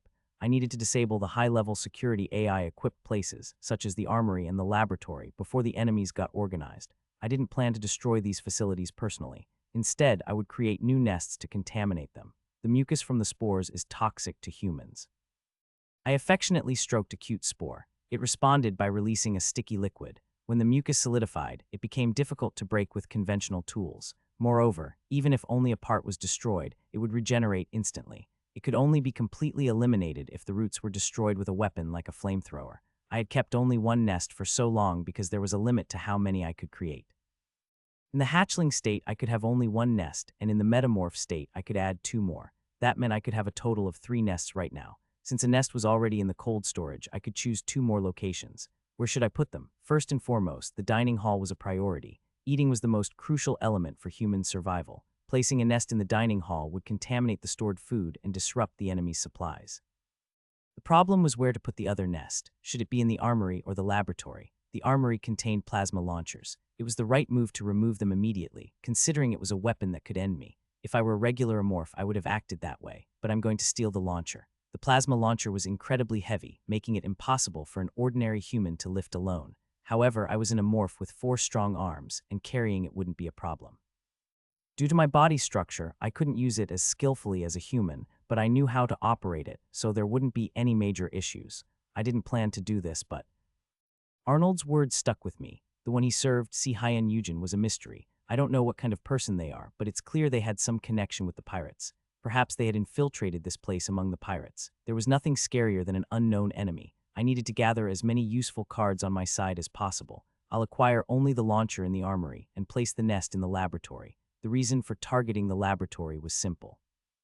It stored a large number of genetic samples. Several races, including Megacorp, possessed the technology to refine genes, gathering only the essence of organisms and extracting it. Even if I ate it, the predation effect would still be triggered. From this perspective, it might seem more convenient to target only genetic samples. However, there was a significant drawback to this method. The probability is much lower.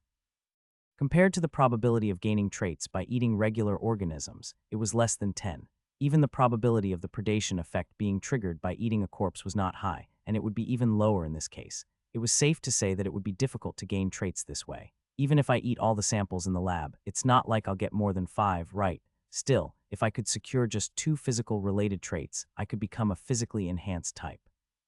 To become a psychic enhanced type, I need only 1 more trait related to psychic powers, but the chances of obtaining one on this ship are slim.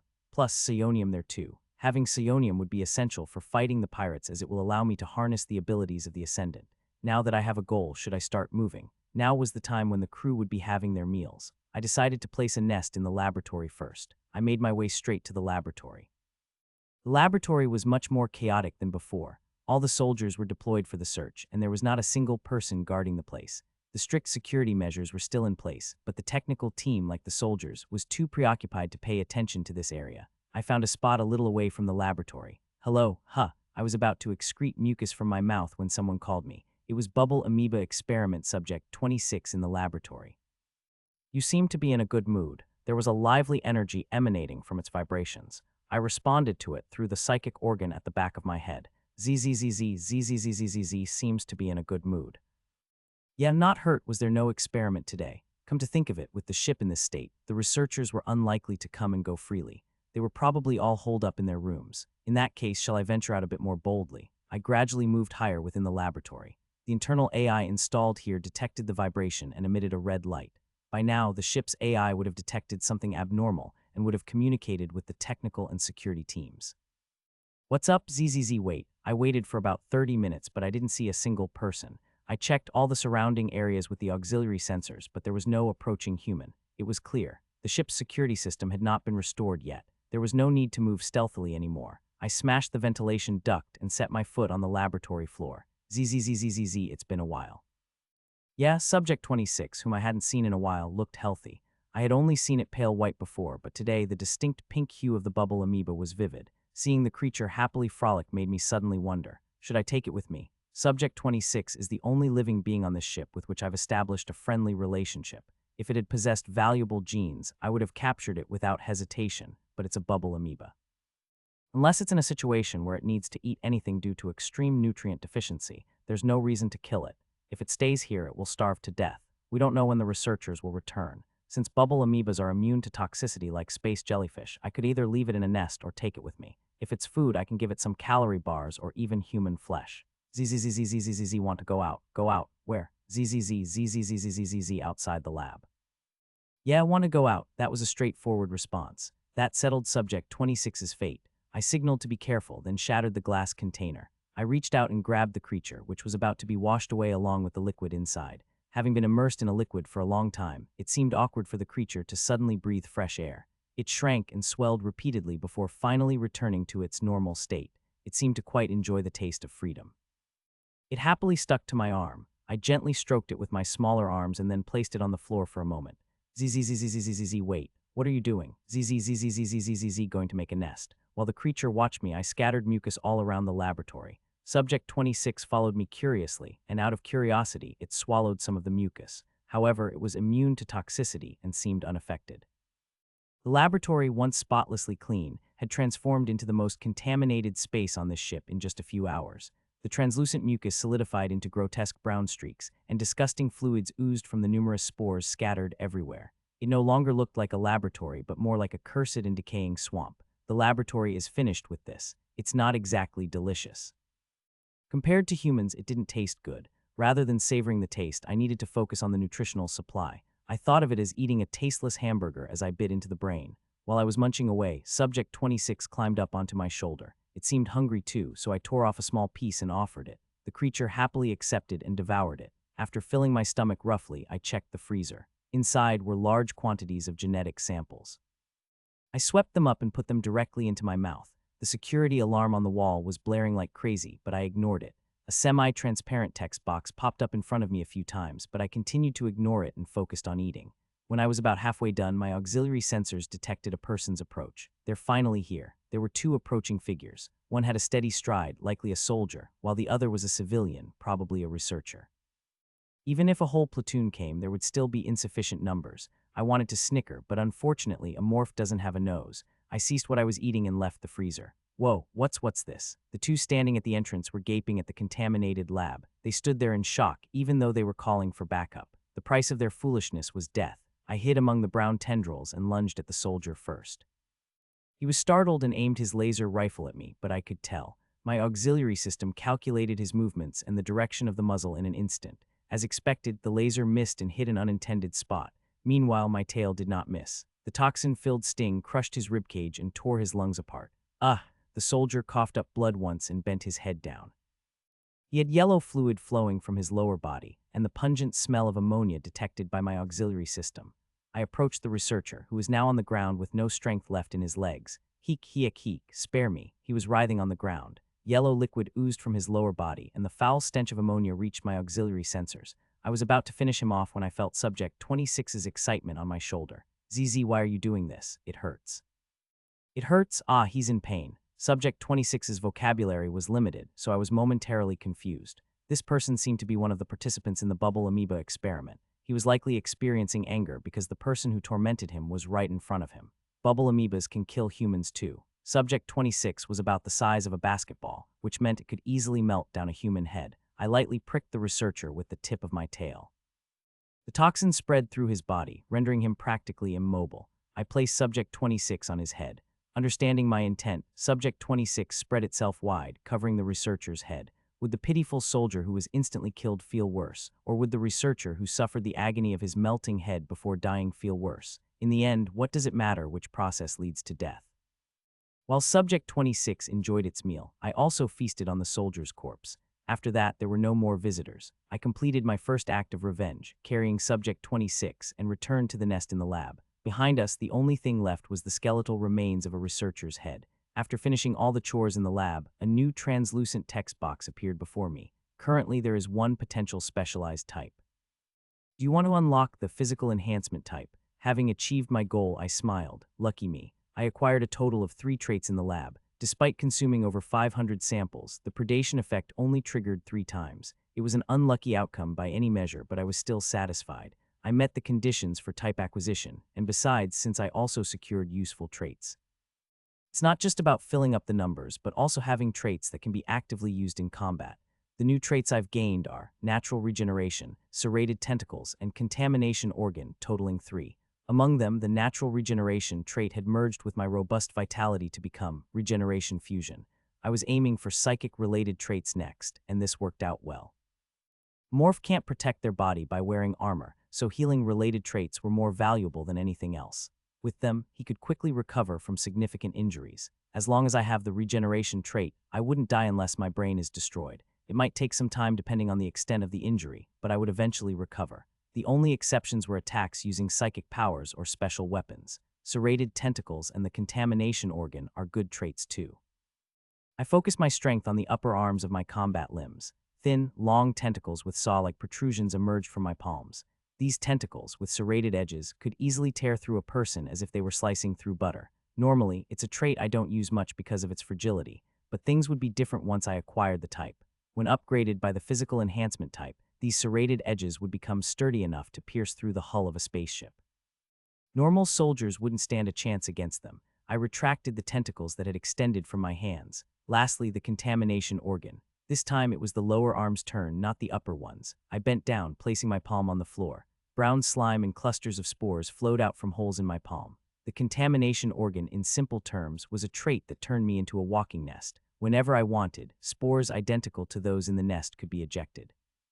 The difference was that with the contamination organ, I could apply some of my traits to the spores I created. In other words, I could create spores that emitted neurotoxic substances, produced acidic fluids, or enhanced the regenerative effects of my body.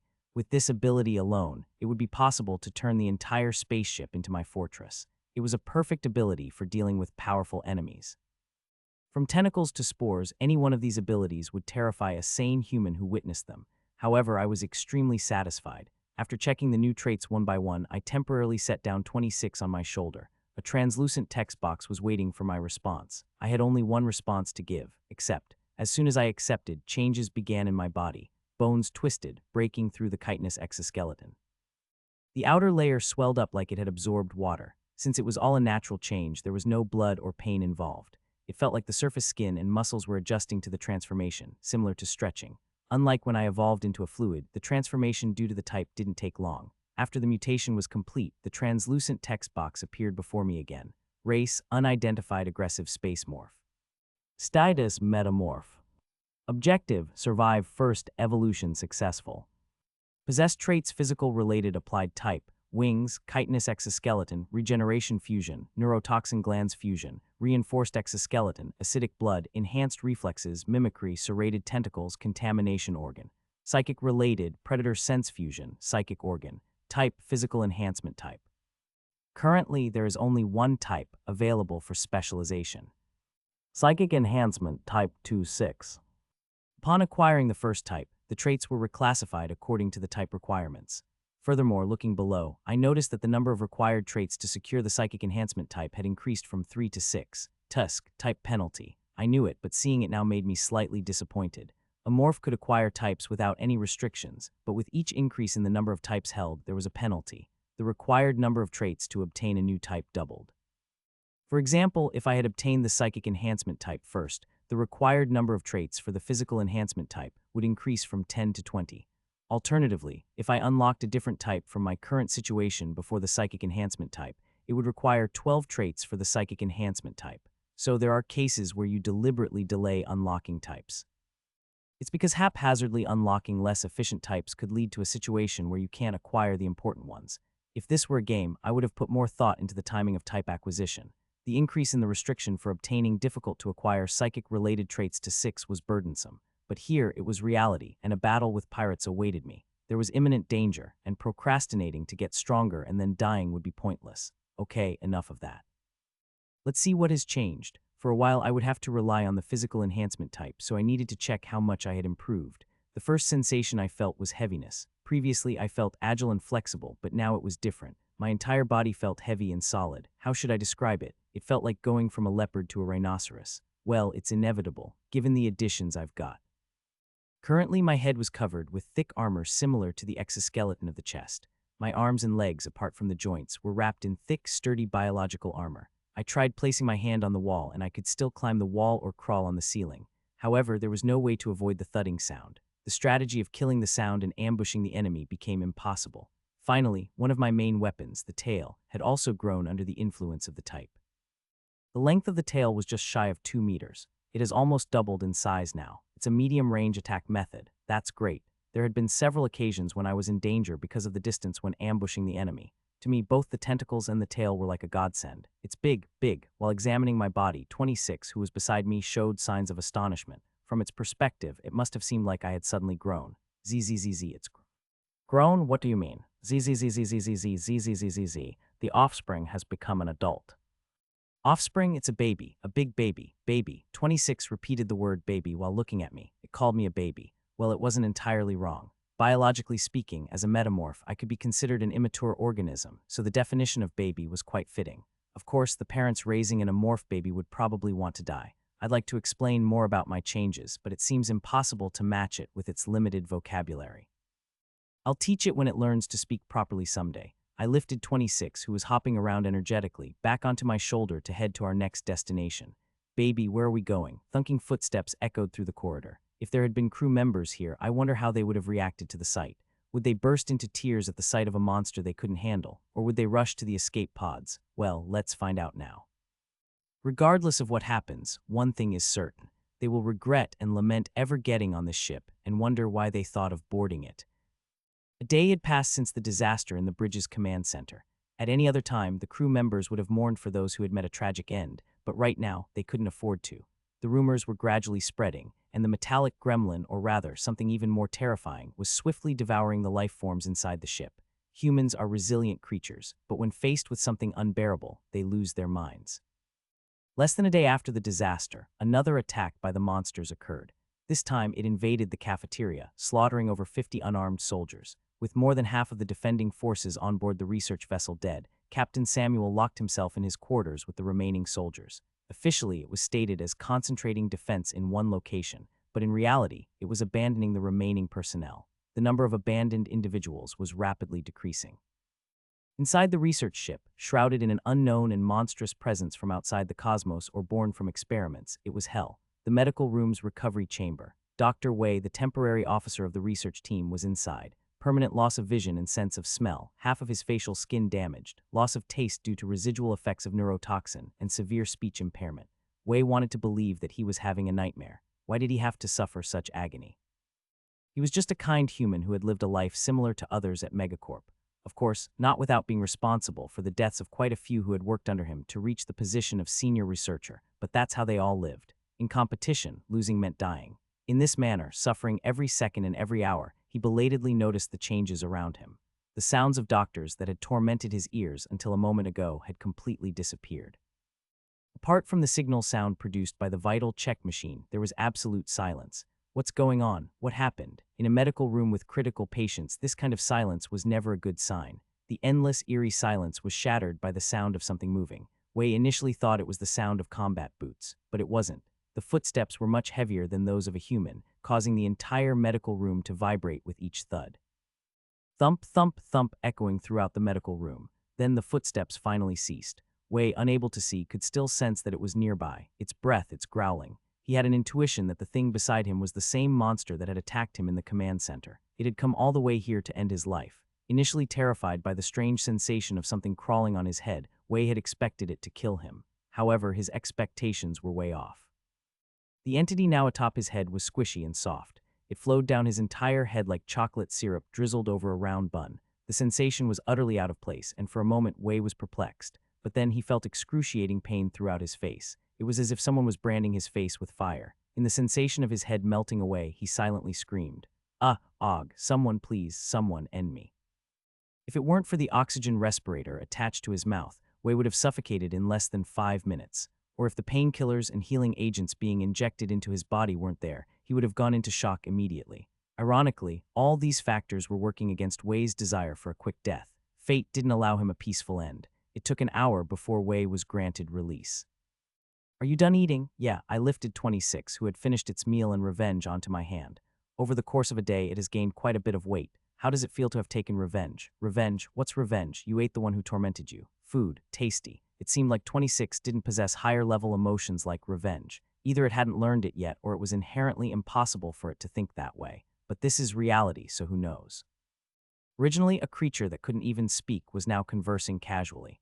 Moreover, considering how researchers were particularly interested in it, there must be something unique about it. It's not evolving into a seed demon or anything, right? Seed demons were creatures that, like bubble amoebas, existed only on the ocean planet. They resembled bubble amoebas in appearance, but were over 30 meters in size and had numerous tentacles hidden inside their bodies. Because of their similar appearance, there were often discussions in the community about whether bubble amoebas and seed demons were related. Of course, in this game, there was more than one creature that looked similar, so such claims were meaningless. Number 26, who had no idea what I was thinking, emitted a signal towards me. "Hey." A faint light emanated from its body. To the best of my knowledge, that expression meant it was tired. Now, with it looking more chubby than chubby, I lifted it onto my shoulder and left the medical room. Outside the medical room in the corridor, there was no sign of the cleanliness and futuristic appearance that had been there before. The corridor was filled with dirty mold like brown stems. From the ceiling and walls, spores were being spread like watering a cursed garden teeming with life. It looked more like the interior of a decaying, insect-infested tree trunk than a metallic conduit. Having taken control of half the ship, I set out to find my next prey. The age where the endless expanse of space above our heads has become a reality. In space, humanity was divided into two major factions, Megacorp and Star Union. Both were powerful enough to control dozens or even hundreds of star systems, but in the vast and expansive universe they were mere specks of dust. Infinite space, filled with countless galaxies and celestial bodies, extended beyond their reach. For example, C8 was one such place. In this uncharted territory, untouched by Megacorp, Star Union, or any other sentient beings, hostile entities lurked in groups.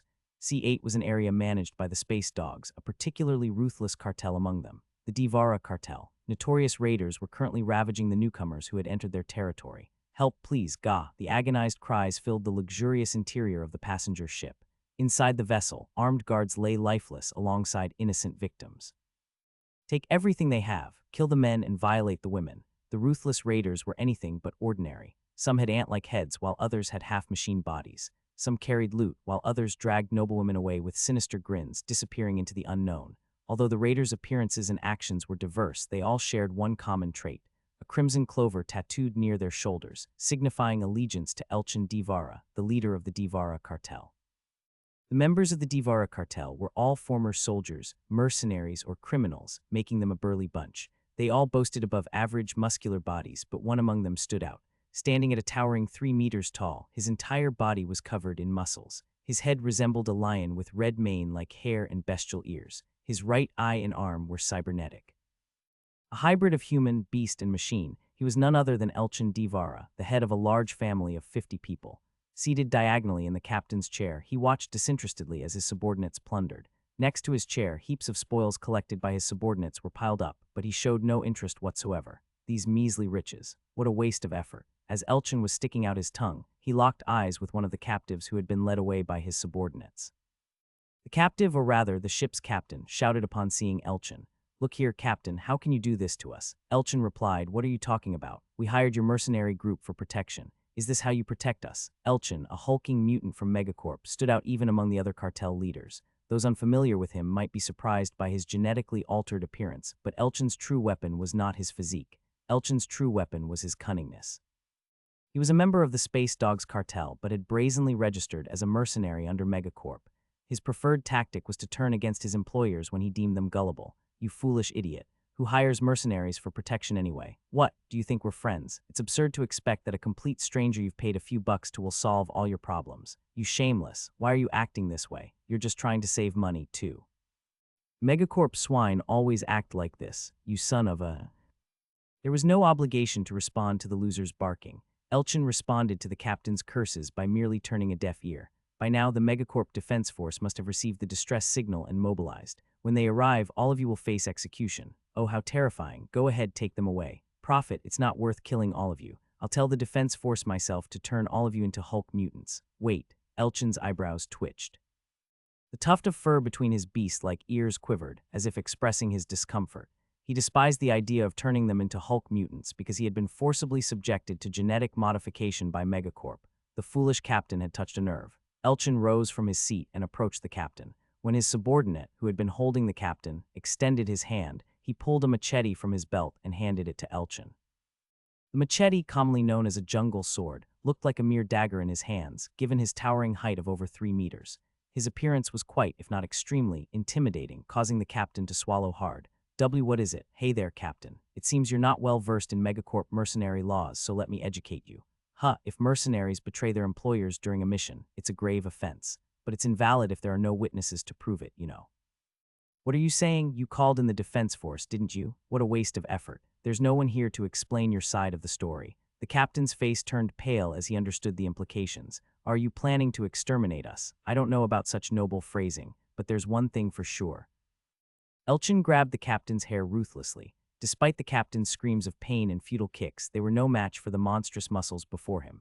My hobby involves stripping the skins off Megacorp swine. The machete in Elchin's hand gleamed ominously. By the time his hobby was over, there were no living humans left inside the passenger ship. As always, after the looting was done, there was nothing but an unpleasant silence. While his subordinates cleaned up, Elchin returned to his training room.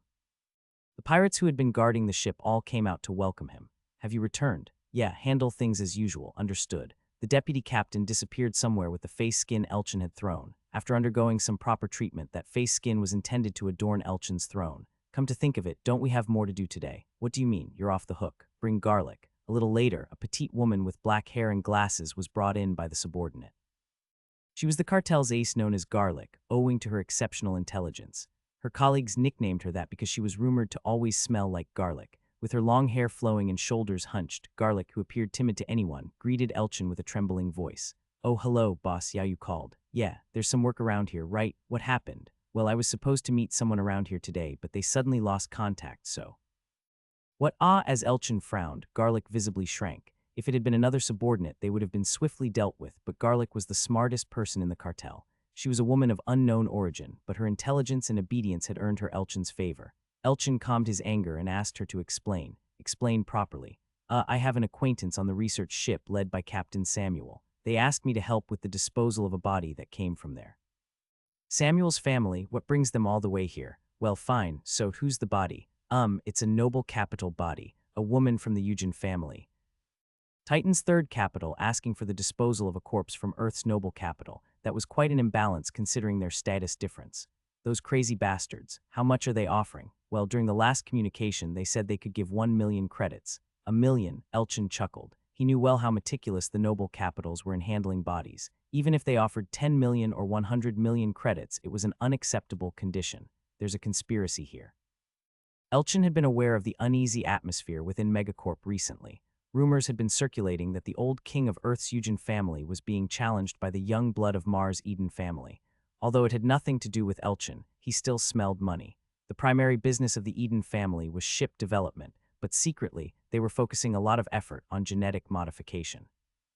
What Elchin knew was that he was secretly developing a prototype of a new Hulk mutant directly from the Eden family. Wait a minute. What if I intercept the body and hand it over to Eden? He didn't know the identity of the body, but if it was from the Eugen family, it was obvious they had undergone some extreme genetic modification. Being practically a living relic from the Earth's noble capital, they would certainly pay a fortune.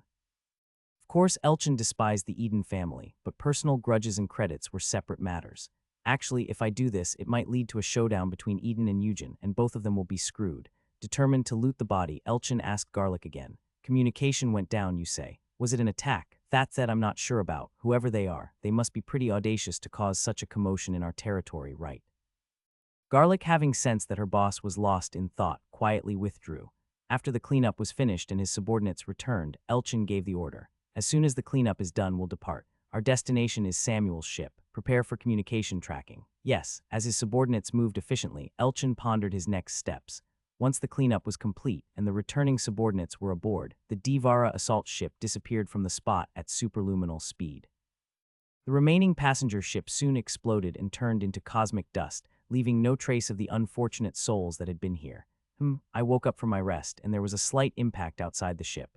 I thought it might be a collision with space debris, but it seemed too artificial, as if someone were knocking on the ship's door. It's them.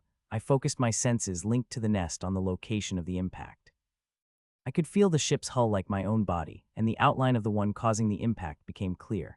Unlike the round and oval research ships, this one had a long, sleek design that reminded me of black. The surface of the ship was painted with red clovers. No one would graffiti a ship like this except the space dogs. The battleship was attempting a forced docking with the research ship, pushing against the damaged outer wall. Through the breach, a few individuals entered the research ship. They're fast. Their actions were impeccable, typical of professional military personnel. Once they entered the research ship, their destination was clear, the bridge, whether they're smart or just plain foolish. Any typical sentient being would hesitate in a situation where it was evident that the ship was in an abnormal state, but they acted without hesitation. The current state of the Samuel's research ship was so distorted that it would be difficult to recognize its original form. Even this pinnacle of advanced engineering, designed to withstand the harsh conditions of space, had become useless in the face of a morph's presence. The smoothly polished alloy corridors had deteriorated to the point where the brownish stems jutted out like veins. The ceiling and floor relentlessly dripped a mixture of neurotoxins and corrosive substances. The melted alloy sections were now filled with the nest's secretions. Without someone to tell them that this place was a ship, no one would think it was anything other than a naturally formed structure. In a way, this place could be considered a kind of garden, specially created for a specific entity. The owner of this garden was me, the Amorph. Like tomb raiders seeking treasure, they were blinded by greed. They didn't even know where they had set foot. I am currently lying in the second nest installed in the laboratory, monitoring the intruders. The unsuspecting intruders were manipulating the communication system on the bridge. Through the nest, the enhanced psychic device read the flow of their radio waves. Bridge secured. But something strange. What is it? There's no one on the ship and strange trees are growing. Trees? Where would there be plants in space? It's real, boss. That little shit. I'll go check it myself. Or else get ready to have your head smashed. Yes, the one speaking with a punk-like attitude must be the leader. The leader had an unmistakable presence that set him apart from the others. A Hulk mutant, the sound of two high-powered hearts beating could be heard from his body. Seeing faint radio waves flowing over his skin, it seemed like he had implanted multiple mechanical devices. Following the leader, others also infiltrated the research ship one by one. I checked each of them as they crossed over. A pheromone is coming from his body. He's an insectman. Instead of a heartbeat, this one makes machine noises. A Star Union cyborg, a multi-species cartel. That's convenient. The conditions for evolving into an ascendant entity required killing 10 individuals of 2 different species each, whose genetic material I would consume. Currently, I had filled half of them as humans, so the rest needed to be filled with 10 individuals from a different species. So far, the Star Union has the most with 12, but what will happen now? In the game, it didn't matter how they were treated as different races, but in reality, who knows? According to the settings, they were still considered humans, so whether to treat them as humans or an independent race would have to be determined by trying it out. Continuing to wait, the number of individuals who entered the research ship was a total of 29. I thought that was the end, but one more human crossed over at the end. The individual seemed extremely ordinary, so I initially didn't pay much attention, but upon a second look, I felt something strange. Can a person be this ordinary? So far, I've devoured over 100 humans, but among them, there hasn't been a single one with a normal or average body condition. Every human had unique movements and sounds like fingerprints. However, the newcomer is different. Their body is anything but ordinary, almost as if someone calculated the average for all humans and produced this person like a machine-made copy of normal. In summary, the individual's body was arbitrary. Instead of a brain, there was a computer in their head, so they were meticulously pretending to be average. A noteworthy character. Let's remember that. With the arrival of this suspicious individual, no one else entered the ship. Now it's my turn. I disengaged from the nest and got up. Number 26, who had been resting nearby, reacted to my movements. Hey, where are you going, baby? ZZZZ going out. I'll go with you. ZZZZ, ZZZZ, ZZZZ, ZZZZ, it's dangerous, so stay here. It puffed up its body as if it disliked the idea, but I couldn't accommodate it. From now on, I was going to the enemy battleship. ZZZZ, ZZZZ, ZZZZ instead, protect that thing.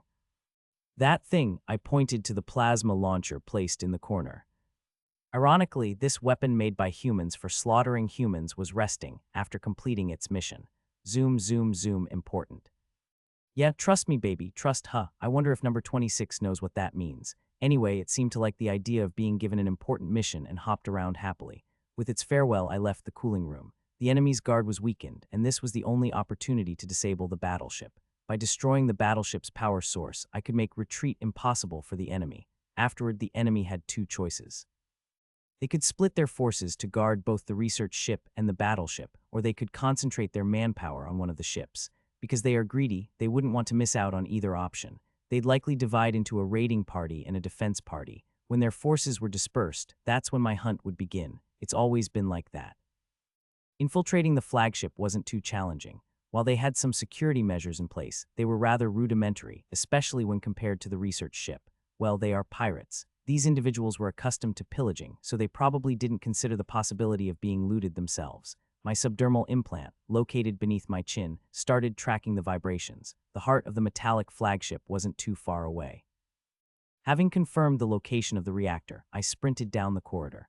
The flagship's corridor was surprisingly messy for what was supposed to be a military vessel. It seemed like they had patched it together using parts from other ships, resulting in walls of different colors and boxes of plunder scattered about haphazardly. It was like running through a garbage dump, and I sensed movement from the enemy. 2 of them, to be exact, on human and 1 insectoid. Let's take care of this right here.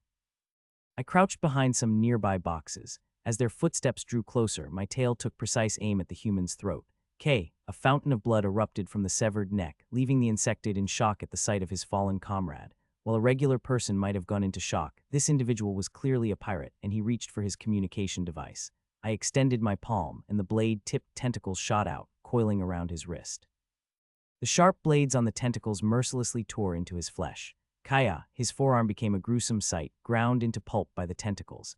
The communication device he had pulled out fell to the floor, unutilized. Upon retracting the tentacles, now coated in the insectoid's green blood, the items stuck to their surface were absorbed into my body. The taste was different from that of human blood. It's like grape flavor.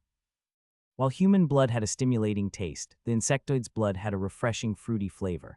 I wished I had more time to savor it, but the circumstances didn't allow for it. I focused my strength and lunged at him. It was a short charge, but with my enhanced physique, it packed a substantial punch. The insectoid was slammed against the corridor wall. Kek, a short scream and the sound of bones snapping echoed through the corridor.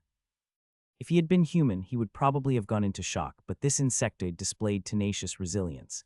He was still alive and struggling to escape. Using my lower tentacles, I pinned down his arms while the upper ones gripped both sides of his head. Kaya sperke. I was growing tired of hearing pleas for mercy. I applied force to my gripping tentacles, tearing his head apart. The corridor was now painted in green blood. I didn't bother with the human corpse and quickly devoured the insectoid's body. As expected, NPC species don't count. In the game, the insectoids were classified as sentient beings, but they were an unplayable alien race. As such, they didn't count toward my evolutionary progress. Let's just have this and move on. I would have savored the moment under different circumstances, but there was still much to be done. I swiftly chewed and swallowed the insectoid's meat. After licking up the blood on the floor, I neatly stashed the human corpse inside one of the boxes. Patrol team, what's going on? Why no response? It's nothing. Then answer quickly, you brat. Get out of there, sorry. After concluding the short battle, I resumed my journey towards the reactor. Along the way, I didn't encounter any new enemies. It would have been nice if the security around the reactor had been equally lax, but my wish remained unfulfilled. Android security guards were patrolling the area around the reactor. These guys, who seemed to spare no expense on security, had suddenly deployed expensive androids here. It appeared they had placed the spoils of their raids here. Androids can be quite troublesome. Destroying them isn't a problem in itself, but what comes afterward is. The moment I attack, the android will send a signal to the central AI of the ship. Unless I'm prepared for a full-scale battle, I should avoid confronting the androids. How should I deal with this? The auxiliary organ under my chin squirmed as it searched for a weak point in their defenses. Unlike humans, androids had no significant vulnerabilities due to their mechanical nature. Moving around on the ceiling or walls, as I had done on the research vessel, was not an option since androids had heat-tracking devices. I don't necessarily have to face them head-on. I turned back and headed upstairs towards the reactor. Passing through rusty metal stairs and chaotic corridors, I arrived at someone's bedroom. The bedroom had a nauseating and foul odor. The mattress used as a bed was discolored, and empty bottles were scattered on the floor. Using my 4 hands, I lifted the mattress. The insects hiding beneath it were taken by surprise and scurried away. This should do. I stood in the spot where the mattress had been and used my lower hands to extract spores from below. The acidic secretions from the spores began to dissolve the floor. A pungent smoke rose, and the dirty metal quickly developed holes. Beneath the holes, I could see the upper part of the reactor. If it had been a human, they would have noticed the reactor's upper level melting away, but my opponent was an android. It was vulnerable to unexpected situations because it operated according to predefined programs. I'll clear the engine with this. I poured the spores upwards toward the reactor. It had been 10 years since Elchin Davara started pirating. A Hulk mutant involved in piracy, no one could have expected Elchin to continue her activities for so long. Originally, Hulk mutants had short lifespans. Their genes were manipulated to ensure they died within 2 years. If he hadn't been an improved Hulk mutant by Eden, he would have surely died not long after. Even if he had survived, if his intelligence hadn't been up to par, he wouldn't have lasted this long. Elchin has surpassed both of these adverse conditions. He has become a respected figure among the space dogs, even an elder statesman. Seeing what is happening in front of him right now is quite shocking, even for Elchin, who has been through all sorts of trials and tribulations. Request for assistance. This is the command center. The intruder is attempting to break down the door. Damn it, we don't have any personnel to send. No, I don't want to die. Where's the captain? Where's the officer? The officer died earlier. Get yourself together. Hee. We're all dead. Heh. Anyone with remaining ammunition, it's breaking into the room. Prepare for combat. Damn it, it's a smoke grenade. It's inside. Save us.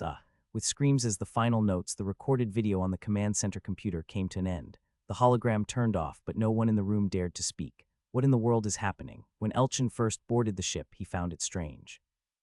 Apart from the odd vegetation growing everywhere, the most glaring issue was the complete absence of any people.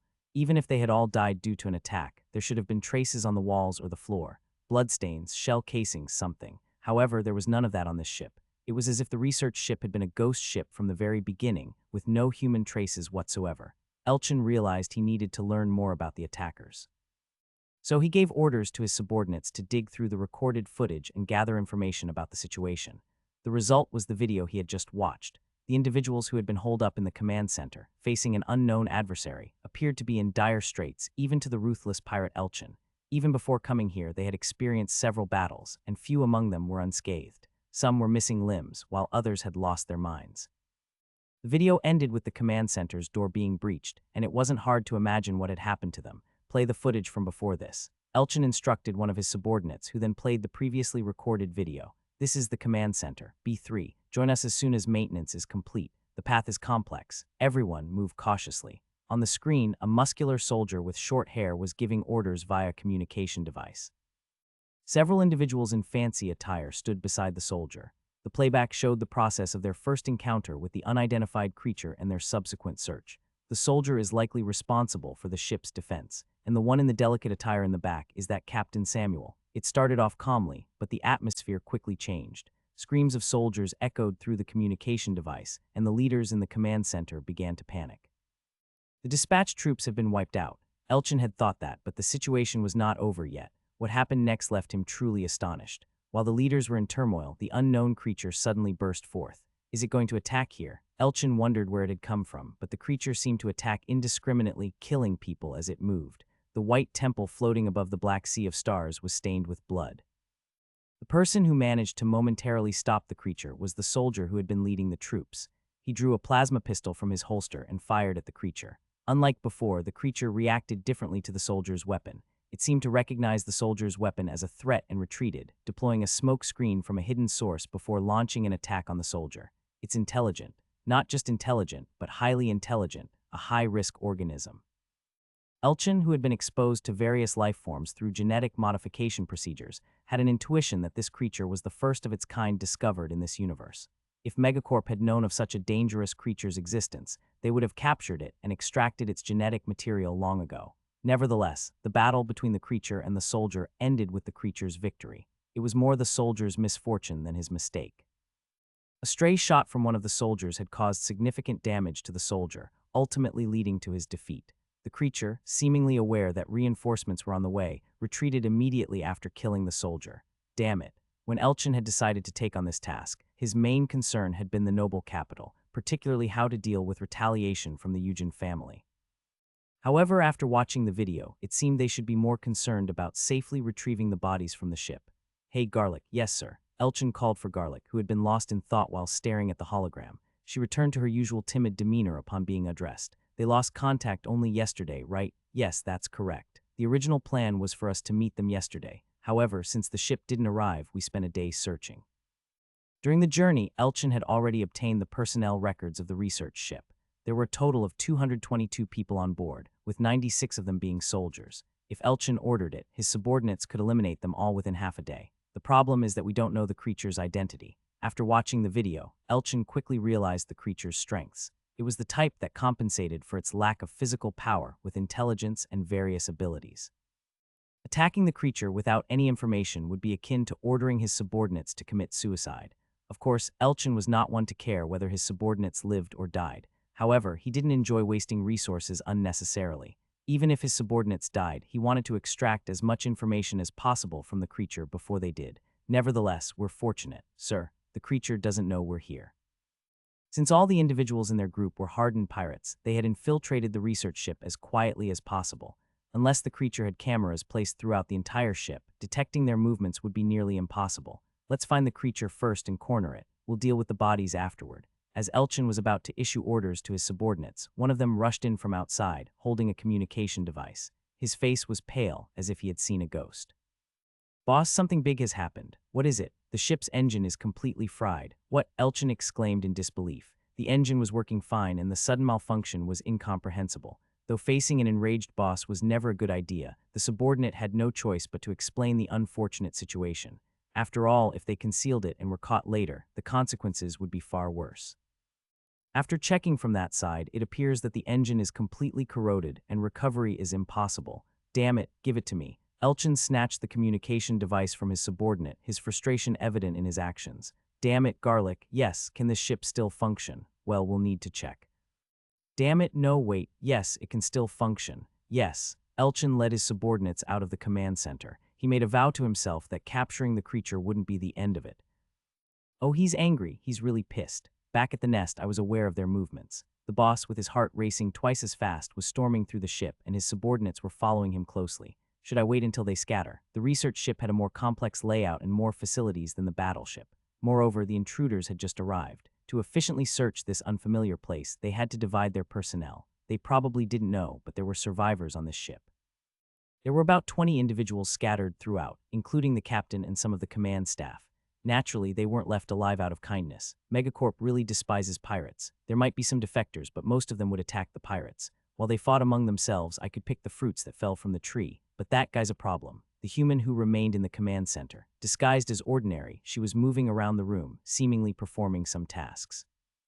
Only 3 individuals were with her. It would have been a good time to attack, but I had an uneasy feeling. A morph's unique intuition was warning me. That individual was a dangerous presence, and I needed to be cautious. Could she be the person Arnold mentioned? See Hyun Yujin. She was someone Arnold had mentioned as being similar to me. What had Arnold seen to make that comparison? Perhaps she's a genetically modified human like me. In a society where Megacorp valued competition as the highest virtue, the obsession with extending life was incredibly strong. Especially at the top of the pyramid, the noble capital, they would commit heinous acts without hesitation as long as it allowed them to live longer. The advancement of genetic modification technology in Megacorp was a result of this societal atmosphere. Hulk mutants were nothing more than byproducts of that. Even Megacorp players are ultimately into genetic modification. In the game, there were users who went beyond simply modifying their appearance to the point of becoming inhuman. Some used artifacts that allowed them to use cult-like abilities, while others flew through space on their own without a spaceship. There were all sorts of people. Given that, it was entirely possible that the Yujin family's scion had been modified to an extraordinary degree. Keisaragi was nothing special, but what about that woman? As expected, if she is a genetically modified human, she would be a formidable opponent for me now. Just as my enemies don't know my abilities, I don't know what abilities she might possess. If they had modified her to the level of players, defeating her wouldn't be easy. A genetically modified human, huh? It's been a while since I've had a fight like this. I didn't say it was difficult, I didn't say I would lose. I had devoured countless Megacorp players. Facing a formidable opponent not only aroused a sense of danger, but also piqued my interest. For now, let's hold off on the one who appears to be Hyun Yujin. Let's clean up the pirates first. There was no point in fighting recklessly and then dealing with trouble if reinforcements arrived. I turned my attention back to the pirates. Coincidentally, they were approaching the captain's quarters, where survivors were hiding. Normally, this would be a time for jubilant celebration, reveling in the spoils of plunder. But there was not a soul among them who dared to speak up. It was all because of Elchin, who was seething with anger like a raging bull. Due to the sudden loss of their precious battleship, Elchin was doing everything in his power to quell his rage and regain his composure. It was under these circumstances that a subordinate approached him, hesitating. "Boss. What is it? We've detected life signs on the bioscanner. They seem to be in the captain's quarters. And, well, the door seems to be sealed, so we'll have to breach it. Damn it, do you need my permission to take a piss too?" "Oh no, sir." It was a signal to proceed. The subordinate prepared to breach the door with his comrades. The one responsible for demolition shouldered the plasma cutter and began assembling it. He affixed the assembled plasma cutter in front of the door and operated the terminal connected to the machine. As the cutter started working, it emitted a green beam that began cutting through the heavy door, which was over 50 centimeters thick. By the time the thick smoke filled the corridor, the door to the captain's quarters had been breached. One of the pirates leaned in to take a look from the outside when bullets flew at him from within. "Damn it, hide, everyone." Starting with the pirate with a hole in his head, a hail of bullets poured out from inside the captain's quarters. The pirates took cover behind the walls and retrieved their weapons, preparing to counterattack. However, Elchin stepped forward. "Move aside, you bastards." He gripped the hole in the melted door and exerted his strength, causing the 50 centimeters thick steel door to twist like dough. Displaying his terrifying strength, he entered the captain's quarters and began a massacre. Arg, monster. With every punch from Elchin, crew members turned into chunks of meat. While their boss went on a rampage, the pirates retaliated with suppressive fire from behind cover. The crew members in the captain's quarters had turned into corpses in the blink of an eye, leaving only one survivor. As Elchin was about to finish the job, the survivor shouted, Wait, I surrender. Surrender. The Devara cartel doesn't accept that kind of thing. No, I am the ship's medical officer. I'll definitely be of help." Elchin relaxed his grip, his fist no longer threatening.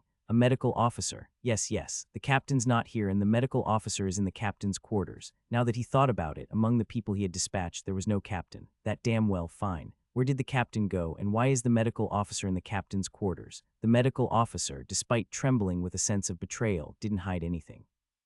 As things got more complicated, Elchin's annoyance grew. The battleship was wrecked, and the person who knew the whereabouts of the bodies had gone off to escape on the lifeboat. Elchin contemplated killing the medical officer but decided against it. Hey, smart one. Yes, you're a medical officer, right? So you must know where the bodies are. Well, yes. That noble capital body, they said it was here. Where is it? The medical officer had no idea where Keisaragi Eugen's body was, but to be honest, he lied because he didn't think he'd see the next day if he told the truth. It's with the monster, that bastard again. Why the hell is the monster carrying corpses? He eats people. That statement meant that Elchin didn't have much time left. Elchin sighed and gathered his subordinates. Listen up. The medical officer here says the monster has a body. We don't have time to search every nook and cranny, so spread out and find it. Got it? Yes, since that bastard is no pushover, go in groups of at least 6. If any issues arise, report immediately through the communication device. Anyone slacking off, I'll personally smash their heads in. Yes, boss, you there, you're coming with me. Yes, the subordinates responded energetically and scattered. The medical officer watched them run off and thought about whether he should speak up now, but he was too afraid of Elchin to do so. Hey, medical officer. Yes, you said you wanted to be a pirate, good for you. We've been short on medical officers. Oh, yes. By any chance, do you have any expertise in genetic modification? Yes, yes, of course. Just leave it to me. Too bad. The crew members didn't last as long as I thought they would, but considering that the boss is a Hulk mutant, it's probably the expected outcome. Hulk mutants are deployed in ground battles to destroy tanks and bipedal armored units. If a regular crew member even gets a scratch from such a monster, they should consider themselves lucky. The boss left only one person among the crew members alive. Although I couldn't see who had survived, I could guess. It must be the medical officer. Space dogs are a group with a high mortality rate. Criminals, war orphans, the impoverished, retired soldiers, mercenaries, and all sorts of people are constantly coming and going.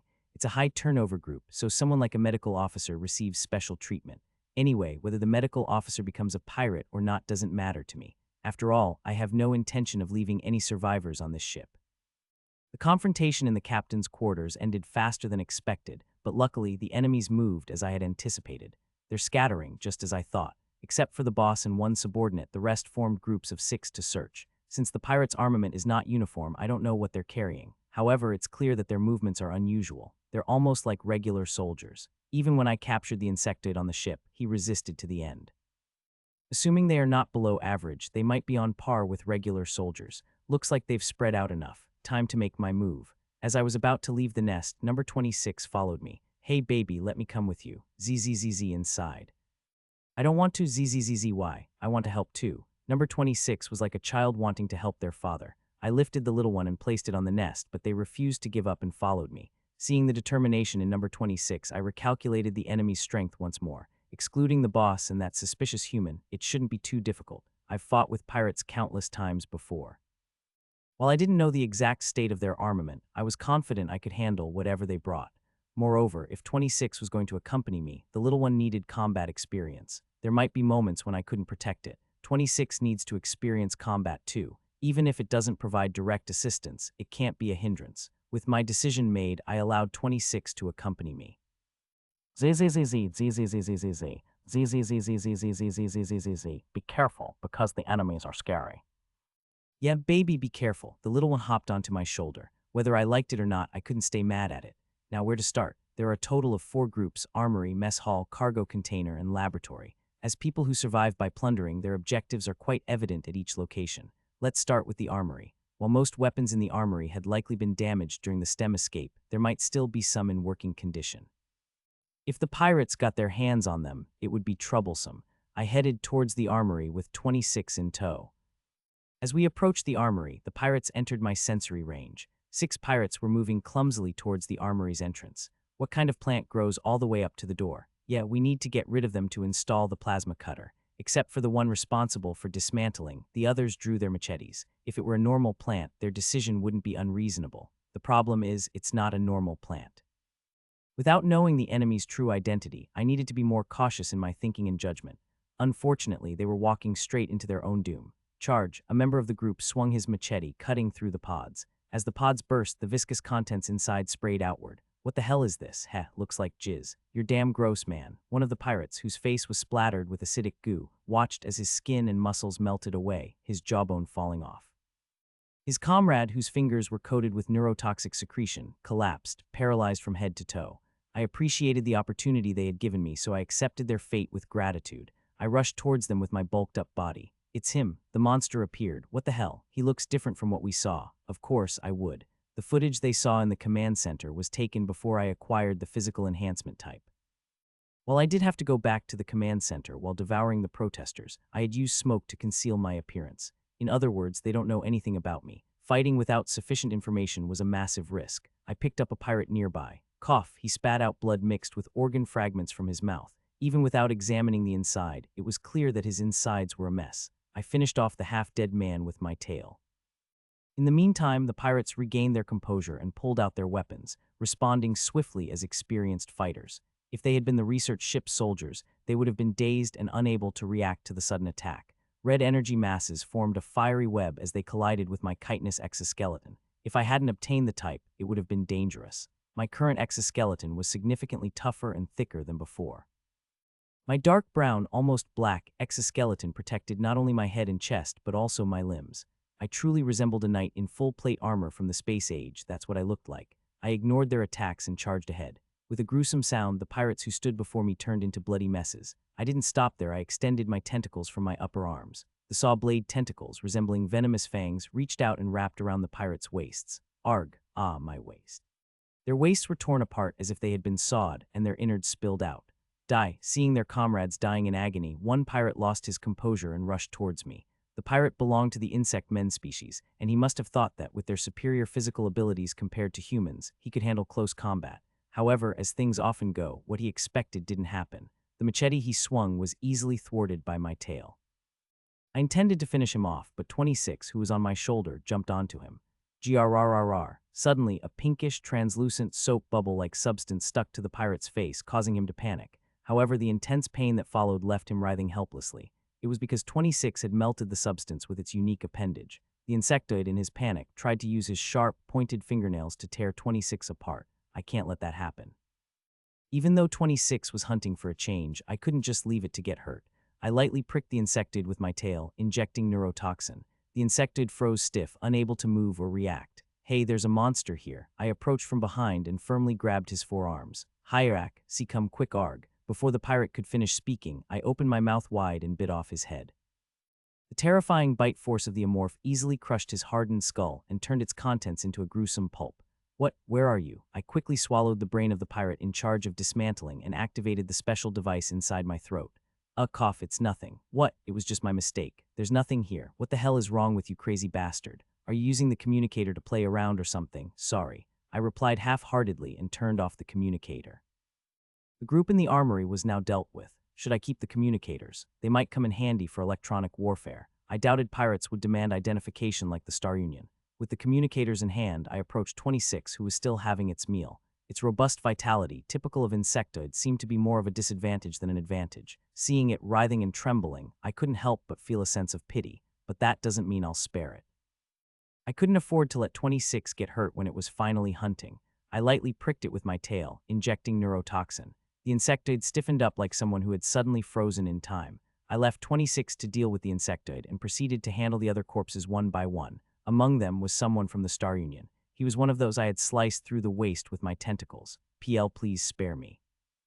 In a cyborg-like manner, he was still alive despite having his upper and lower body separated. He desperately begged for mercy. The Star Union believed in the ideology that the frail human body should be replaced with machinery. They had a mindset opposite to the Megacorp, which sought to improve genes to become better beings in their human state. They're both bad guys, no doubt about it. The Star Union, aside from themselves, are the kind of folks who want to share their blessing with other species. What I mean is, they modify other species they capture as prisoners into machines, regardless of the prisoner's will. The pirate in front of me appeared to be a modified human, as I could see mechanical components mixed among his internal organs. He pleaded for mercy, his voice quivering, but I crushed his head beneath my foot. Artificial brain matter crumpled as sparks flew. Mechanical, but can I eat it? Nevertheless, just to be safe, I separated the visible components and only put the flesh in my mouth. I tasted a strange mix of metallic sparks and the greasy texture, as if the taste had a hint of sizzling electricity. It's kind of unique in flavor. Considering its appearance, it was surprisingly palatable. I finished eating the cyborg's corpse. I wiped my hands, which were smeared with oil, and a translucent text box appeared. Metamorph pre-saint, evolution conditions partially met. First intellectual entity 1010 achieved. Second intellectual entity 110 incomplete. Oh, I didn't expect this, but it was good news. Just as I suspected, cyborgs were treated as a separate species in the game, just like in reality. There were 12 of them on this ship, right? Once I devour all the cyborgs on the research vessel, I can immediately progress to the next stage of evolution. Evolving into an intellectual entity so quickly by consuming the cyborgs within the research vessel was unexpected. It's like a gift I hadn't anticipated. Baby, what's got you so excited? ZZZZZZ something like that 26, who had finished its meal, approached me. I gently stroked it and placed it on my shoulder. It seemed like 26 was starting to look like Santa Claus, bringing me a bunch of gifts, despite being considered a cosmic disaster by some, known as the space dog. Crunch, I yanked the throat of one of the pirates with a swift motion.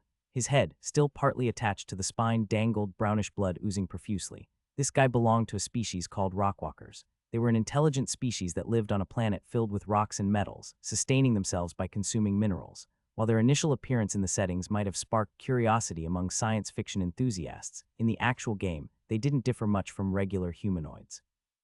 Except for their skin, which was as rough and hard as stone, everything inside them, including the flowing blood, was just like any other biological being. Using the rockwalker's head, from which blood was dripping, I vigorously struck the head of a nearby cyborg. The cyborg's head became as unrecognizable as a watermelon smashed to bits. That makes it 2 teams. This time, our target was the group heading to the laboratory. Just like the group that went to the armory, they entered the laboratory in a state of complacency. When I arrived, only 3 of them remained. The other 3 had already dissolved into the acidic slime. So I lost 2 of them. I munched on the remaining lower halves of the cyborgs. Just to be sure, I detached one of their legs and tried eating it, but it didn't count towards the evolution condition. It seemed that the text box only recognized those I had killed.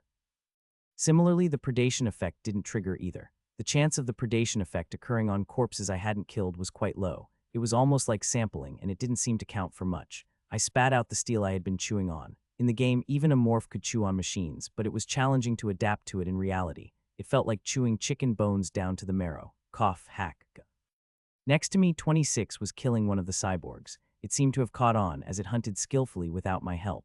Although the cyborg struggled desperately to tear 26 apart to escape, 26 held onto its neck, choking it without moving an inch. Even as a cyborg at its core, it was still human. If it couldn't breathe, it would die. Before the cyborg's breath was cut off, I destroyed its heart with my tail. As I killed the prey, 26 retreated from the throat and sent a pulse in my direction. Baby, are you hungry? ZZZZZZ, I have to kill creatures like this. Yeah, ZZZ, then eat that. All right, enjoy your meal. I felt sorry for 26, but I had to kill and eat the cyborg for it to count. I gave 26 the rockwalker and picked up the cyborg's corpse. Just as I was about to take a bite, the communication device on my combat arm, which I had been carrying, rang. Alive and kicking, you guys. Report. I am in the command center. Still in the middle of work. In the cargo container, these guys seem incredibly wealthy. There's so much stuff to take, it's like a gold mine. Boss, the dining area is in complete chaos. There's not a single edible thing left. We're searching the armory. Why aren't the guys who went to the lab answering? After mimicking the voice of the guy from the armory, I answered quickly and then swiftly bit into the cyborg's body. The small organ structure in my throat mutated quickly to produce a new voice. In a short amount of time, after finishing the mutation, I looked at the communication device that had been lying next to the corpse and replied. No issues in the lab. You're not the communication officer, right? Why are you holding the communication device? Well, the communication officer is currently preparing for the demolition. Is that so? All right then, click. The boss ended the communication with a suspicious tone. Whoever the boss was, they seemed quite intelligent. It was unusual for pirates to maintain such a systematic hierarchy.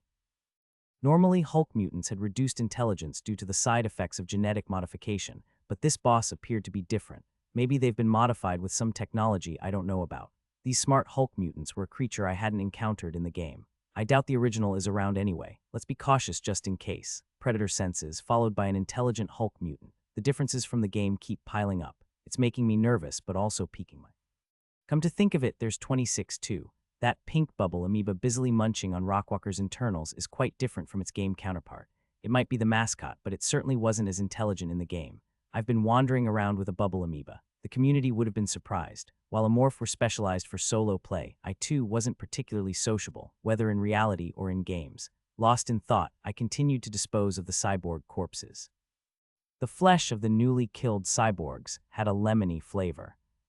Something's off. Elchin raised an eyebrow as he held the communication device. Before becoming a Hulk mutant, he had been a soldier. To be precise, a defeated soldier. He had received the punishment of becoming a Hulk mutant for losing in combat. If the Eden family hadn't taken him in, he would have roamed the battlefield as an intelligence-deprived monster. In any case, being a former soldier, he paid attention to reporting procedures. Some subordinates occasionally disobeyed his orders, but they all became dust in the universe. After a few incidents, the reporting system remained stable. Of course, mistakes were always a possibility, but Elchin couldn't shake his unease. Perhaps it was the influence of the wild animals mixed into his genetics. The instincts that had helped him survive dozens of times on brutal battlefields were warning him now. The recent communication wasn't a mistake, but a trap. Elchin made up his mind and picked up the communication device again. Aside from the team currently conducting the search in the armory, he sent a message to the team that had gone to the dining area and cargo hold. This is the boss. Something seems suspicious with the ones who went to the lab. Get ready, everyone, and head to the lab. Understood. Yes, boss. After ending the communication, Elchin summoned the medical officer. Medical officer, where are the escape pods and the engine room on this ship? Elchin was a cautious man. His subordinates wouldn't lose to creatures like monsters, but this was an unknown situation.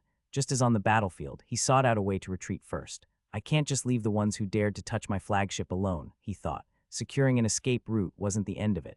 Elchin was planning to plant bombs in the engine room to ensure that whoever had tampered with his ship would be dealt with.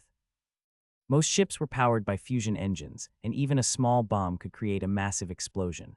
Once Elchin safely escaped, he could remotely detonate the bomb, and the monsters would be wiped out without a chance to react. Of course, any remaining crew members on the ship would also perish, but pirates always had plenty of recruits. They could easily replace their losses with new crew members. Garlic and medical officer should be enough. The subordinate who hadn't even considered that their boss might be thinking of abandoning ship was now closely monitoring the medical officer. As the three of them made their way to where the escape pods were located, Elchin called the medical officer. Medical officer. Yes, you fought against the monster, right? Is there anything that could be its weakness? No, there isn't. Elchin furrowed his eyebrows, and he could tell that his subordinate's response didn't sit well with him. The medical officer seemed uncertain about how to handle Elchin's reaction, but he had already spoken his mind. He's reacting like this, even though he's scared of me, Elchin thought. He knew that the medical officer was afraid of him, yet he didn't hesitate to give an answer that Elchin disliked. From the medical officer's perspective, it seemed that this creature was even more terrifying than Elchin. Elchin's mind sank like ice, and he decided to change his line of questioning. Then what are its strengths or traits? Elchin asked. When Elchin didn't show any signs of anger, the medical officer cautiously revealed his thoughts. Well, it's like the creature is a ghost. A ghost? Elchin questioned. Yes, it can capture and consume people even in bright light, leaving no corpses behind. We only realized someone was missing later, the medical officer explained. Where is this ghost on the spaceship? Are you suggesting your people are so incompetent that they can't deal with it? Elchin inquired. Well, this ship has various security measures in place. Even we find it challenging to navigate at times, yet this ghost managed to move around undetected, killing people. If that's not a ghost, what is it? The medical officer's words left Elchin in silence. Judging by the atmosphere created by the medical officer's words, it seemed he was telling the truth. A ghost, really? What nonsense. Did that mean this ship had become some sort of ghost ship? A ghost ship in the age of space travel. It was no joking matter. After a moment of contemplation, Elchin took out his communication device again. It hurt his pride, but it seemed like he needed to gather his subordinates and take action. But when he was about to change his mission through the communication device, it was already too late. The unidentified enemy had already launched an assault. A clever one. Even high-ranking humans fell for the imitation, but Elchin wasn't fooled. Perhaps the Hulk mutant was more like a clever beast than an intelligent being. It seemed he had noticed the trap through his wild instincts. It's too late anyway. We had just left the laboratory and returned to the nest in the cooling room. Currently, my auxiliary system is monitoring my designated area on the ship. The pirates' movement towards the laboratory is clearly visible. This time, I plan to attack the enemy in a new way. I laid down on the ship in the nest and closed my eyes. As my auxiliary system reached my designated area on the ship, my sensory perception, which had been limited to my physical body, gradually expanded. My consciousness flowed through the ship, starting from the cooling room, through the corridors and into other rooms. The sensory flow that began in the cooling room spread like ripples through the ship's passageways and chambers. People who have used drugs often describe feeling something transcendent beyond the boundaries of their physical bodies. Could what I'm experiencing now be something similar? Every time I breathed, the tendrils trembled, seemingly breathing along with me. The chill I felt from the metal plates that the tendrils enveloped made me shiver involuntarily. Finally, the auxiliary system completed the connection. The enemies were no different from creatures crawling within me. I issued a command to the spores with neurotoxic abilities along the path to the laboratory. Activate. As if issuing commands from my brain to the nerves within my body, the auxiliary system conveyed my orders to the tendrils. The spores responded by expelling their venom in unison. From the ceiling, walls, rooms, corridors, floors, it didn't matter where a highly toxic substance that paralyzed living organisms rained down throughout the ship. I could sense the confusion of the pirates as they grappled with this completely unexpected attack. Desperately trying to destroy the spores and cut down the tendrils to escape, they didn't last long. Their bodies, in defiance of their owner's will, turned into lifeless husks. Some who quickly realized that the spores were the problem managed to escape, but the majority made foolish choices. Success. I had expected to fail, but attempting to control through the link to the nest was only possible after becoming an apex organism. In the game, that is.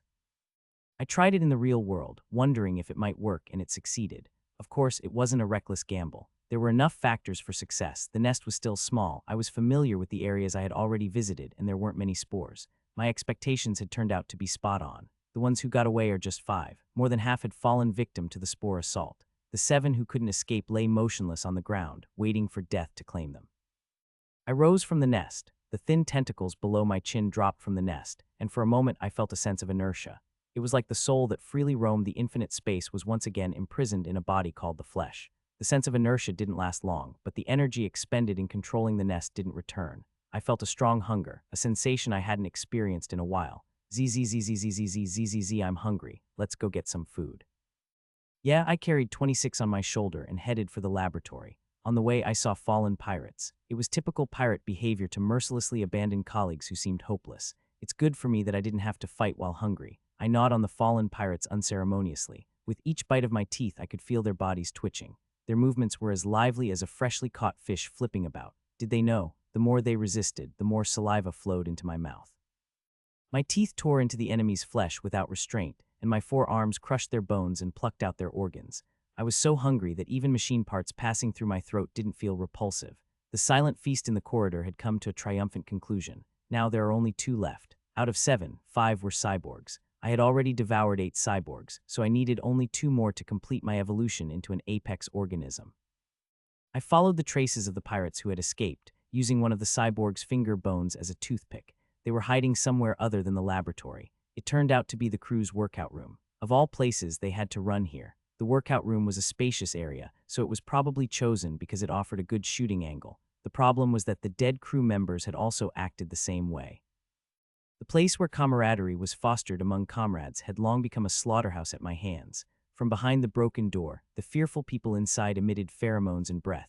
It was clear they were startled as soon as I entered. The sight of walls and floors covered in blood as soon as I walked in must have been quite shocking. More than 20 people had died inside. Adding 5 more wouldn't make much of a difference.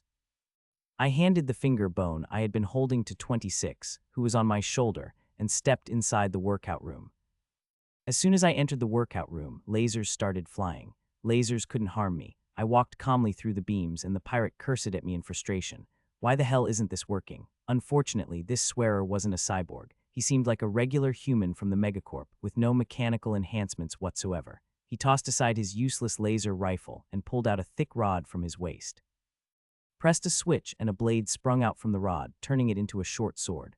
I stopped in my tracks when I saw it. A sonic blade. The sonic blade was a weapon that incorporated ultrasonic vibration technology. It was easy to carry and had exceptional cutting power, making it a favorite among megacorp officers. When I didn't move, he must have thought he had the upper hand and yelled energetically. I'm the fucking vice captain of the Divara cartel. His previous fear seemed to have vanished.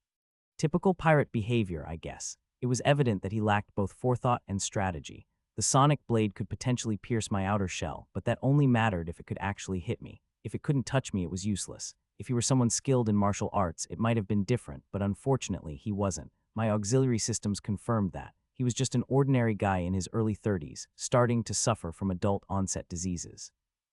His body was filled with blood and fat extracted from the victims he had looted. I lunged at the vice captain. Startled, he tried to stab me with the sonic blade, but his movements were unskilled. The sonic blade isn't durable enough for stabbing. I had no intention of accommodating his foolish attack. I deftly evaded him and kicked him in the abdomen. He coughed up blood and fell to the ground. Damn it. With his internal organs likely ruptured, he didn't release his grip on the weapon. He glared at me with venomous eyes. What a surprise. I had thought he was just showing off, but he was surprisingly tenacious. Regardless of his species, most beings tended to beg for mercy when faced with a fatal wound. This was the first time someone had shown this level of determination since Arnold. Should I end his suffering without pain? I flicked my tail, striking the vice captain's hand. Startled, he let go of the sonic blade, which clattered to the ground. My tail, still curved, pierced through his eye. As his brain was destroyed by the thorn on the tip of my tail, he became a lifeless body, incapable of feeling any pain. 1 out of 5 had died. Now there were 4 pirates left. The remaining ones didn't seem scared, perhaps they were hiding in the locker room. I leisurely began to dissect the human corpse. Once I had finished consuming everything and was left with the ankles, a translucent text box appeared in front of me. Predation effect activated. Successfully obtained. Human nature, genetic essence. Extracted human nature from the biological traits of human. Do you wish to apply human nature? Human nature. I was perplexed by a trait I had never seen before. What could human nature be? Based on the name alone, it seemed overly encompassing. Was it referring to human emotions, rationality, or perhaps unique human qualities? It was difficult to discern its meaning from the name alone. Do I need to accept it? In space survival games, there were thousands of different traits, but not all of them benefited the host. For example, the Hulk mutants' Berserk trait enhanced physical abilities but made the player uncontrollable. There were traits where the disadvantages outweighed the advantages. In my experience, traits with vague and ambiguous names were usually traps. It's a bit disappointing to have just one trait. To deduce the nature of this trait, I recalled the pirate I had killed. He undoubtedly had some unique aspects compared to other prey. A never-give-up spirit. Could human nature refer to an indomitable spirit that got back up even when knocked down? No, I shook my head. It was too early to make a judgment. The world of space survival was far from a place where human values thrived. It was more like a dystopian realm where all sorts of ruthless creatures roamed. The Star Union enslaved people and turned them into machines, while Megacorp genetically modified genes without hesitation, creating monsters. In such a world, there couldn't possibly be a trait that extolled human potential. What should I do? I decided to narrow down my thinking. If the predation effect had been triggered, then this trait would directly affect me. Let's first look at the advantages it offers. Perhaps human nature was a trait that influenced the mind. In that case, it likely fell into the category of enhancing psychic abilities, since most traits related to psychic powers had a strong connection with the mind or telekinesis. These types of traits were not easy to acquire, so having one was an advantage. Now, the drawbacks. This was a new trait, so I had no idea what effects it would have.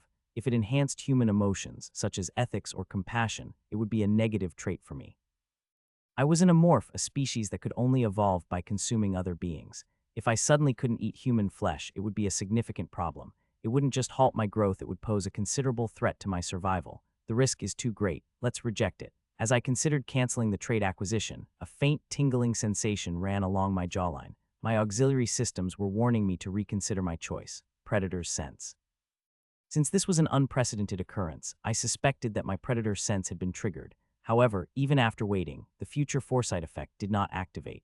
So this warning was entirely based on my auxiliary systems or an instinct inherent to amorphs. It was ironic that, as a human, I considered human nature unimportant, while my amorph side emphasized its significance. Nevertheless, I couldn't ignore the warning from my auxiliary systems. In the game, I might be an expert, but in reality, I was still inexperienced. If my amorph body hadn't assisted me, survival would have been impossible. Is this really that important? I asked silently, but my auxiliary systems remained silent, the tendrils under my jaw offering no response. Should I accept it or not, I would have preferred to delay my decision, but unfortunately, that wasn't possible. If I didn't accept it, the acquisition would be canceled after 10 minutes. While reality might differ from the game, I had no desire to test it. Let's accept it. After much contemplation, I decided to accept the human nature trait. I intended to fill the psychic abilities category, but since the auxiliary systems granted this trait specifically to me, I couldn't easily dismiss it. My trust in these tiny tendrils that had never forced a risky choice on me before made me choose to believe in them once more. Upon accepting it, the semi-transparent text box emitted a glow and disappeared, and within my body, everything seems normal. There was no sudden rush of strange thoughts, overwhelming guilt, or any other unusual sensations. My body and mind felt the same as usual. I reactivated the text box. Currently, there is one available type for specialization, Psychic Enhancement Type 3-6. As expected, human nature was classified as a psychic-related trait. Now, I had 3 psychic-related traits: Predator's Intuition, Psychic Organ, and Human Nature. To obtain a type, I needed to collect 3 more psychic-related traits. I examined the details of the Human Nature trait. Human Nature assists in making the right judgment at critical moments. Note, may your choices hold value. Vague. Even after reading the description, I couldn't grasp its effect. I decided that further contemplation would be futile and closed the text box. Let's focus on the fact that we fulfilled the type condition. Regaining my composure, I looked ahead and there was number 26 waiting for me. Its color seemed off, indicating it might be feeling uneasy. Hey baby, are you okay? ZZZ, why wouldn't I be? You weren't moving, so I got worried. Seemingly concerned about me just standing there, I gently stroked number 26. It returned to its usual pink hue, evidently relieved. Who's worrying about whom? After picking up the sonic blade the pirate had been carrying, I hoisted number 26 onto my shoulder. Throughout the workout room, there were traces of the pirates scavenging, left in the wake of their fear. Of course, I had no intention of letting them escape. The pirate was cowering inside one of the lockers in the changing room. At first, there were several bursts of laser gunshots followed by silence. Thinking that the chief engineer had eliminated the threat, he felt relieved. But that wasn't the case. The chief engineer had failed, and the intruder was still alive. A while ago, screams from his colleagues hiding in the shower room had reached his ears. Their cries for mercy didn't last long. The pirate gulped down his saliva and tightly gripped the laser rifle. He couldn't understand why he had to endure such pain.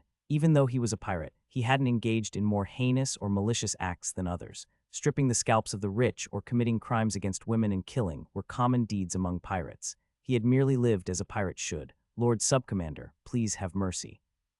Since becoming a pirate, he had never uttered the name of the Star Union's Lord Subcommander.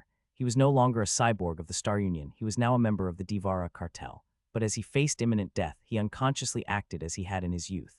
At that moment, the sound of a door opening reached his ears. It seemed like someone was moving something heavy, breaking the stillness of the changing room. The door closed, leaving an unpleasant silence to linger in the changing room. An invisible terror crept into the pirate's chest, making it feel as if cold sweat were pouring down his back. He's inside the changing room. Is the pirate waiting to spring a trap on me? Despite likely being a biological entity, he didn't make a single sound. His inhuman appearance only deepened the cyborg's fear. As he waited for the pirate to emerge, he finally moved when the pirate didn't show up. Thud, thud followed his footsteps a few times, and then he began opening the lockers one by one. Creak, slam, the pirate felt like his heart was about to explode. The sound was getting closer. Finally, the man reached the locker adjacent to his hiding place. Through the bars of the locker, he caught a vague glimpse of the man. Brownish skin, closer to black, a beast with teeth stained by the blood of his comrades. There was a strong scent of blood emanating from the man. The man lingered briefly in front of him and then disappeared.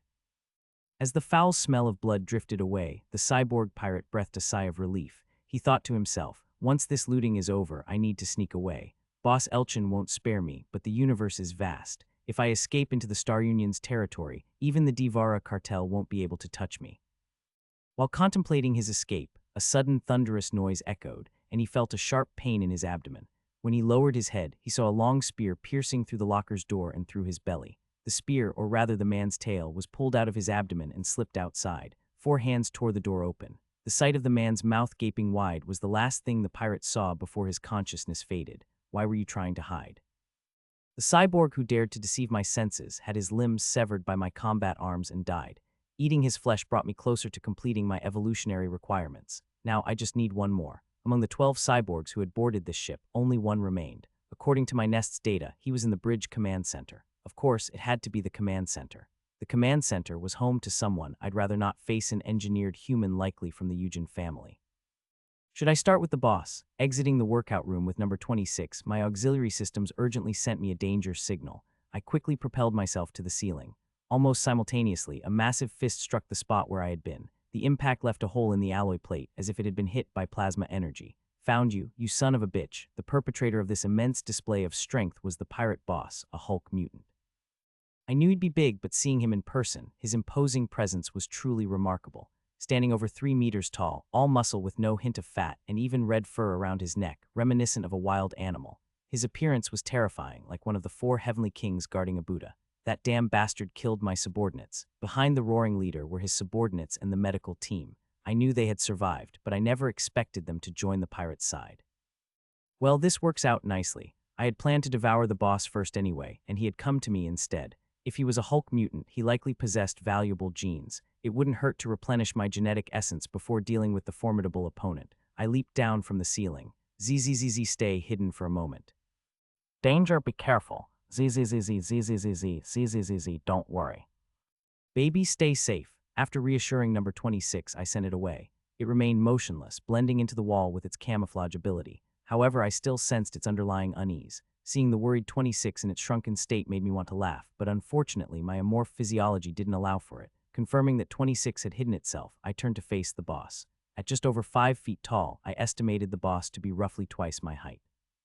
To an onlooker, I must have appeared significantly disadvantaged. A genetically enhanced Hulk mutant, huh? Let's see what you've got. I savored the sight of the Hulk mutant, who was like a treasure trove of genetic essence. Hey, shouldn't we go too? The boss asked to protect Garlic, remember. Damn, I was happy because he said he'd reward us for it, but damn it.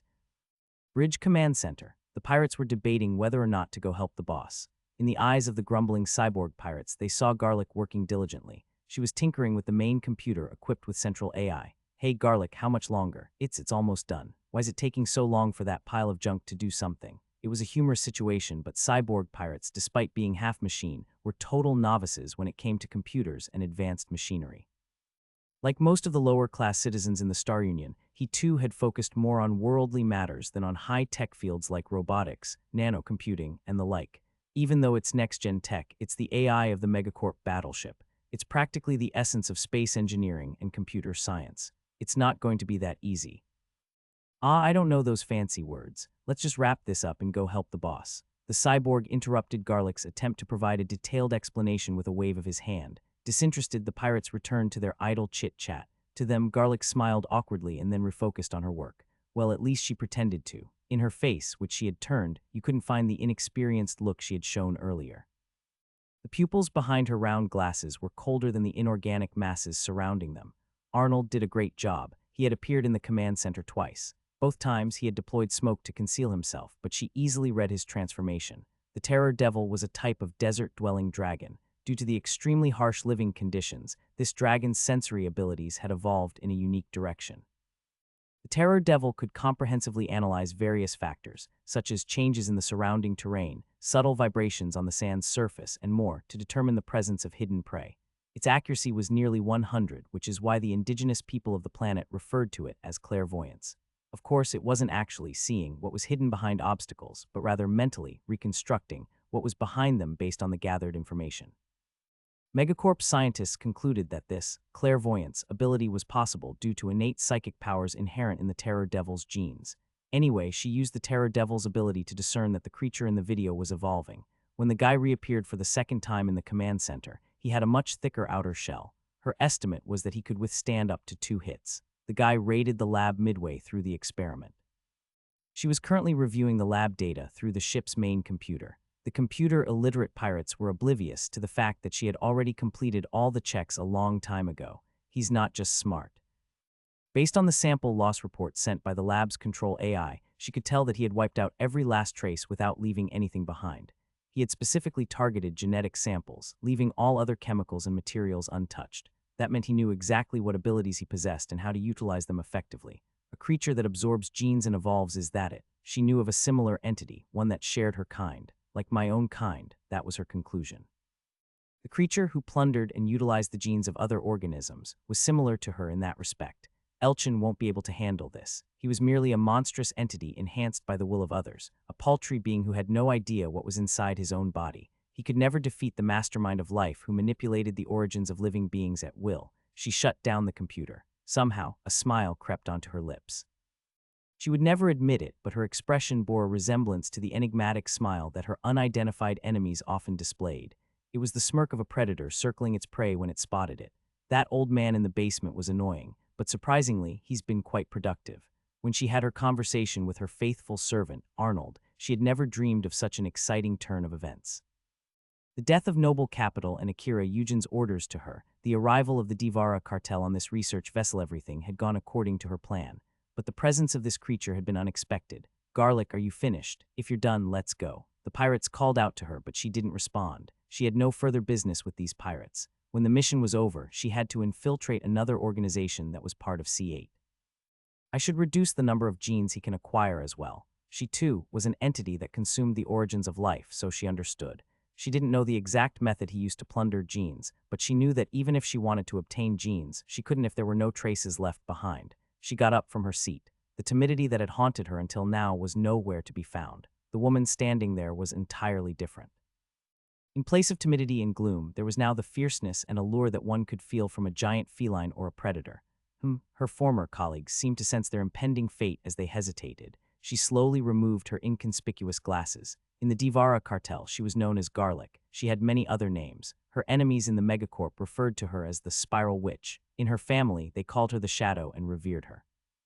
The head of the family, Akira Yujin, referred to her as Code White. Once upon a time, her father used to call her Si Hyun, the essence of genetic engineering from the Yujin family, the sole heir of an obscure lineage within the family. Sling. Drawing a white blade from the back of her hand, Si Hyun Yujin smiled as she gazed at the sheep. I silently observed the beast in front of me. The boss, too, opted to assess my movements from his position rather than rush in recklessly. It was a battle of beasts. Before revealing our fangs and claws, we were in the midst of a reconnaissance phase. Much like human combat, the outcome hinged on whose strategy was superior and whose weapon posed a greater threat. Was it due to nervousness or the anticipation of the fight? The acidic blood coursing through my veins seemed to boil, and my skin grew hot. So this is what this sensation feels like. It was a sensation I couldn't experience while playing games. If I were in a human body, I might have licked my dry lips. The opponent's muscles tensed. With just one stomp on the ground, the creature surged towards me, charging as if its prey were right under its nose.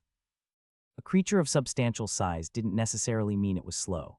The floor shattered under the force of the creature's punch, and metal fragments scattered into the air. The sight of white shards soaring through the air resembled a flock of startled birds in the wind. Twisting my body to evade the attack, I dove inside the creature. Had my movements felt more agile than expected, retrieving the fist that had smashed the floor seemed sluggish. I had no intention of showing mercy to the creature.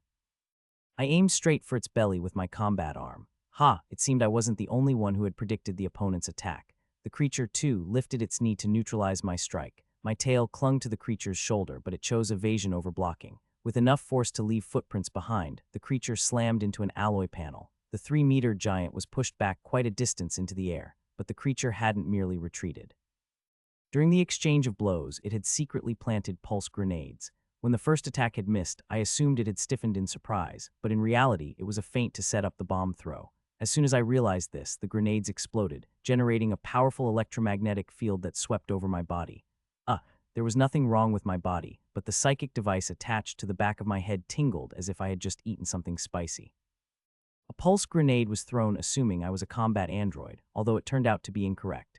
Not a bad sense. With this level of skill, finding an adversary might prove difficult. Tusk, it's not one of Star Union's new weapons. The boss clicked his tongue as if he weren't pleased. It seemed that through our brief exchange, he had come to realize that I was not an easy opponent.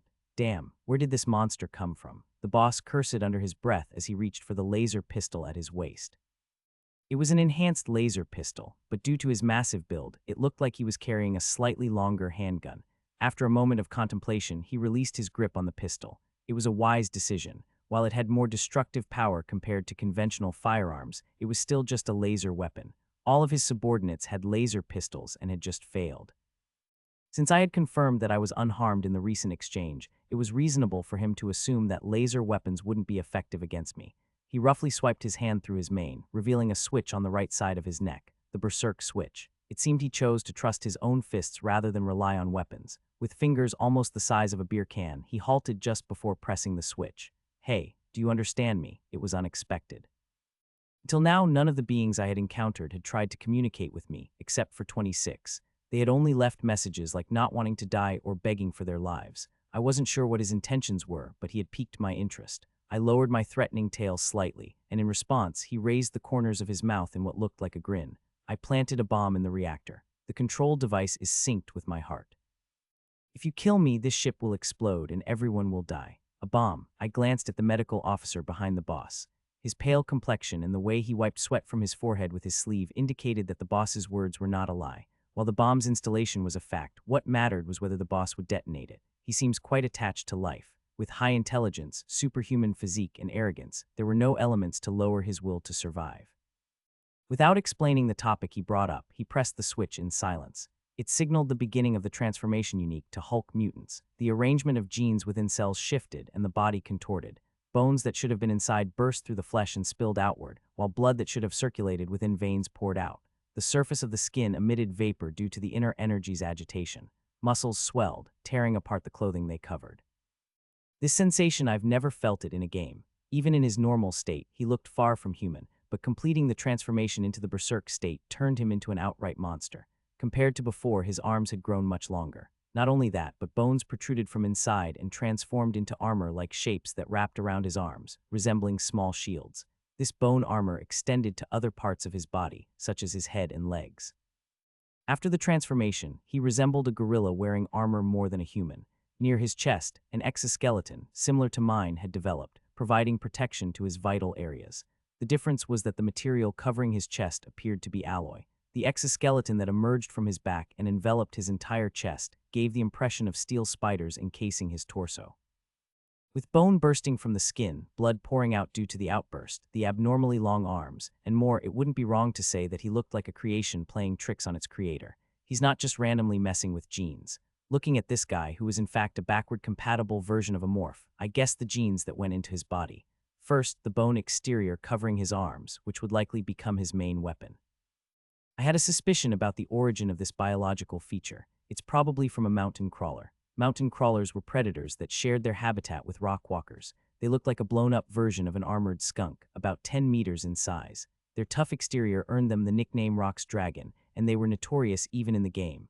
The boss seemed to have selected only the best genes from these Rock's Dragons for himself. He tore off the ragged clothing that had become rags during his transformation.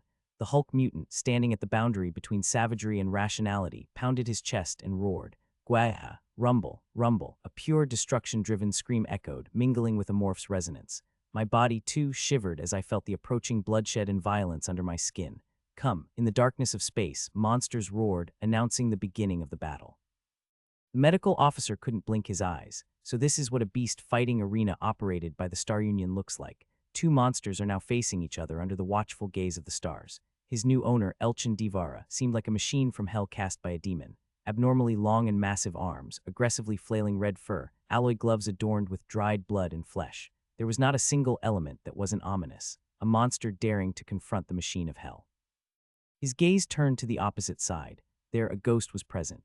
With a color close to black-brown, an exoskeleton covering the head and chest, a mass of tentacles resembling hair, 4 arms giving the impression of human bones clad in armor, and a tail almost twice the size of the body. The medical officer knew very well how many souls that black ghost had devoured. The dying cries of soldiers before his eyes still echoed in his ears. The machine of hell and the ghostly butcher.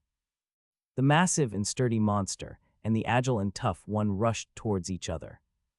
Every time the creature took a step, the corridor of the ship vibrated. The approaching boss swiftly raised his arms. The bone shield covering his arms flew towards my head to break it. I leaned my head down to avoid the blow, and I shot my tail toward him. Just as my flexible tail was about to pierce his chest, I hesitated. Bomb. Hesitation during battle is strictly forbidden. The boss did not miss my weakness. The shockwave from his rock-hard fist turned the corridor into a battlefield, shattering the lights hanging from the ceiling one by one. What? The boss seemed equally confused as I was. Since the toughest parts of my body are my chest and head, targeting them would have been an effective attack. I had already withdrawn my body. He laughed confidently. He seemed to believe that my attacks were useless and that there were no weaknesses in his body. Considering the current situation, he wasn't entirely wrong. There weren't many places I could target when a chest attack was impossible. The bone armor surrounding his arms and legs was tougher than my enhanced body. Unless I used a plasma weapon, I couldn't penetrate it. Even if I aimed for the parts not covered by bones, he would do whatever it took to defend himself. But currently there were 2 things he didn't know. One was that I had the neurotoxin glands trait. If I succeeded in stabbing him anywhere on his body, the fight would be over. He already seems to have guessed it, though. The boss is particularly focused on my tail. Even before going berserk, when I aimed for him with my tail, he chose to dodge rather than block it. I'm not sure if it's an instinct from the wild or if he obtained information in the situation room, but he seems to be aware that my tail is dangerous. But what to do with this? He might not know, but I can extract poison from my teeth and claws. If I break through his exterior and attack, I'll win. So how can I penetrate the tough exterior that the boss relies on so firmly? While the boss is concentrating on my 4 arms and tail, there's actually one more weapon in my arsenal. The small arms near my chest are holding a thin rod, the sonic blade. I picked it up just in case from the gym, but I didn't expect to use it so soon. The sonic blade excels in cutting power alone. It might break when I strike the bone exterior, but that doesn't matter. Once I make a wound on the armor, the rest will be no problem. No matter how thick and huge a dam is, it will collapse with a small crack. The moment when fortune smiles upon me is when a crack appears in his iron fortress. That's it. I used all 6 of my arms and legs to quickly get out of the way. The place where I was standing was destroyed and the corridor shook, fast and strong. He's fast because he has mixed various genes, but his movements are incredibly fast. Even though he's using all limbs except for his small arms to evade, it's still quite close. Usually, fast movements come at the expense of strength, but he doesn't compromise on either. Of course, there's no such thing as perfection. Hulk mutants have a persistent weakness. I have to endure until that weakness comes to the surface. As we rushed through the ship's hull, we entered a massive space. The rusted smell of damp metal permeated the cargo containers. This is the world I first faced when I opened my eyes a cargo container. All 6 legs strained and my body soared in height.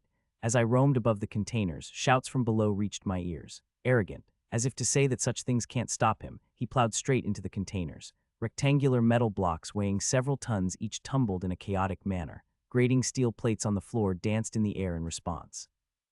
Bugs hidden everywhere suddenly appeared in response to the impending catastrophe. After catching a cockroach fleeing, I hid my body behind a container. Facing such overwhelming power, direct confrontation is difficult. The only option I have here is to wait. I'm waiting. I've done more than just run away so far. Hulk mutants consume a lot of energy and have a short rest period in the middle of exertion. If I keep pushing him to use his strength recklessly, even if he doesn't want to, his body will be forced to stop the attack.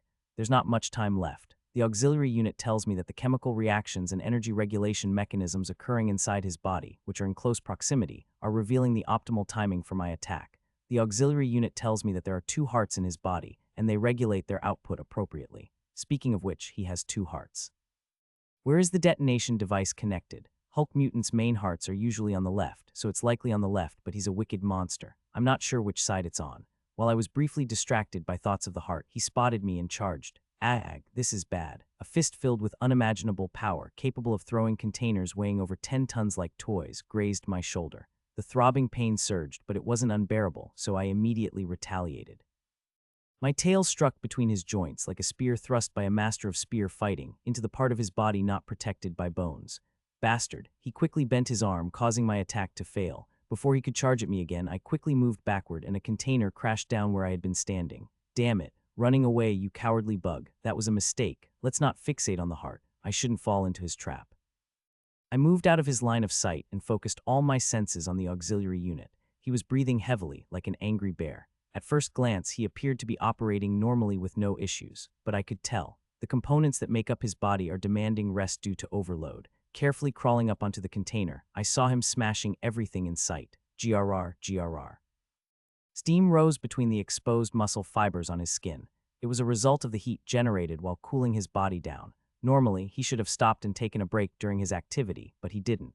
Compared to before, he had slowed down, but that tremendous strength remained unchanged. An improved Hulk mutant with reduced weaknesses. Nevertheless, he hadn't eliminated the rest period. I seized the opportunity and pushed with all my strength against the container.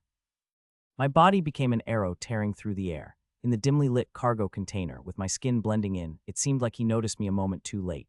Die, he stood there, tearing away the grating floor with both hands. Massive projectiles, heavier than 10 tons each, flew towards me. With the acute senses typical of an amorph and the assistance of my auxiliary unit, I calculated the trajectory of these menacing obstacles. My foot stepped on crushed and torn alloy plates.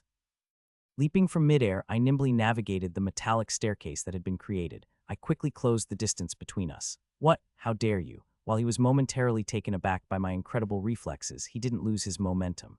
As I landed in front of him, he raised both hands high, intending to smash me down like a sledgehammer. The auxiliary unit warned me that the enemy's strength was formidable. I was well aware. He's the kind of guy who can throw containers weighing over 10 tons as if they were toys. The power in both his hands was beyond ordinary. In the blink of an eye, I made a decision. Full speed charge. If I avoid it now, I don't know when the next opportunity will come. He's a cunning adversary. Once he exposes a weakness, he'll do whatever it takes to conceal it next time. Therefore, the opportunity is now. Trusting in my head, which can withstand the plasma weapon twice, I have to go all out. His 2 fists collided with my head. In that brief moment, a tremendous energy mixture of mass, velocity, and power pressed down on my body. Because of the energy that my head hadn't managed to release, my foot pierced the floor and part of the skin on my leg tore apart. I managed to block it with the thickest part of my body, but it was still an incredible force. Dizzying pain and shock shook me, but still, it's not unbearable. He had lost his current position while swinging both hands to strike my head. Taking advantage of the opportunity I had been waiting for, my small arm activated the sonic blade. The thin, triangular blade protruded from the rod. What I needed to sever was right in front of me. My small arm swung the blade, cutting through the space between his joints, much like cutting paper. The weapon created a thin diagonal line on his arm, signifying the completion of its mission. As my small arm finished its task, it wasn't playing around as a supplementary limb. 4 of my arms firmly held onto his wrists. What are you doing?" he shouted. I should answer his question with my mouth. Arg, my sharp teeth, like those of a shark, pierced the wound on his arm. The bones surrounding his arm were too strong, so my teeth only scratched the surface, but that didn't matter. The saliva from my mouth seeped into the shallow wound. Jaya, he violently shook his arm, tossing me aside. My body lost control, and I was wedged into a pile of containers. "How dare you bite me? You what?" His voice trailed off, and he sounded somewhat drunk. His gaze shifted to the wound on his arm and then quickly to my face. He seemed startled by the drool running down the corner of my mouth. How much? He tried to use his other arm to forcefully tear at another injured area. Perhaps he was trying to cut off his arm, but the bone armor covering his body was too sturdy. The protective wall that had shielded him was now his prison. The guy who failed to destroy the armor screamed in agony, "My help me." He was a Hulk mutant, and his complexion had turned deathly pale. Quite a sight. He tried to retreat, but he couldn't get far. The neurotoxin was rapidly spreading through his body. I approached him and stabbed him a few more times with my tail's poisonous stinger. After he was barely able to breathe, I removed the metal covering his chest. There, above his right chest, was a detonation device. It turned out to be a timer device that would activate upon receiving a strong impact, rather than a synchronized mechanism. That makes sense. He was a cunning one, so it felt like something he would do. If you know a thing or two about the Hulk mutant, you would target the right heart first. That's because the Hulk mutant becomes significantly weaker when its auxiliary heart is destroyed. It's the part that controls the side effects caused by genetic manipulation, and losing the auxiliary heart can lead to the complete collapse of the body. If you've lost the auxiliary heart, it's already game over. Perhaps it was a matter of either choosing to die together or causing hesitation by indicating that a time limit had been set. Since he planted the bomb himself, he could simply end the fight quickly and go deactivate it in person. Well, his plans were no longer important. It might take some time to disable the detonation device, but I could do it with my small hands. After that, all that was left was to savor the genetic essences contained within the Hulk mutant's body. "Hey baby," someone called out, and when I turned around, it was number 26. "ZZZ, stay hidden." "Baby, something big is happening." "ZZ what?" Number 26's response seemed strange, like they were at a loss or terrified. I was about to ask why when suddenly my predator sense activated. The Galestorm strikes 26. The Galestorm came at me with unstoppable speed. I died. Crazy, I quickly rushed towards number 26, grabbing it and rolling to the ground. At the same time, a lightning-like beam cut through the spot where number 26 had been. You dodged it. If it weren't for the predator sense, both number 26 and I would have died. I raised my head and I saw a person standing at the entrance to the cargo container. With a slender figure and long black hair, it was clear that the person was a woman. That's a woman. My auxiliary systems and Amoff's unique senses were blaring alarms like crazy. "Do not confront that monster," see Hyen Eugen, the mysterious presence who had come aboard the ship with the pirates. The adversary I had been thinking about facing last had come looking for me. "Future vision, which gene is it? I'd like to hear it." She casually chatted as she entered the cargo container. Despite her seemingly casual tone, she was prepared to strike at any moment. In her hand, or rather the back of her hand, a white blade protruded. It had a similar appearance to the boss's bone armor, but I knew exactly which gene had given rise to that blade. She mixed the genes of a white Galagan with those of other high-level organisms. Obtaining such a gene was so difficult that I had contemplated whether it was worth acquiring as a genetic essence. Besides that, even the visible genetic traits alone were numerous, and all of them were rare and valuable features. In the game, players who modified themselves to this extent were only a step away from becoming rankers. I can't beat her in my current state. I need to retreat immediately, regroup, and prepare a strategy. However, she didn't give me the time to do so. "Ugar, good job until now. Cuck." She approached the incapacitated boss and pierced the detonation device with her blade. The boss, who was also stabbed through the heart, spat out a large amount of blood before collapsing. "Darn it. We can't just let you run away, can we?" The bomb timer had already started. I didn't know how much time was left, but it couldn't be much. My intention to withdraw and prepare for an attack was thwarted. What should I do? However, engaging in combat without any information about the enemy would be suicidal. Fighting without knowing the opponent's combat sense and strategy would only result in defeat. I cautiously observed the enemy, and she smiled broadly. "I have a proposal." "A proposal?" With a relaxed attitude, Si Hyen smirked. It was an attitude I didn't particularly like, but my current situation was one of absolute disadvantage. For now, I needed to focus on how to strategize against her, rather than getting annoyed. What are those eyes? Are they outspacers, observers? No, it's more likely to be a terror devil's possibility. You seem somewhat similar to me, so I'll spare you. What, if you serve me in simple terms, you'll become my pet? It sounded like an absurdity, but her expression was different from before. Even by observing her body's reactions through my auxiliary systems, I didn't get the sense that she was lying. There's no need for her to lie. Just as I felt her strength, she knew that I was weaker than herself. That's why she was coming out with such a relaxed attitude. You also manipulate genes, don't you? I could be a suitable master for you. So come with me, overwhelmingly strong. See, Hyan Yujin was telling me to serve her, to become her slave. Baby. Honestly, following Si Hyan's words would be a rational choice. The blade on her wrist was Galgon's claw, with destructive power surpassing plasma weapons, and even my reinforced exterior couldn't withstand it. Besides that, there are various weapons on her body that could easily kill me. I approached her, using all 6 arms and legs like a well-trained pet before its owner. That's right. It's the right decision. Don't be scared. I'm here. However, Si Hyan was overlooking one thing about me. Why I liked to morph and why I was immersed in this cheesy, useless character, earning me the nickname, a morph lover in the community. She didn't know. The reason I liked to morph was simple, freedom of choice. I loved to morph because it was a being that could become infinitely stronger through my choices. Therefore, my choice was already predetermined. ZZZ, it's okay. Baby, when Si Hyan's face came close enough that I could clearly see her satisfied expression, I narrowed the distance further. I kicked my leg towards her face, using all 6 limbs for balance. She quickly evaded my foot, but that wasn't my intention. I had been waiting for a brief opening. Acidic blood that had been flowing from my torn exterior splashed into her eyes. A momentary gap was all I needed. I couldn't hurt her with acidic blood, it couldn't even harm a strand of her hair. ZZ, hold tight. Yes, alright, let's have some fun. Ha ha ha. With her eyes closed, Si Hyan laughed like a maniac. She pulled out Galligan's claws from both hands and slashed the containers as if they were tofu. Let's have some fun. Si Hyan Yujin was much stronger than me. Indeed, she was my first true enemy since I became a morph. But I would show her that the outcome of a battle wasn't solely determined by strength. Fucking bastards! The wreckage of the cargo container lay in ruins, and within it was Elchin. His auxiliary heart had been destroyed by the attack from Garlic, but he still had one more heart, which kept him from dying. The problem was that his current state was barely hanging on, to say the least. The auxiliary heart played a role in stabilizing mutated Hulks injected with various genes. A Hulk mutant without an auxiliary heart would die shortly. He was an improved being, so that saved him, otherwise his body would have been collapsing. How dare you betray me? You damn bitch, I'll make you beg for death. In reality, what made him angrier than the threat of death was the presence of the traitor. He wanted to capture and tear apart that traitor's limbs right away, but there was something else to do first. Damn it, of all times for the device to malfunction. Even a clever person like Garlic knew that it was a shock trigger detonator, yet she didn't hesitate to break it. As a result, the timer attached to the nuclear reactor had already started. In exactly 10 minutes, everyone on the ship would turn to dust. Do you think I'll die here? Don't make me laugh. Do you know who I am? I'm Elchin Divara. Even in his paralyzed state, he struggled with all his might.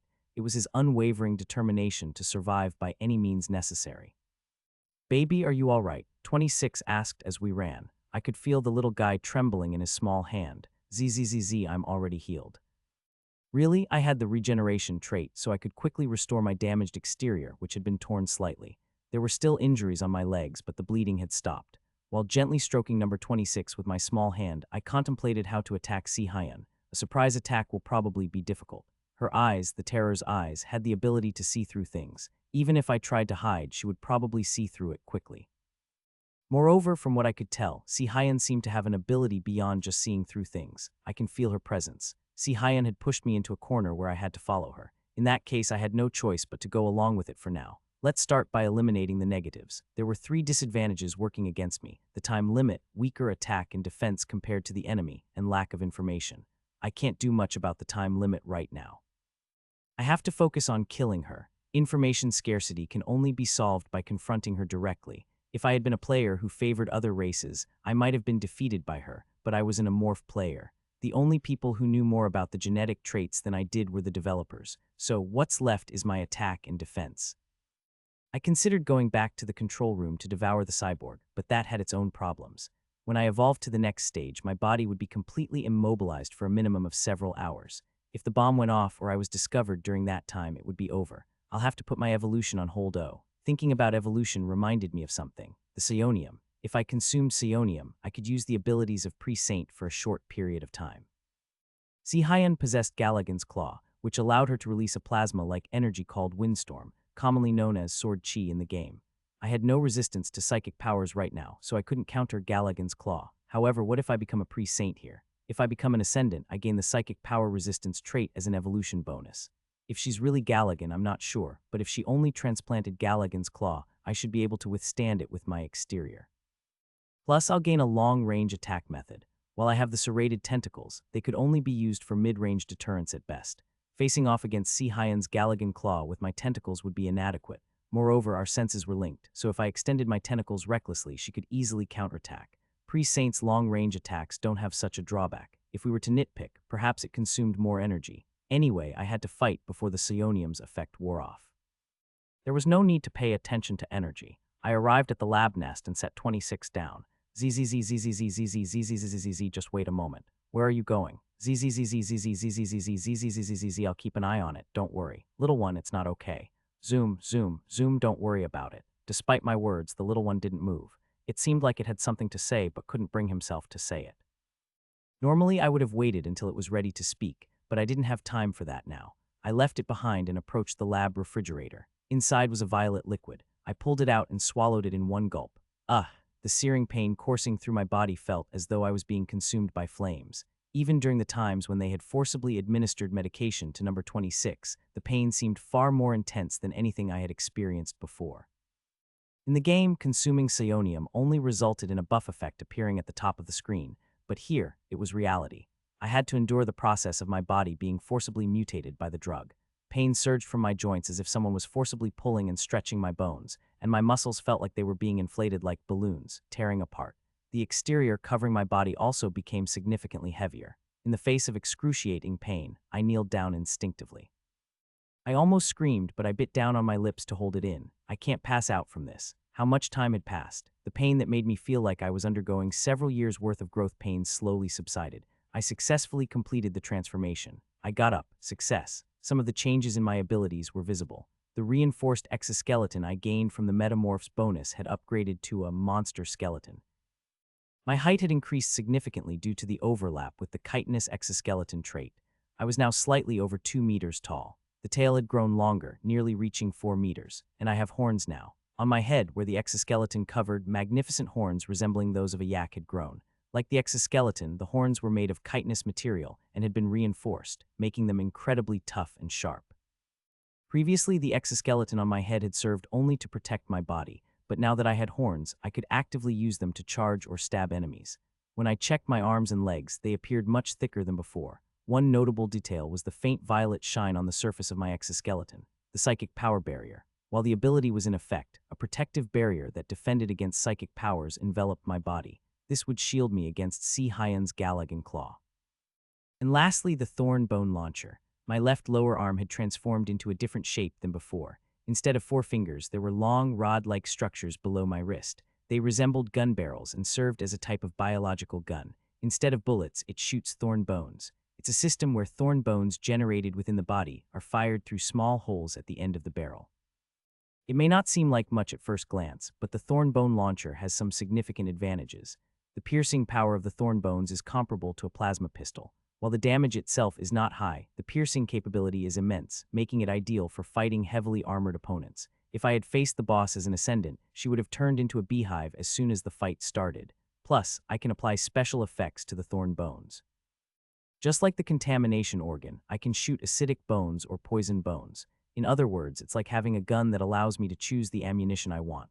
Although the number of contamination organs that spit out spores has decreased, unless I specialize in nests, this might actually be an advantage. With that, the inspection of my new abilities was complete. The last thing I needed to check was the time limit. I probably have about 5 minutes left.